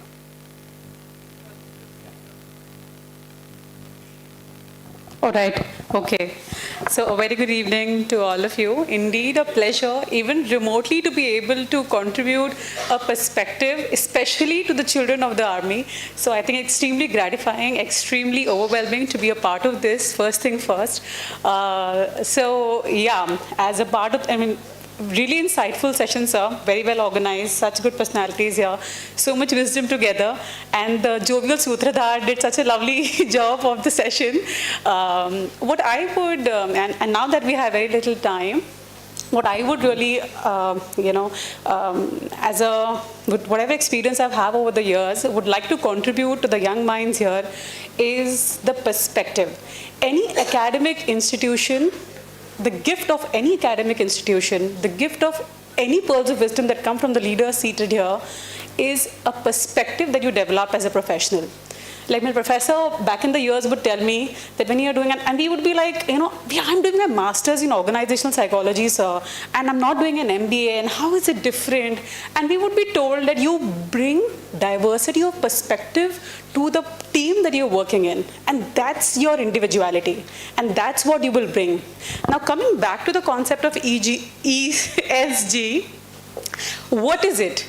Every organization that you've been inspired, you've inspired to work for a few years back, even before this whole concept and giving it a word and making it a metric and reporting it came in, every organization that you dreamed to be a part of was ESG centric. Think backwards. What we really need to think as young people of today is to undergo a paradigm shift. Not think of ESG and profitability, because profitability ESG. I hope you're getting the difference. For example, at Make My Trip, I was given the responsibility of bringing in the diversity charter for the organization. Now, when this came in, whatever you want to do, you want the money from the organization, right? You want the money from the leaders कि पैसा लगाओ, socialize करना है, video बनाना है, social campaigning करनी है, and you need money for all of it. Now, what is the business case that you will build for it? You will say that everybody else is doing it, so we should do it. You should say, because the McKinsey study says कि diversity dividend है 15% revenue बढ़ जाता है. Is that the reason your CEO will give you money for? No. So what is that? Now, if you are driven, what does ESG take you to be? As an individual person sitting in this room, what does it take you to be? A wee bit of more passion, a wee bit of more commitment to the cause, a wee bit of more innovation. And that will make ESG happen collectively for our nation and collectively for the organizations that you contribute for tomorrow. So what did I do? I actually thought through कि सच में हमें क्या ज़रूरत है? What is diversity? Why are we trying to doing it? Because is my organization a Christmas tree that I want to lace it with all good practices that generally HR people do? No. So I sat back and I actually thought that, what are we selling? We're selling a travel product. Now, this was Make My Trip days. What am I selling? I'm selling a travel product. Who am I selling it to? I'm selling it to a girl, to a boy, to a mother, to a son, to a businessman, to a local merchant, to an illiterate person, to an educated person, to everybody. So that means my customer profile is extremely diverse. Now, if that diversity is not reflected in my innovator's profile, if my doer's profile, in my thinker's profile, will I be able to make a versatile product? So, it's not social, it's not ESG, it's the strategy. It is a strategy for profitability. When somebody said कि ये एक साल अभी करोगे government के लिए और फिर अगले साल नहीं करेंगे. So honestly, in the tech space, we say use case. ये एक बहुत अच्छा use case बनेगा कि यही तरीका है going forward. It will teach corporate, it will teach all of us that this is the way to go. It will prove that actually these things matter. Actually, psychological safe workplace, inclusive workplace, sustainability actually matters. Today the government, because वो नौबत आ गई है तो वो एक metric बन गया है, but the world has taken up and we are also catching up to get into that space. But as a HR, as a person who will work tomorrow, what you need is the orientation, is the paradigm, is the way you think about the concept of ESG. It's not don't differentiate it ever from revenue, from profitability कि भला इंसान भी बनना है और business भी करना है. नहीं, ये करोगे तो business आएगा भी और sustain भी करेगा. So that's the perspective that we need to keep in mind. Second one, somebody said कि culture. There was a question around culture. There's a very famous quote by one of the famous authors in this space. Culture eats strategy for breakfast. So what is an enabler? Culture is the enabler. It is a strategy. It is the people's strategy of making things happen. Right? Are you getting what the perspective change? That's the second example. Now coming to Paytm, even before we got listed, even before we, were trying to, and now that we were doing a BRR reporting and now we're getting into the whole ESG space and trying to metricize it, trying to put things in place and having formats, we have the BRR format that we have to comply to and all of that. What was the organization actually doing? What was the organization in spirit doing? A founder will not think first about diversity, will not think first about inclusion, will not think first about corporate social responsibility. He will first say, let the money come in, then I can contribute everywhere, right? Only if you're capable can you contribute, right? To be contributing, you have to be capable. Now, what was the vision? The vision was to bring 500 million Indian to the mainstream economy. And today, do you see? Today, do you see that vision happening around you? Your chai wala, your samosa wala, your big little coconut nariyal pani bechne wala also has a Paytm. So it got the country ready with the infrastructure to do fintech in India. There are so many other players who've come in, but they're all playing on the same infrastructure that Paytm built for the country. Because Paytm came in the market with the vision of bringing 500 million Indian to the mainstream economy. First, with its invention. Now, when I say कि उन्होंने पहले ये नहीं सोचा कि मुझे ये innovation करके paper बचाना है, मुझे ये innovation करके, that was not the perspective. The perspective was, how can I make business simple? How can this use case become a product? What did they do? They have EDC machines, जो आप kite swipe करते हो, then a merchant slip comes out. Now we have a sound teller, which will tell you that you have received so much money. Now the need for a merchant slip is gone. And last year, 4.43 million pound worth of paper was saved with just a simple innovation in the product. QR codes. What are we doing with the QR codes? Cashless economy. We're making the dream of India come true. The government of India's vision to make a cashless economy come true. Demonetization was a bane. But did the company start from that perspective? Keep social service? No. No founder will do that. You tomorrow will go and whatever initiatives you're a part of, whether it is talent management, whether it is organization development, whether it's leadership, you have to get money for whatever you want to do. And when you have to get money, you need to have the right perspective, the right purpose, the right orientation, and the right paradigm to look at the things so that the investors, the people, invest in what you want to do. And similarly, the larger investor community who are investing in organization look at. When he said, what I think Rajiv said, that investor ko to paisa kamana hai. Right? But investor ko paisa kamana hai, so you will do ESG. No, ESG will actually help you sustain businesses. It will actually help you be the long-term player, be innovative. Now, somebody asked ki top talent ko retain karne mein ESG kya kar sakta hai? Somebody asked, right? There was a gentleman there, yeah. Top talent. Top talent, kis tarah ke organization mein, he would like to be associated with or work for? Tell me, what kind of an organization would a top talent wanting to be working for? An organization which is extremely agile, an organization which lets his creativity, roll and play, an organization which will let him be, gives him creative liberty, an organization which will actually harness his talent. That's what a top talent would want to be, staying with an organization for, right? But how will you enable this in an organization, this fabric in the organization? When you have a great vision, and that great vision will need a lot of innovation, will need a lot of commitment, will need a lot of passion, right? And that's when you become profitable, you become a great organization, and people automatically then want to be associated with you and work for you. कितने लोगों का dream organization Google है? Right? क्यों है?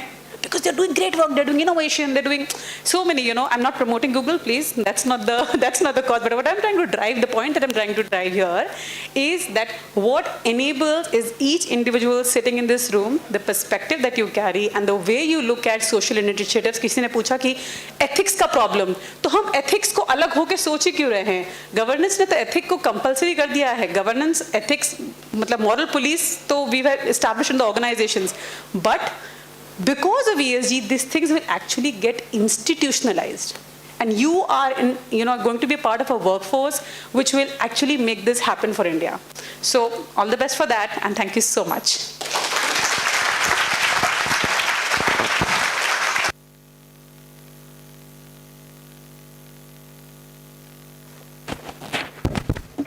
Thank you, ma'am, for telling us about what an individual can do to achieve ESG goals and the importance of perspective. Moving on, Dr. Irfan Rizvi has dynamic experience of over 27 years of teaching, research, consulting, training, academic administration, and corporate experience. He has been dean of various business schools for almost 14 years and contributed to institutional growth and development in various intellectuals. Thank you, sir.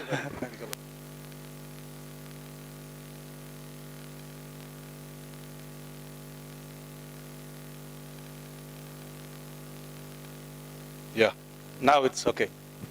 आप सोच रहे होंगे मैंने उसको हटा क्यों दिया? मुझे ज़्यादा टाइम चाहिए था बोलने के लिए, और वो ज़्यादा बोलता तो मैं ज़्यादा उतना बोल नहीं पाता. Thank you very much, buddy.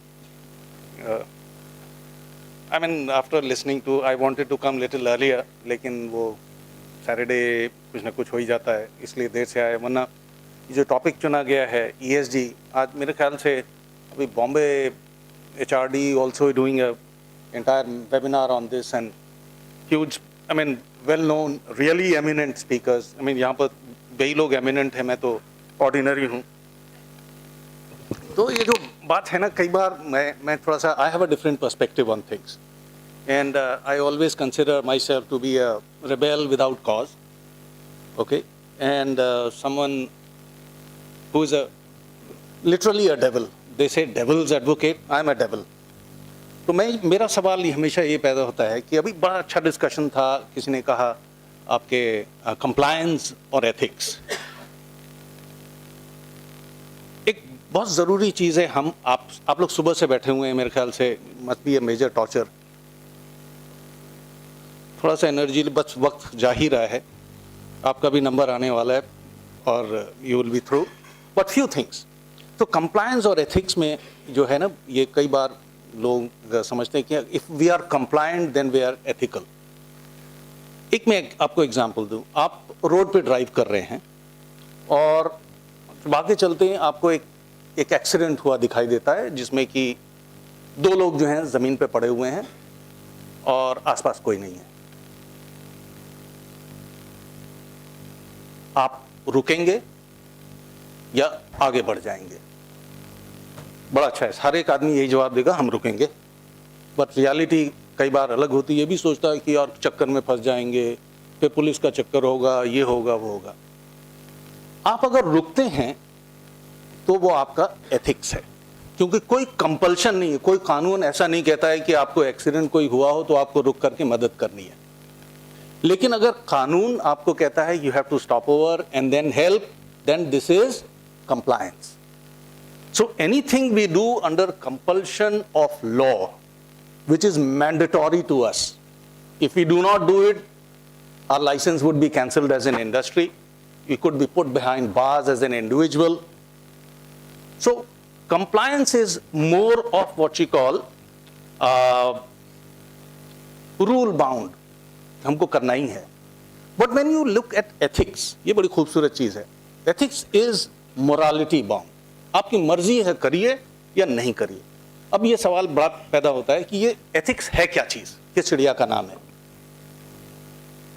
Class होता तो मैं जवाब नहीं देता आपको, मैं आपसे पूछता, लेकिन क्लास नहीं है इसलिए यहाँ आगे ऐसे बढ़ेंगे कि ये जो एथिक्स के लिए मैंने कहीं पढ़ा, मेरी अपना ये उत्पत्ति नहीं है, that ethics is basically if you have done something and if it goes public, then you don't feel ashamed.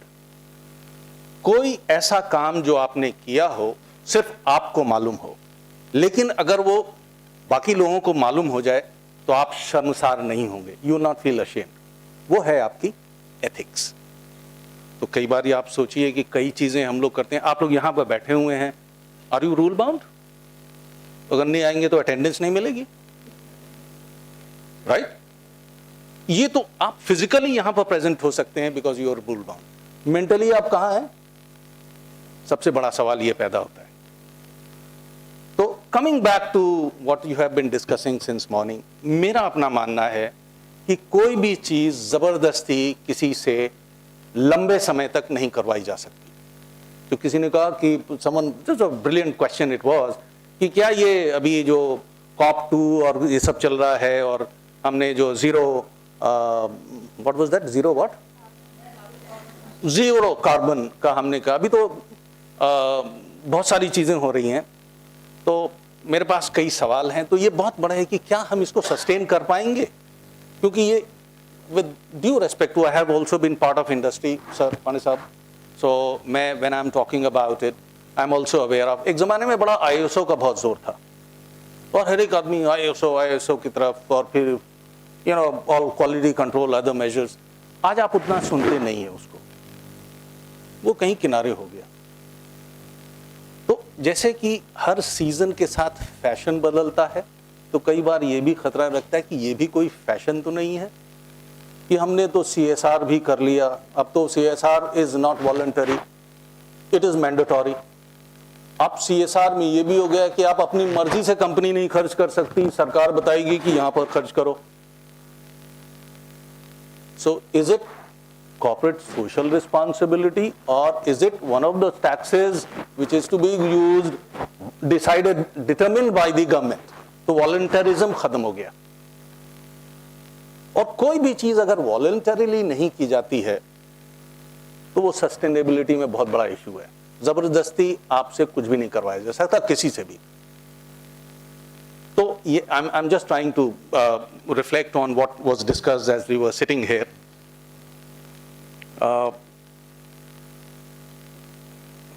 सलील जी बैठे हुए हैं।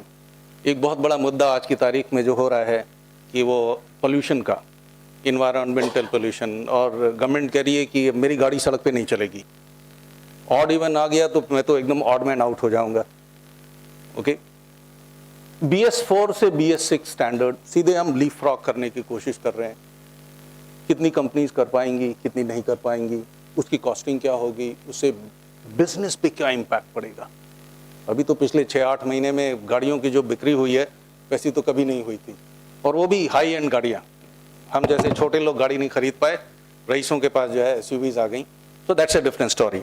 Coming back, so I am trying to say is that ये सारी चीज़ें जब तक हम अपने दिल से नहीं करना चाहेंगे, जब तक हमारी ethically we don't feel committed to it, will not be able to do it. अब एक सवाल आपसे मैं पूछना चाहूँगा कि सपोज आप एक किसान हैं, आपके पास 1 एकड़ ज़मीन है, और उस 1 एकड़ से आप चाहें तो 1 लाख रुपया कमा सकते हैं, या आप जो हैं 2 लाख कमा सकते हैं। आप क्या कमाना चाहेंगे, 1 लाख या 2 लाख? 2 लाख, हाथ उठा लीजिए जैसे, सो दैट आप जाग भी जाएं। Just raise your hand those who are in favour of 2 lakhs। Brilliant, absolutely. अब उस नाउ कमिंग बैक, उस 2 लाख से जो आप कमाएंगे, जो फसल बोएंगे, वो ग्राउंड वाटर को डिप्लीट करती है। ग्राउंड वाटर जो है खत्म हो जाता है। तो ये चलेगा 6-8 साल, 10 साल, 15 साल, उसके बाद उस जगह, उस जमीन से फसल नहीं होगी।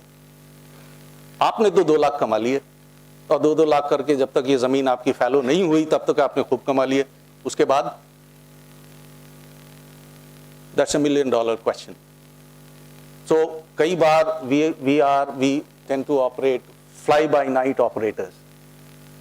अब ये भी एक है, when we talking about, I don't know, but I was wondering Sandeep as to why this question has been raised to HR only. ये सारी हमारी रिस्पॉन्सिबिलिटी है कि ESG करना है तो HR को करना है। You know, I was wondering, मैंने भी HR में काम किया है, कि भाई हमारी औकात क्या है। हमको आप जो है कहते हैं HR बिजनेस पार्टनर, हम तो पार्टनर हो गए, आपने बाहर कर दिया हमको। We are not integral part of our business. So it's something like tail wagging the dog. HR जो है पूरे ऑर्गेनाइजेशन को तय करेगा, CEO वगैरह, और बोर्ड वर्ड तो खाना खाने गया है। So this is $1 million question, shifting the responsibility. I think it is not HR per se. You understand that each and every one's responsibility. I'll come to it, and please someone keep a time. बोलने की आदत है, 2 दिन से class नहीं लिया इसलिए ज्यादा ही। Are you there with me? आप लोग सो रहे हैं तो नहीं है? Okay. I think Ms. Khatun asked a very pertinent question. You know, where would the top talent go? An organization which is ethical, which is into CSR, which is a good corporate citizen, XYZ. Whether it is millennials or anyone, अगर यहाँ पर भी हम पूछें, अभी तो 2 लाख आपने देख लिया. Top talent goes to someone who gives them top dollars. जो जितना पैसा देगा हम वहाँ जाएंगे. मजबूरी है, हमने लोन भी ले रखा है और घर भी, गाड़ी भी लेनी है, द्वारी वगैरह वगैरह. तो इसीलिए कहा कि जब तक हमारे पास वो मॉरलिटी और एथिक्स का फाइबर नहीं होगा, ये सारी चीजें जमाने ज्यादा चलती नहीं है. ठीक है. सो ESG जो हम कह रहे हैं, इसके अंदर it's a wonderful concept. Those organisations who have done it, और इन इंडिया में हम देखें टाटा क्यों रेस्पेक्ट किए जाते हैं. Tata as a house of business, they are respected because all along they have been more or less working around it. और मैं कुछ एग्जांपल्स देख रहा था कि भाई ESG, और उसमें ESG you know understand the full form, so we don't have to go into. जैसे एग्जांपल है आपके अदानी ग्रुप. ठीक है, वो पोर्ट्स बना रहे हैं मुंद्रा में और विजिंगम में. आप जाके पढ़िएगा जरा कि आज उसके साथ कितने एजिटेशन हो रहे हैं दोनों को लेकर के. फिशर पीपल, अब उनको समुद्र में बहुत दूर जाना पड़ रहा है मछलियां पकड़ने के लिए, क्योंकि ये आप आ गए. तो एक तो हमने वहां पर बना करके थोड़ी सी इंडस्ट्री तो ले आए, लेकिन हमारी वो सोशल रिस्पॉन्सिबिलिटी जो एस पार्ट है वो कहां गया, वो चाहिए कंप्रोमाइज कर लिया हमने. और ये दोनों जगह पे हुआ है. Vedanta is a deep pocket company. उनका स्टेरलाइट ट्यूटिकोरिन में कितना बड़ा एजिटेशन चल रहा है, people are opposing. Balco in Chhattisgarh, similar issue. And it's an international organization, so Calcola mines in Zambia, they are facing the same issue. और गोवा, सेसा गोवा जो माइनिंग है वहाँ पर, तो क्या है, डर किस बात का है? थैंकफुली मारुति के साथ ऐसा कभी सुनने को नहीं मिला. बहुत सारे ऐसे ऑर्गेनाइजेशन हैं, मदर डेयरी के साथ नहीं सुनने को मिला. पेटीएम क्योंकि सर्विस ऑर्गेनाइजेशन कितना डिस्ट्रॉय करेगा.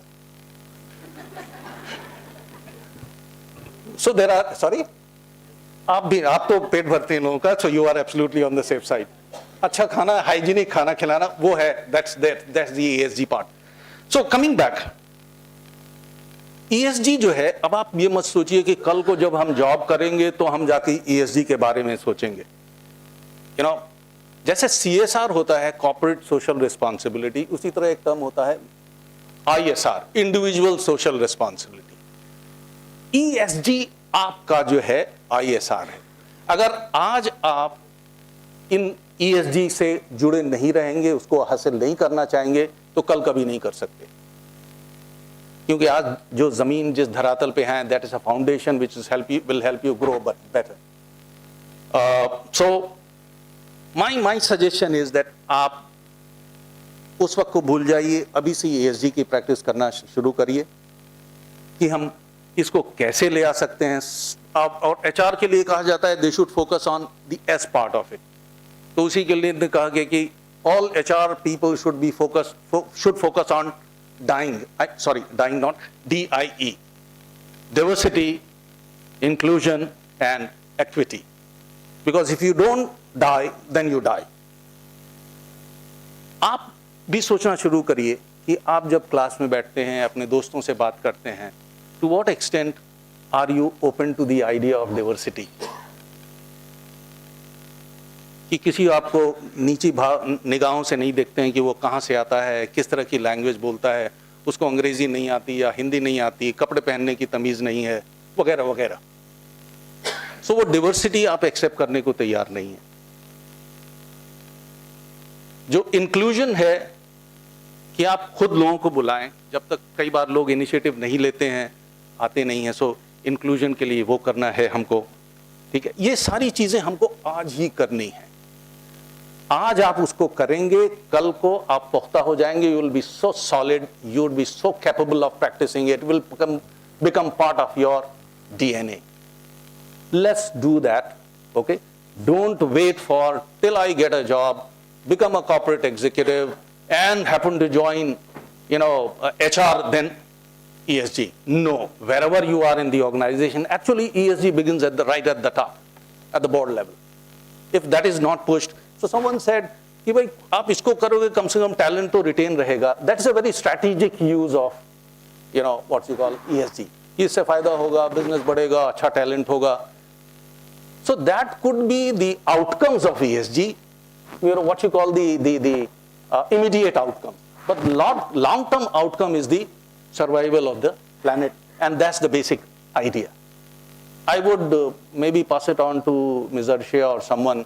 There is a beautiful slides about the third pole. Third pole you may not have heard of. Third pole is somewhere around Hindu Kush mountains, etc. And it is one of the fastest depleting, what you call the ice cover. और हमारी जितनी भी इस area में जो 11 countries हैं जो उससे इम्पैक्ट होती हैं, हमारी मेजर रिवर्स जो हैं वो इससे इम्पैक्ट होती हैं, और जिस तेजी से उसमें डिप्लीशन हो रहा है उतना डिप्लीशन और कहीं नहीं हो रहा है. तो सवाल ये है कि अगर हमको ESG करना है, इसलिए नहीं करना है कि वो बिजनेस का फायदा करेगा, इसलिए करना है कि ये हमारी मॉरल रिस्पॉन्सिबिलिटी है और हमको वेट नहीं करना है कल का. साडा हक एथे रख. This is our duty here and now. Don't wait. So far as I am concerned, another 15-20 years I would be gone. ये जमीन आपकी है, जिंदा आपको ज्यादा रहना है. Alright, so understand this. अगर आप अपनी इसलिए नहीं करें कि अच्छी चीज है, इसलिए करें कि इससे जान बचती रहेगी. So you have to do this, and that's what I wanted to say. If I have hurt your feelings, anyone, then I'm really sorry, but nevertheless, thank you very much for your patience. Thank you.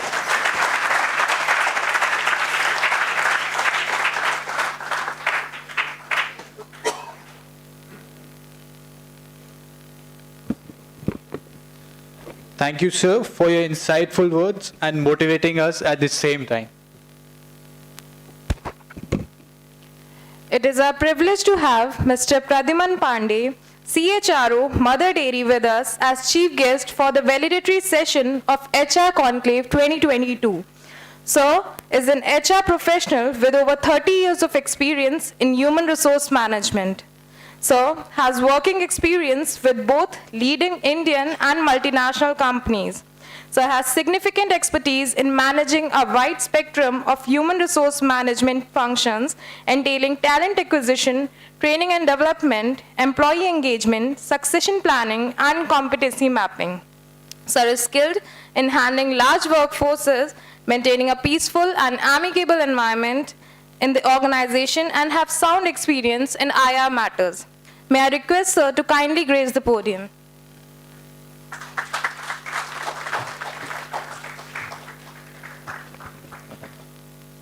Thank you very much for inviting me for this wonderful session. Very relevant topic. The students have done justice while introducing me, but I will introduce myself again. I am into people management operations for almost 30 years now. And I started my career with ACC Cement. And I was with ACC for 18 years. I worked for ACC at different locations. And in 2008, I moved to Mawana Sugars. I was heading HR for Mawana Sugars for 4 years. In 2014, I joined JK Tyre, and for 6 years, I was CHRO for JK Tyres. So normally, I introduce myself solid with cement, sweet with sugar, rolled with JK Tyre for 6 years.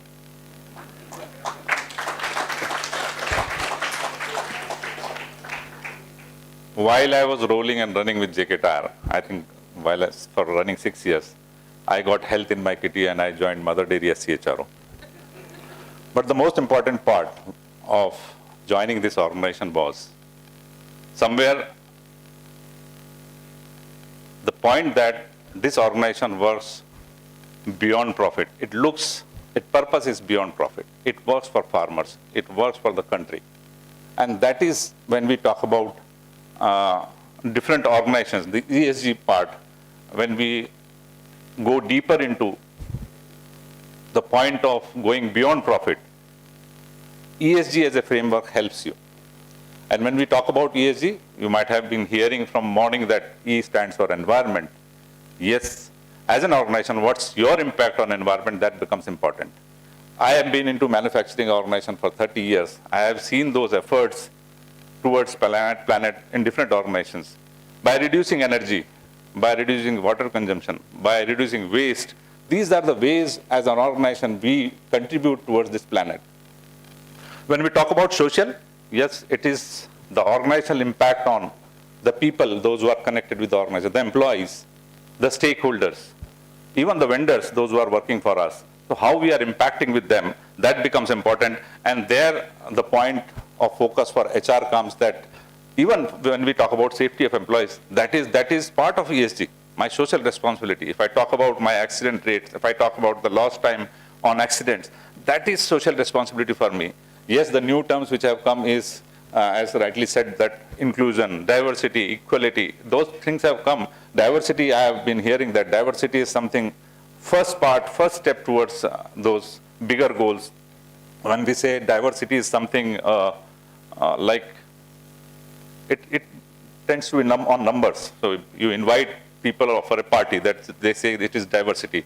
But when you ask the person who is in the party to dance on a song in the party, that is inclusion. That is how it is defined. And they take it further step when they say, if you ask the choice of song on which he wants to or she wants to dance, that is when we say equality and belongingness comes. So organizations are moving, adopting those ESG because there is a business sense into it. And yes, as rightly said by Professor, that we need to think about planet, but as a business, we also need to think about business. Like if I talk about attracting right customers through a perception in the society that I am an organization which is working for the society, which is working for the environment, I am attracting customers. I am supporting the top line for sure by doing that. If I am lowering my energy consumption, if I am decreasing my waste, if I am decreasing my water consumption, I am doing a cost reduction in my production facilities. And that is bringing a business sense for me. And that is the reason when a student asks whether it will end, I think it will not end. The organization which understand that it is a business impact, there is a business sense, they will continue to do that without any jargon. Even productive improvement, when you say top talent, you are able to attract top talent because of ESG, your commitment towards ESG. When top talent comes in, even when an organization is purpose-driven organization, when there is a purpose behind, people get engaged. That engagement brings productivity in the organization. Then, for sure, I think Rajiv Nathani talked about the investment coming in, because people see that what are those sustainable operations we are having. Those sustainable operations will bring profitability, and profitability will bring more investment into the organization. Now, when the organization understands the importance of ESG, definitely they will like to have people to work for them, those who have ESG mindset. And that is the reason when I started introducing myself, that you need to, as a student, you need to create your own story now. You have to upgrade that introduction. I started by giving where I have worked. You need to create your own story by saying that what impact you bring on society, what impact you bring on environment. That is what you have to work from today as a student. I think Professor touched on those points that you have to start, the individual social responsibility becomes important. I will tell a short story. I think that will give a more perspective. मैं कहानियाँ सुनाता हूँ, and एक दो कहानी सुना के ही अपना बात खत्म करूँगा. I will end it in 5-10 minutes. There was a king, and he went to jungle. Jungle में शिकार खेलने जाते थे. I think people understand Hindi, everybody? Okay. So he was going towards jungle. He saw that there was a arrow which was hit exactly on the target, that is the bullseye. और लाल रंग का होता है बीच में. उस पे तीर लगा हुआ था एक पेड़ पे. And as they entered with his team inside the jungle, they saw that there were lot many arrows on lot many trees exactly on the target, on bullseye. And the king was impressed. उसने बोला ये कौन है भाई, इसको तो हमारी सेना में होना चाहिए, जाए ढूंढ के लाइए. And the entire team went around the village and they brought a young man. वो राजा के सामने लाके खड़ा कर दिया कि ये बोलता है इसने किया है. And राजा ने उसकी पीठ थपथपाई. And I said, this is a great competence, you should be in our team, but ये बताओ करते कैसे हो? उसने बोला सर कुछ नहीं, तीर चलाता हूं, जहां लग जाता है वहां जाके पेंट करता हूं. Idea of telling the story that this option of hitting an arrow, then painting a target is out of your syllabus, out of your options available for you. You need to create your vision for life today. You need to decide where you want to be next 5 years. You need to decide today which company you are going to join. And that is the thing where ESG will help you. You need to create your introduction in a way that people recognize you. If I go to any college where I have already talked, people remember me that he is the person who is solid with cement, sweet with sugar, rolled with JK tire, and he talks about Mother Dairy organization which is driven by purpose. So everybody need to create a story, but story will not be created without any efforts. You need to find out which are those opportunities available for you to get attached to those environmental initiatives. You need to find out those opportunities where you can work for society today. Aaj shaam ko jaake you have to decide those things. You need to create your vision for life. Otherwise, hitting an arrow then painting a target, you will remain where you are today. It is very competitive world. Dunia mein aage badhna hai, you have to create your vision, and after creating that vision, you have to point out what activities I need to take forward. See, when we go to college, how do we select? It is hardly a personal interview of 15 minutes and a group discussion. I think there are certain points which you normally look into those candidates. I'm just sharing with you because this will help you. The first point is, please get a ESG mindset. The ISR part which Professor said, invest your time on those things. I'm not saying that go away from social media. Social media is a perfect way of entering into those new initiatives. So when we move to colleges, the first thing we see in students is the intellectual ability, intellectual maturity of people for sure. The way you can generate ideas, your problem solving skills, your analytical abilities. your ability to start a conversation.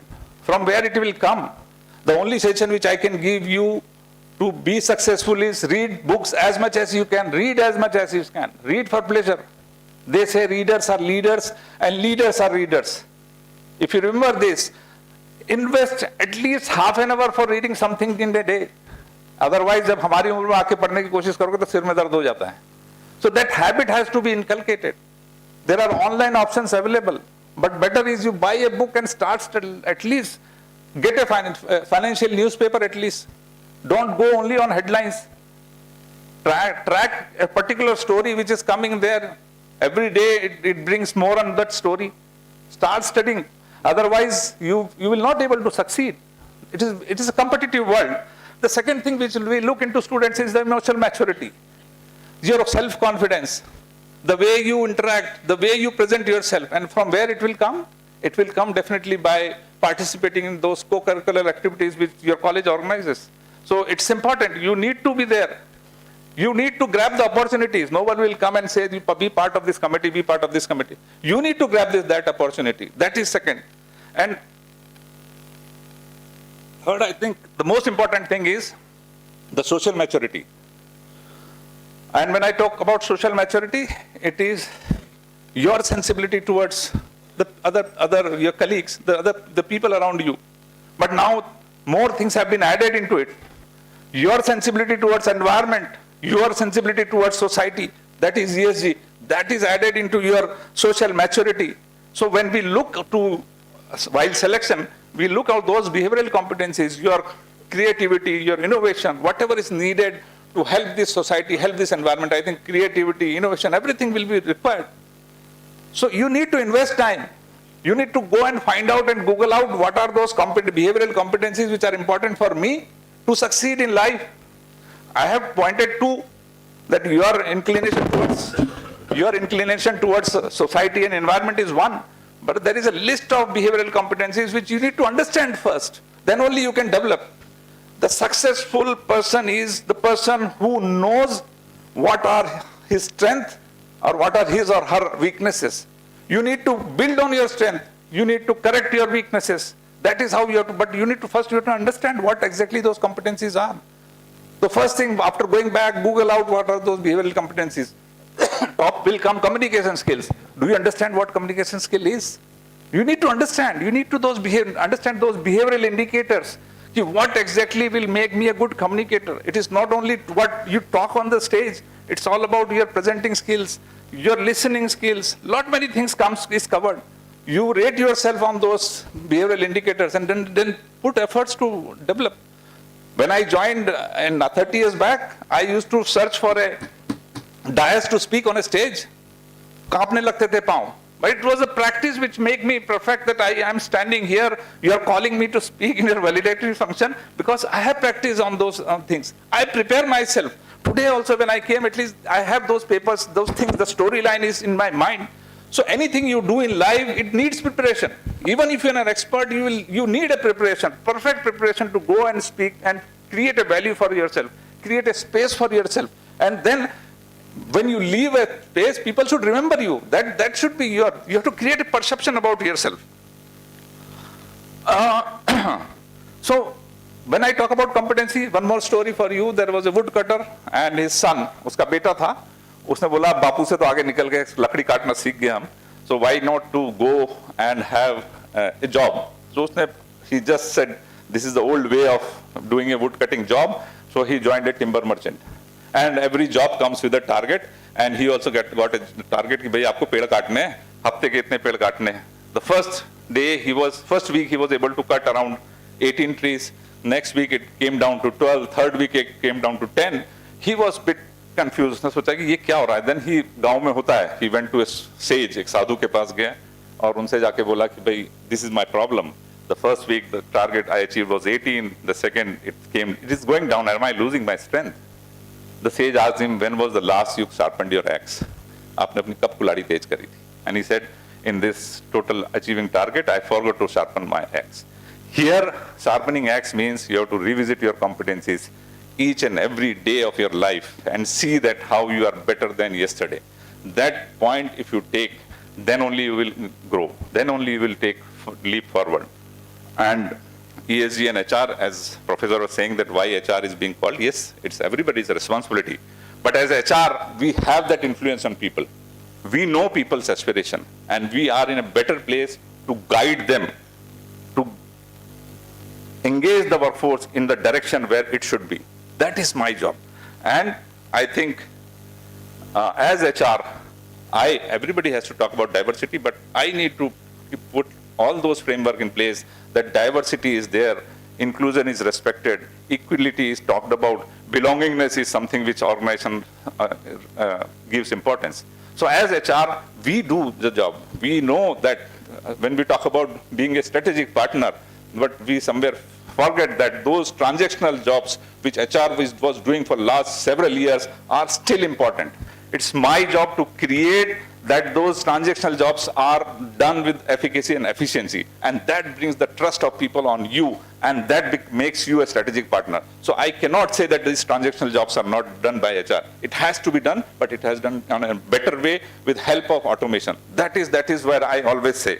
And last advice, I think when we will be facing interviews, the best thing is the company which you are going to sit for in final placement, please go and study their ESG things, because it will always be there on their website, because that will definitely, when recruiters will be coming, they will be looking for people, those who have ESG mindset, for sure. And preparation तो करनी पड़ेगी, बिना preparation के कुछ नहीं होता है, पहले से पढ़ के तैयारी करनी पड़ेगी। मैंने भी करी आज के इस पूरे वैलिडेटरी के एड्रेस के लिए। I spent around 2-3 hours today to see that what are the things which students will like.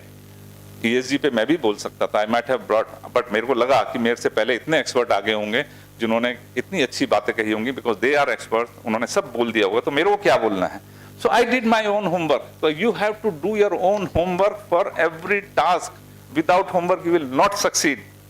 And I think when I talk about Mother Dairy, I am proud to be associated with Mother Dairy for the last 2 years. It's a responsible organization, purpose-driven organization.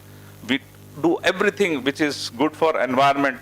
Our token milk, which is sold in Delhi without plastic, we save around 7,000 tons of plastic every week by selling those 5 lakh tons of milk in the city. We recycle those plastic pouches, and every year we have taken a target of recycling those pouches. We have done away with those plastic straws. It is all paper straws in. So every organization has to do that. And why I am saying to do that? Because people like you, those who are having ESG mindset, they select organization based on their efforts on ESG. We know, we understand that millennials are those who will question every action of the company, whether it is ethically right. They talk about governance, how organizations are governed, the compliance part, the transparency in governance. That makes an impact, that makes a perception about the organization. And last, I think I will end with one more story, that is last 2 minutes. And as an individual, you may ask, मैं क्या कर सकता हूँ? मैं तो अकेला आदमी, इतना बड़ा environment, इतनी बड़ी society, what I can do? And वो कहीं ना कहीं आपके मन में जरूर आपको बांधता है. But this is a small story which you should, I will be telling, and then I will be closing my address. एक किसान था, उस किसान के पास 3 घोड़े थे, सामान लादने के लिए, लेके लाने के लिए काम में लेता था. Technology came in, automation came in, auto आ गए, electric vehicles आ गए for transportation, and slowly the importance of those 3 horses धीरे-धीरे कम होती गई. A day he discussed with her wife कि इन घोड़ों को बेच देते हैं. And there was a unanimous decision. Home Ministry का उन्होंने approval लिया, and then said कि मैं शहर में जाके एक पशु मेले में इनको बेच के आता हूँ. While he was going towards the city, his wife gave a pack of lunch. उन्होंने बोला रास्ते में खाना खा लीजिएगा और जाके बेच के आइए. And he खुशी घर से निकला. रास्ते में एक नदी दिखी उसको, और उस नदी में उसने सोचा कि नहा भी लेता हूँ, खाना भी खा लेता हूँ. बस प्रॉब्लम ये थी कि 3 घोड़े साथ में थे, तो उसको लगा कि ये घोड़े तो भाग जाएंगे. तो ही सॉ ए सेज, एक साधु बैठे हुए थे, तो उनसे जाके बोला can you help me out, ये 3 घोड़े हैं, इनको मैं कैसे करूं, मेरे को नहाना भी. उसने बोला तुम एक काम करो, उसने 2 रस्सी के टुकड़े उसको दिए और बोला कि ठीक है. तो उसने एक घोड़े को एक रस्सी पाँव से बांधा और एक पेड़ से बांधा, छोटे छोटे टुकड़े थे. दूसरे घोड़े को भी उसने वैसे ही किया. फिर उसने साधु की तरफ देख के बोला आपने 2 रस्सी दे दी, तीसरे घोड़े को क्या करूं? उसने बोला कुछ नहीं, आप घोड़े के पाँव पे हाथ लगाओ, पेड़ पे हाथ लगाओ, act like this you are tying him, बस इतना करके आप जाओ. उसने साधु की बात मानी, घोड़े के पांव पे हाथ लगाया, पेड़ पे हाथ लगाया और नहाने चला गया। नहा के वापस आया, तीनों घोड़े वहीं खड़े थे, खाना खा के आया, तीनों घोड़े वहीं खड़े थे। He was very happy, but उसके समझ में नहीं आया कि ये साधु का ऐसा कौन सा मंत्र था कि तीसरा घोड़ा कहीं भागा नहीं। तो उसने क्या किया, उसने बोला, फिर भी साधु को धन्यवाद दिया and he started his journey front. तो उसने दोनों घोड़ों को खोला और एक के पीठ पे हाथ मार के चलने का इशारा करके आगे निकला। अराउंड 200 मीटर्स ही सॉ दैट खाली 2 ही घोड़े उसके पीछे आ रहे, वो तीसरा घोड़ा वहीं खड़ा था। वो वापस वहां पे गया, साधु को बोला, आपने मेरे घोड़े को क्या कर दिया, मेरे पीछे आ नहीं रहा है। तो उसने बोला, इनको खोला क्यों नहीं तुमने? बोले, इसको तो मैंने बांधा नहीं। बोले, नहीं बांधा था, बंधन यहां था। तो आप लोगों को यहां का बंधन निकालना पड़ेगा, ये कहकर कि मैं अकेला क्या कर सकता हूं। You can do everything what you want, but please अपनी जिंदगी का मकसद बनाइए। The points which I have talked about, create your vision, work for that vision. ESG should be your framework. Create your own story. People should know you. If you introduce once, people should remember your introduction. ये मेरे से किसी कहीं मिला था यार, इसके मेरे को कुछ बात बताई थी। उस तरह का काम करने के लिए मेहनत तो करनी पड़ेगी. There is no substitute for hard work. Thank you very much. All the best. Connect with me on LinkedIn. I am very active on LinkedIn. I am very active on social media. One day my son said, "Oh shit, my father has more correction than me on Facebook." And after some day, the next generation moved out of Facebook. They moved to Instagram. I am also on Instagram. So you can connect me on LinkedIn. Thank you very much. It was lovely interacting. Thanks to Army Institute of Management and Technology for selecting such a wonderful topic to discuss. I think ye beej boya hai aaj. To nurture this, it's your responsibility. Nobody will come to you. You have to take it forward. Best wishes. Thank you very much.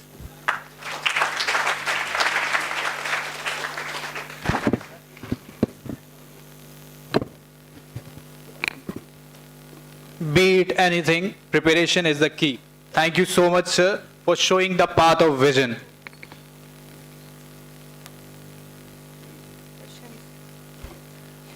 Now platform is open for the questions. If anyone has the question, kindly raise your hand and specify the panelist it is addressed to. I also request to keep your questions brief.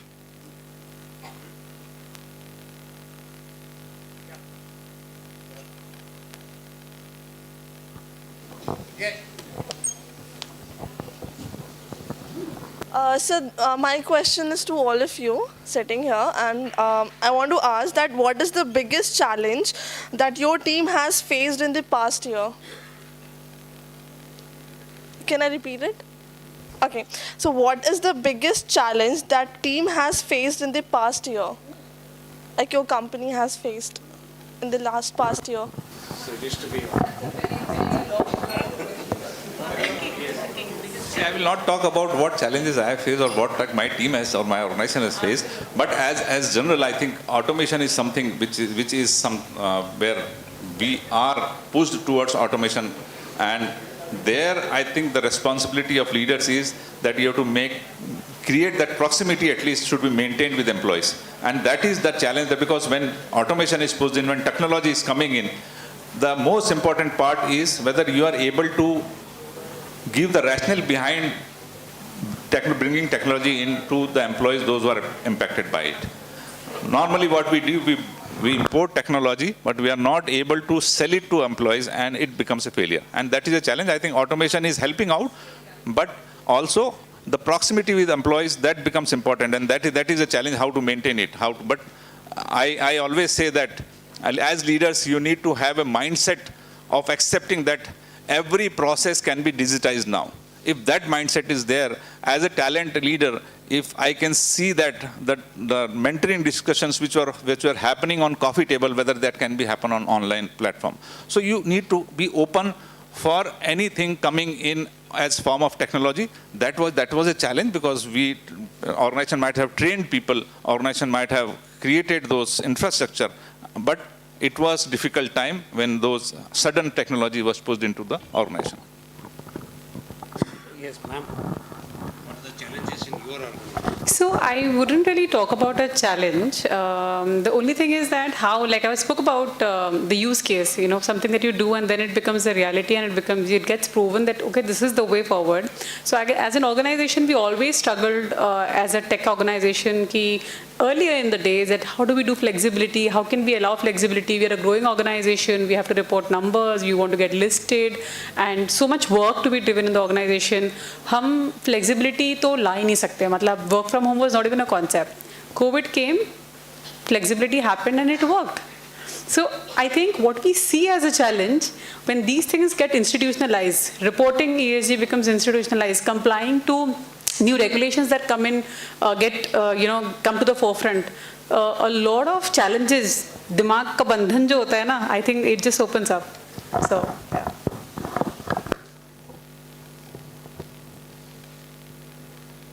You do not expect me to answer. Can I have your name?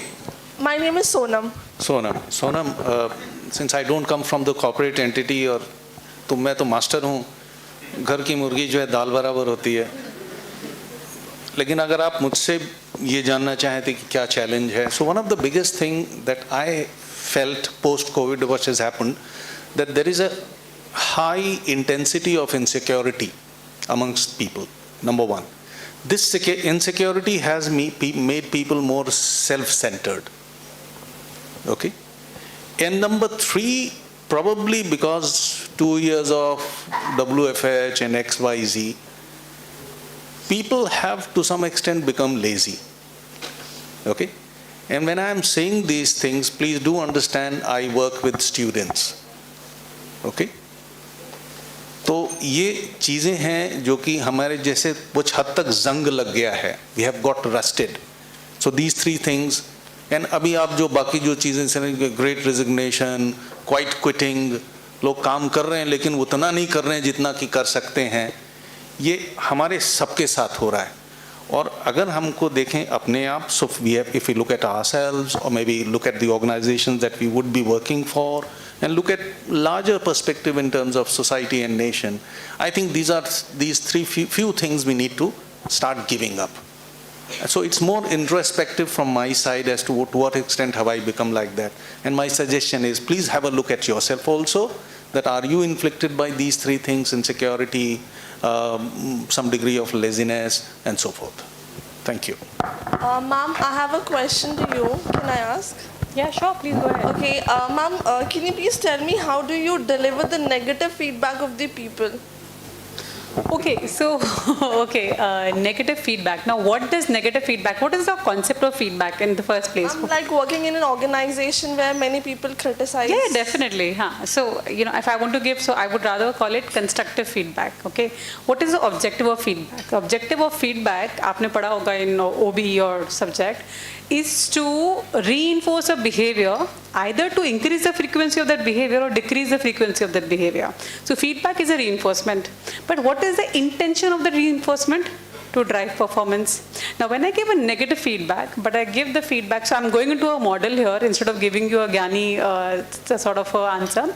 The model of giving an effective negative or constructive feedback is that what are you, of course, what intention and what relationship you have with the person, but what are you aiming at? Are you aiming at behavior change, or are you aiming at pointing out or blaming or fixing the blame, And second, how are you delivering the feedback? Now, preparation. Sir said preparation. As a manager, have you prepared before stepping into a feedback session? Do you even know in what context? Context is the king. In what context are you giving? Are you giving feedback? Generally, I feel you're aggressive. Generally, I feel you don't get along with people. I feel you've not done your best. Last quarter was horrible. That's not feedback. That's comment, compliment, But when I give it in a context, I say that, okay, in the last quarter, situation, what was at hand? How did you do and what was the impact? Now that is that I have prepared and I know what I'm giving feedback to. Second concept is when you're giving feedback and you talk, when you're accusing or you're giving, you're making statements that make somebody emotional, you're talking to the right brain of the person, you tend to cloud your thoughts. And then when you give those kind of stimulation, the responses that you will get are defensive.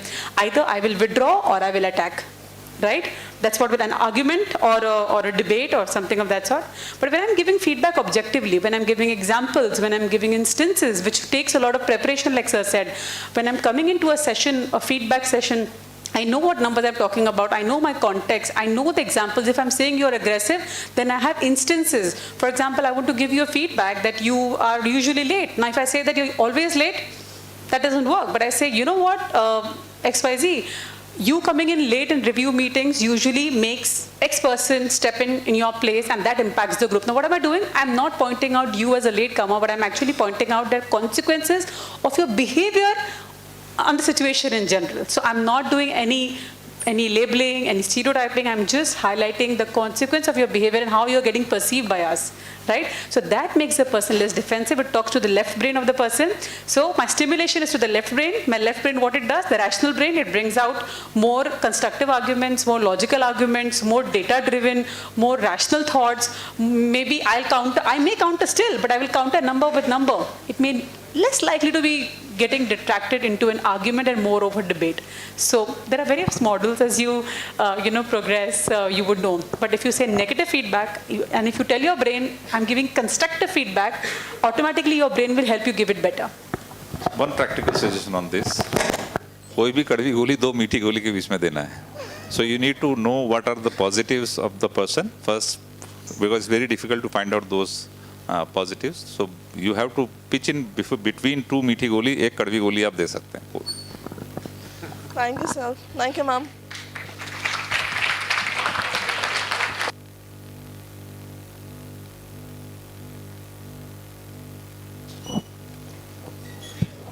Good evening, sir. My question is for Rizvi, sir. Sir, you gave an example where you gave us a land and we have option of earning 1 lakh and 2 lakh. We chose 2 lakh. With we know कि sir 10 साल या 15 साल में पानी जितना है available वो ख़त्म हो जाएगा. But you saw human behaviour is like कि जब होगा तब देखा जाएगा. इट्स लाइक जंगल में आग लगी, किसको फ़र्क पड़ता है जब तक आपके गेट के बाहर तक नहीं आ जाती. सर इसको ESG के पॉइंट ऑफ व्यू से कंपनीज यह भी इस सर बिफोर दिस कि आपने इसमें एथिकल कहा था कि एथिकल होगा तो हम अपने अंदर से विलिंगली करेंगे, बट अगर लॉ करेगा फोर्सफुली तो फिर हम थोड़े टाइम के लिए करेंगे. इसी को अगर ESG के पॉइंट ऑफ व्यू से देखें सर, तो उसमें अभी सिंस गवर्नमेंट ने नेट ज़ीरो कार्बन इमिशन लिया है, उस कारण सारी कंपनियां इस सर फोकस कर रही है. अगर ये नहीं होता तो क्या कंपनीज फिर भी करती? सर वही सर, फिर इसमें एथिकल क्या है? एथिकल है तो फिर 2-3 कंपनियां ही करती, few only.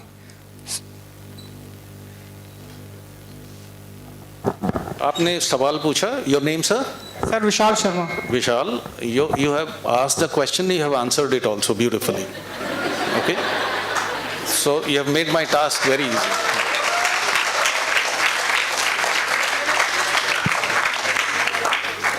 And Pandey sir said कि प्रिपेयर होने का ना, मैं थोड़ा सा स्पीच प्रिपेयर किया आया था, सवाल जवाब के लिए तैयारी नहीं थी मेरी. लेकिन इसमें जो सबसे बड़ी बात है, what is to be understood is that this preparation is what he was talking about. Start learning right away. You see, if the people do not do it on their own, then someone has to come up and make them realize, you know. So we are very, in many ways, though we have aged as individuals or companies, but we are still very immature. Immaturity has nothing to do with age. Immaturity, मेरे जैसा बुढ़ा आदमी भी immature हो सकता है. Immaturity is when we don't understand and fulfill our responsibility. And as an individual, it's our responsibility to take care of these 3 factors, ESG, which we are not. So in that case, since people are not doing it voluntarily on their own, the society and the government has to step in and then say कि अगर आप ये नहीं करोगे तो ये करना पड़ेगा. वैसे ही है जैसे कि अगर आपको कहा जाए कि टेस्ट नहीं लिया जाएगा, एग्जामिनेशन नहीं लिया जाएगा, तो फिर आप कितनी पढ़ाई करेंगे? तो किसी को तो स्टेप करना पड़ेगा. So it's a very positive thing. लेकिन मैं ये कहना चाहता हूँ कि क्योंकि जब ये प्रेशर रहेगा तो हम करेंगे, जैसे ही प्रेशर हटा हम नहीं करेंगे. लेकिन अगर वो हम इंटरनलाइज कर लें, it becomes part of us, then it doesn't matter who is there, who is forcing it और not. So that's the basic idea. Sir इसको लिंक करें पिछले क्वेश्चन जो मैंने पिछले सेशन में पूछा था कि 2075 तक ये है target net zero carbon emission, तो उसके बाद क्या तब तक हमारी आदत इतनी बन जाएगी उसको करने की कि उसके बाद जो है, मेरा ये कहना है, अगर आप कोई अपनी बुरी आदत छोड़ना चाहते हैं तो 22 दिन तक उस आदत को, वो चीज़ मत करिए। 23वें दिन से वो आपका पार्ट बन जाएगा, आप नहीं करेंगे तो ये तब तक हो जाएगा।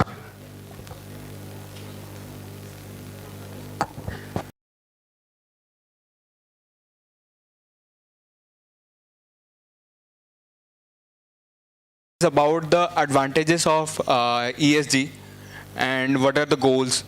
Sir, is there any disadvantages from company perspective or any perspective?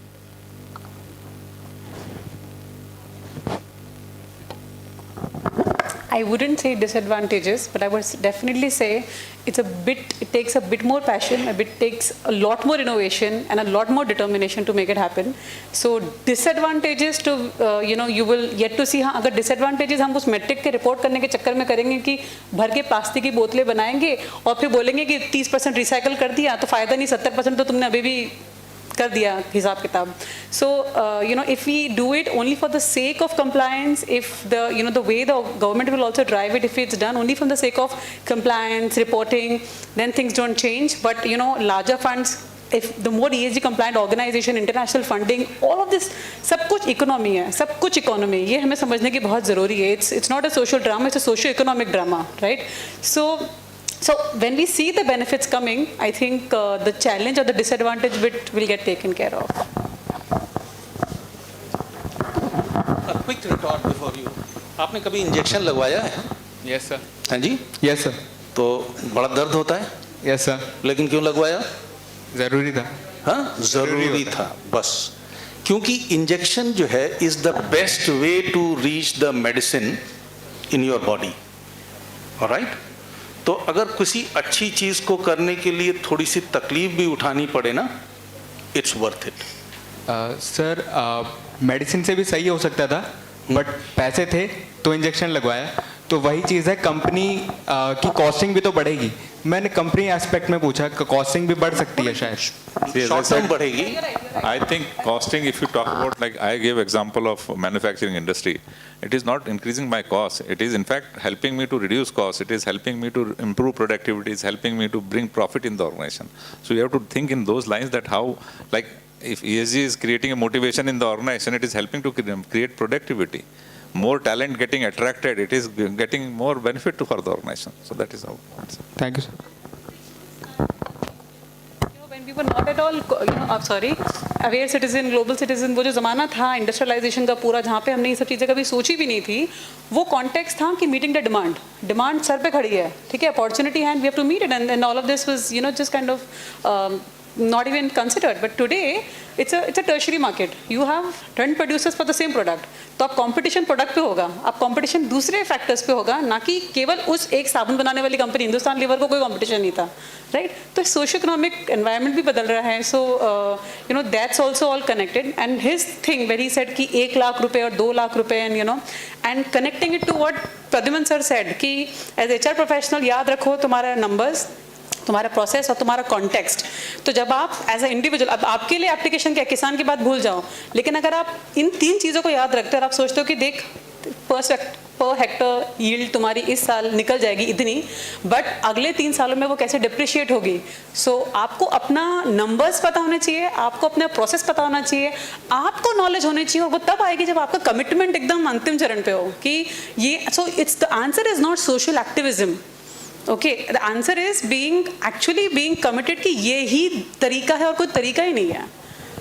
So when I talk about 1 lakh 2 lakh आज के लिए हो जाएगा, but you know what, जैसे because a very few people will understand कि आग लगेगी बस्ती में तो तेरा घर भी जलेगा, वो सब नहीं समझते, and that's why your content, process, numbers matter, and that's the story you need to have. Only emotions, only passion does not take you anywhere. You have to have, and then you will get answers. You will get that strategic mindset, you will get that ideas, you will support it with numbers, and that's when you will make it happen.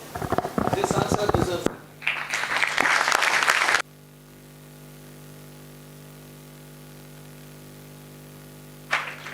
Moving on, now I request Air Commodore Dr. Jayant Kumar Sahu, Director AIMT, to felicitate our chief guest, Mr. Pradyuman Pandey, with token of appreciation.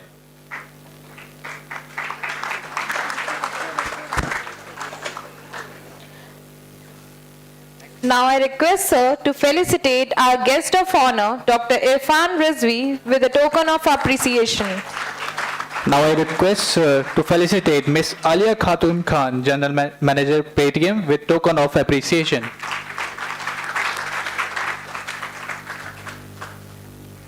Now I'd request Ms. Ritu Kapoor, Convener, HR Conclave and CTPO AIMT to kindly deliver the vote of thanks.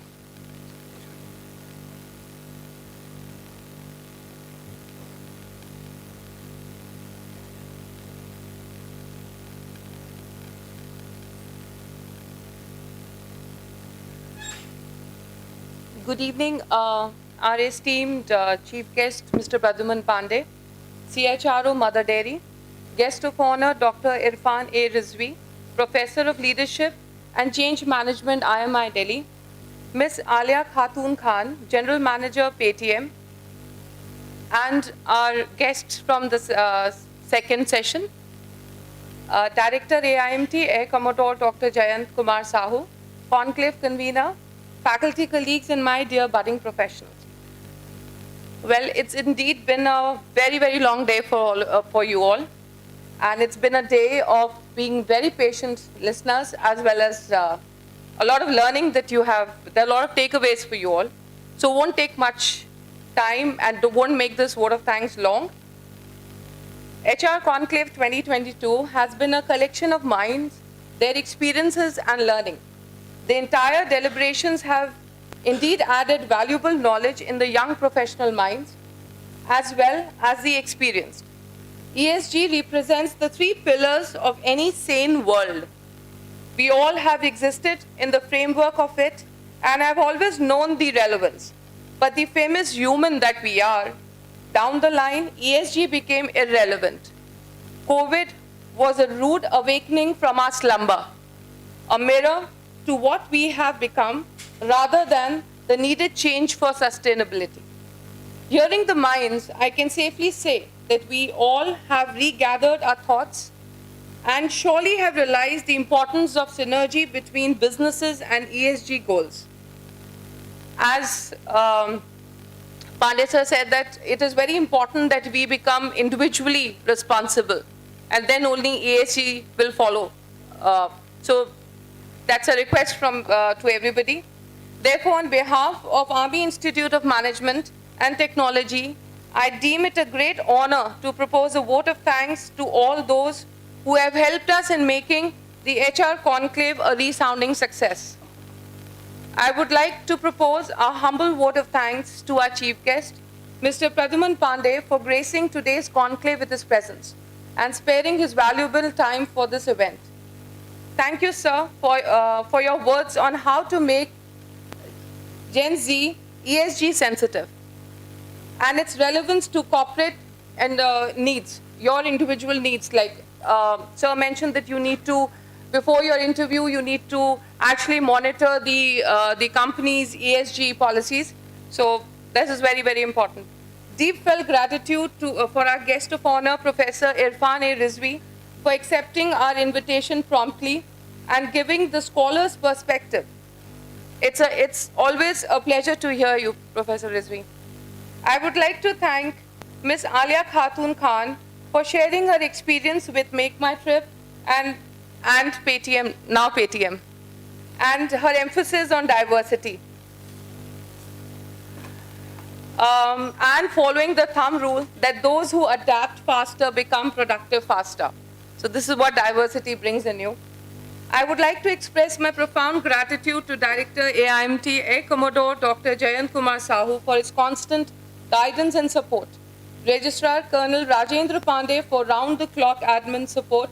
Academic Head Dr. Anubhav Verma, HR Conclave Convener Dr. Bhavita Bhati, and co-convener Priyanka Srivastav, she's not here for personal reasons, and our faculty members, staff members, and most importantly, our MBA 18, 19, BBA 03, BBA 02, CRC, anchoring, technical, publication, and escorting team for making this conclave a grand success. Finally, the wonderful participants for being patient listeners. Thank you so much for your cooperation. Jai Hind.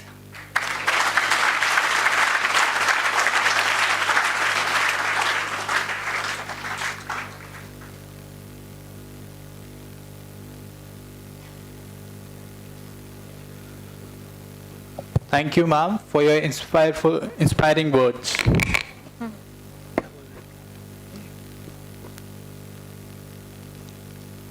What a wonderful day, a galaxy of intellectuals coming together and discussing contemporary issues related to future of work, HR, environmental, social and governance goals.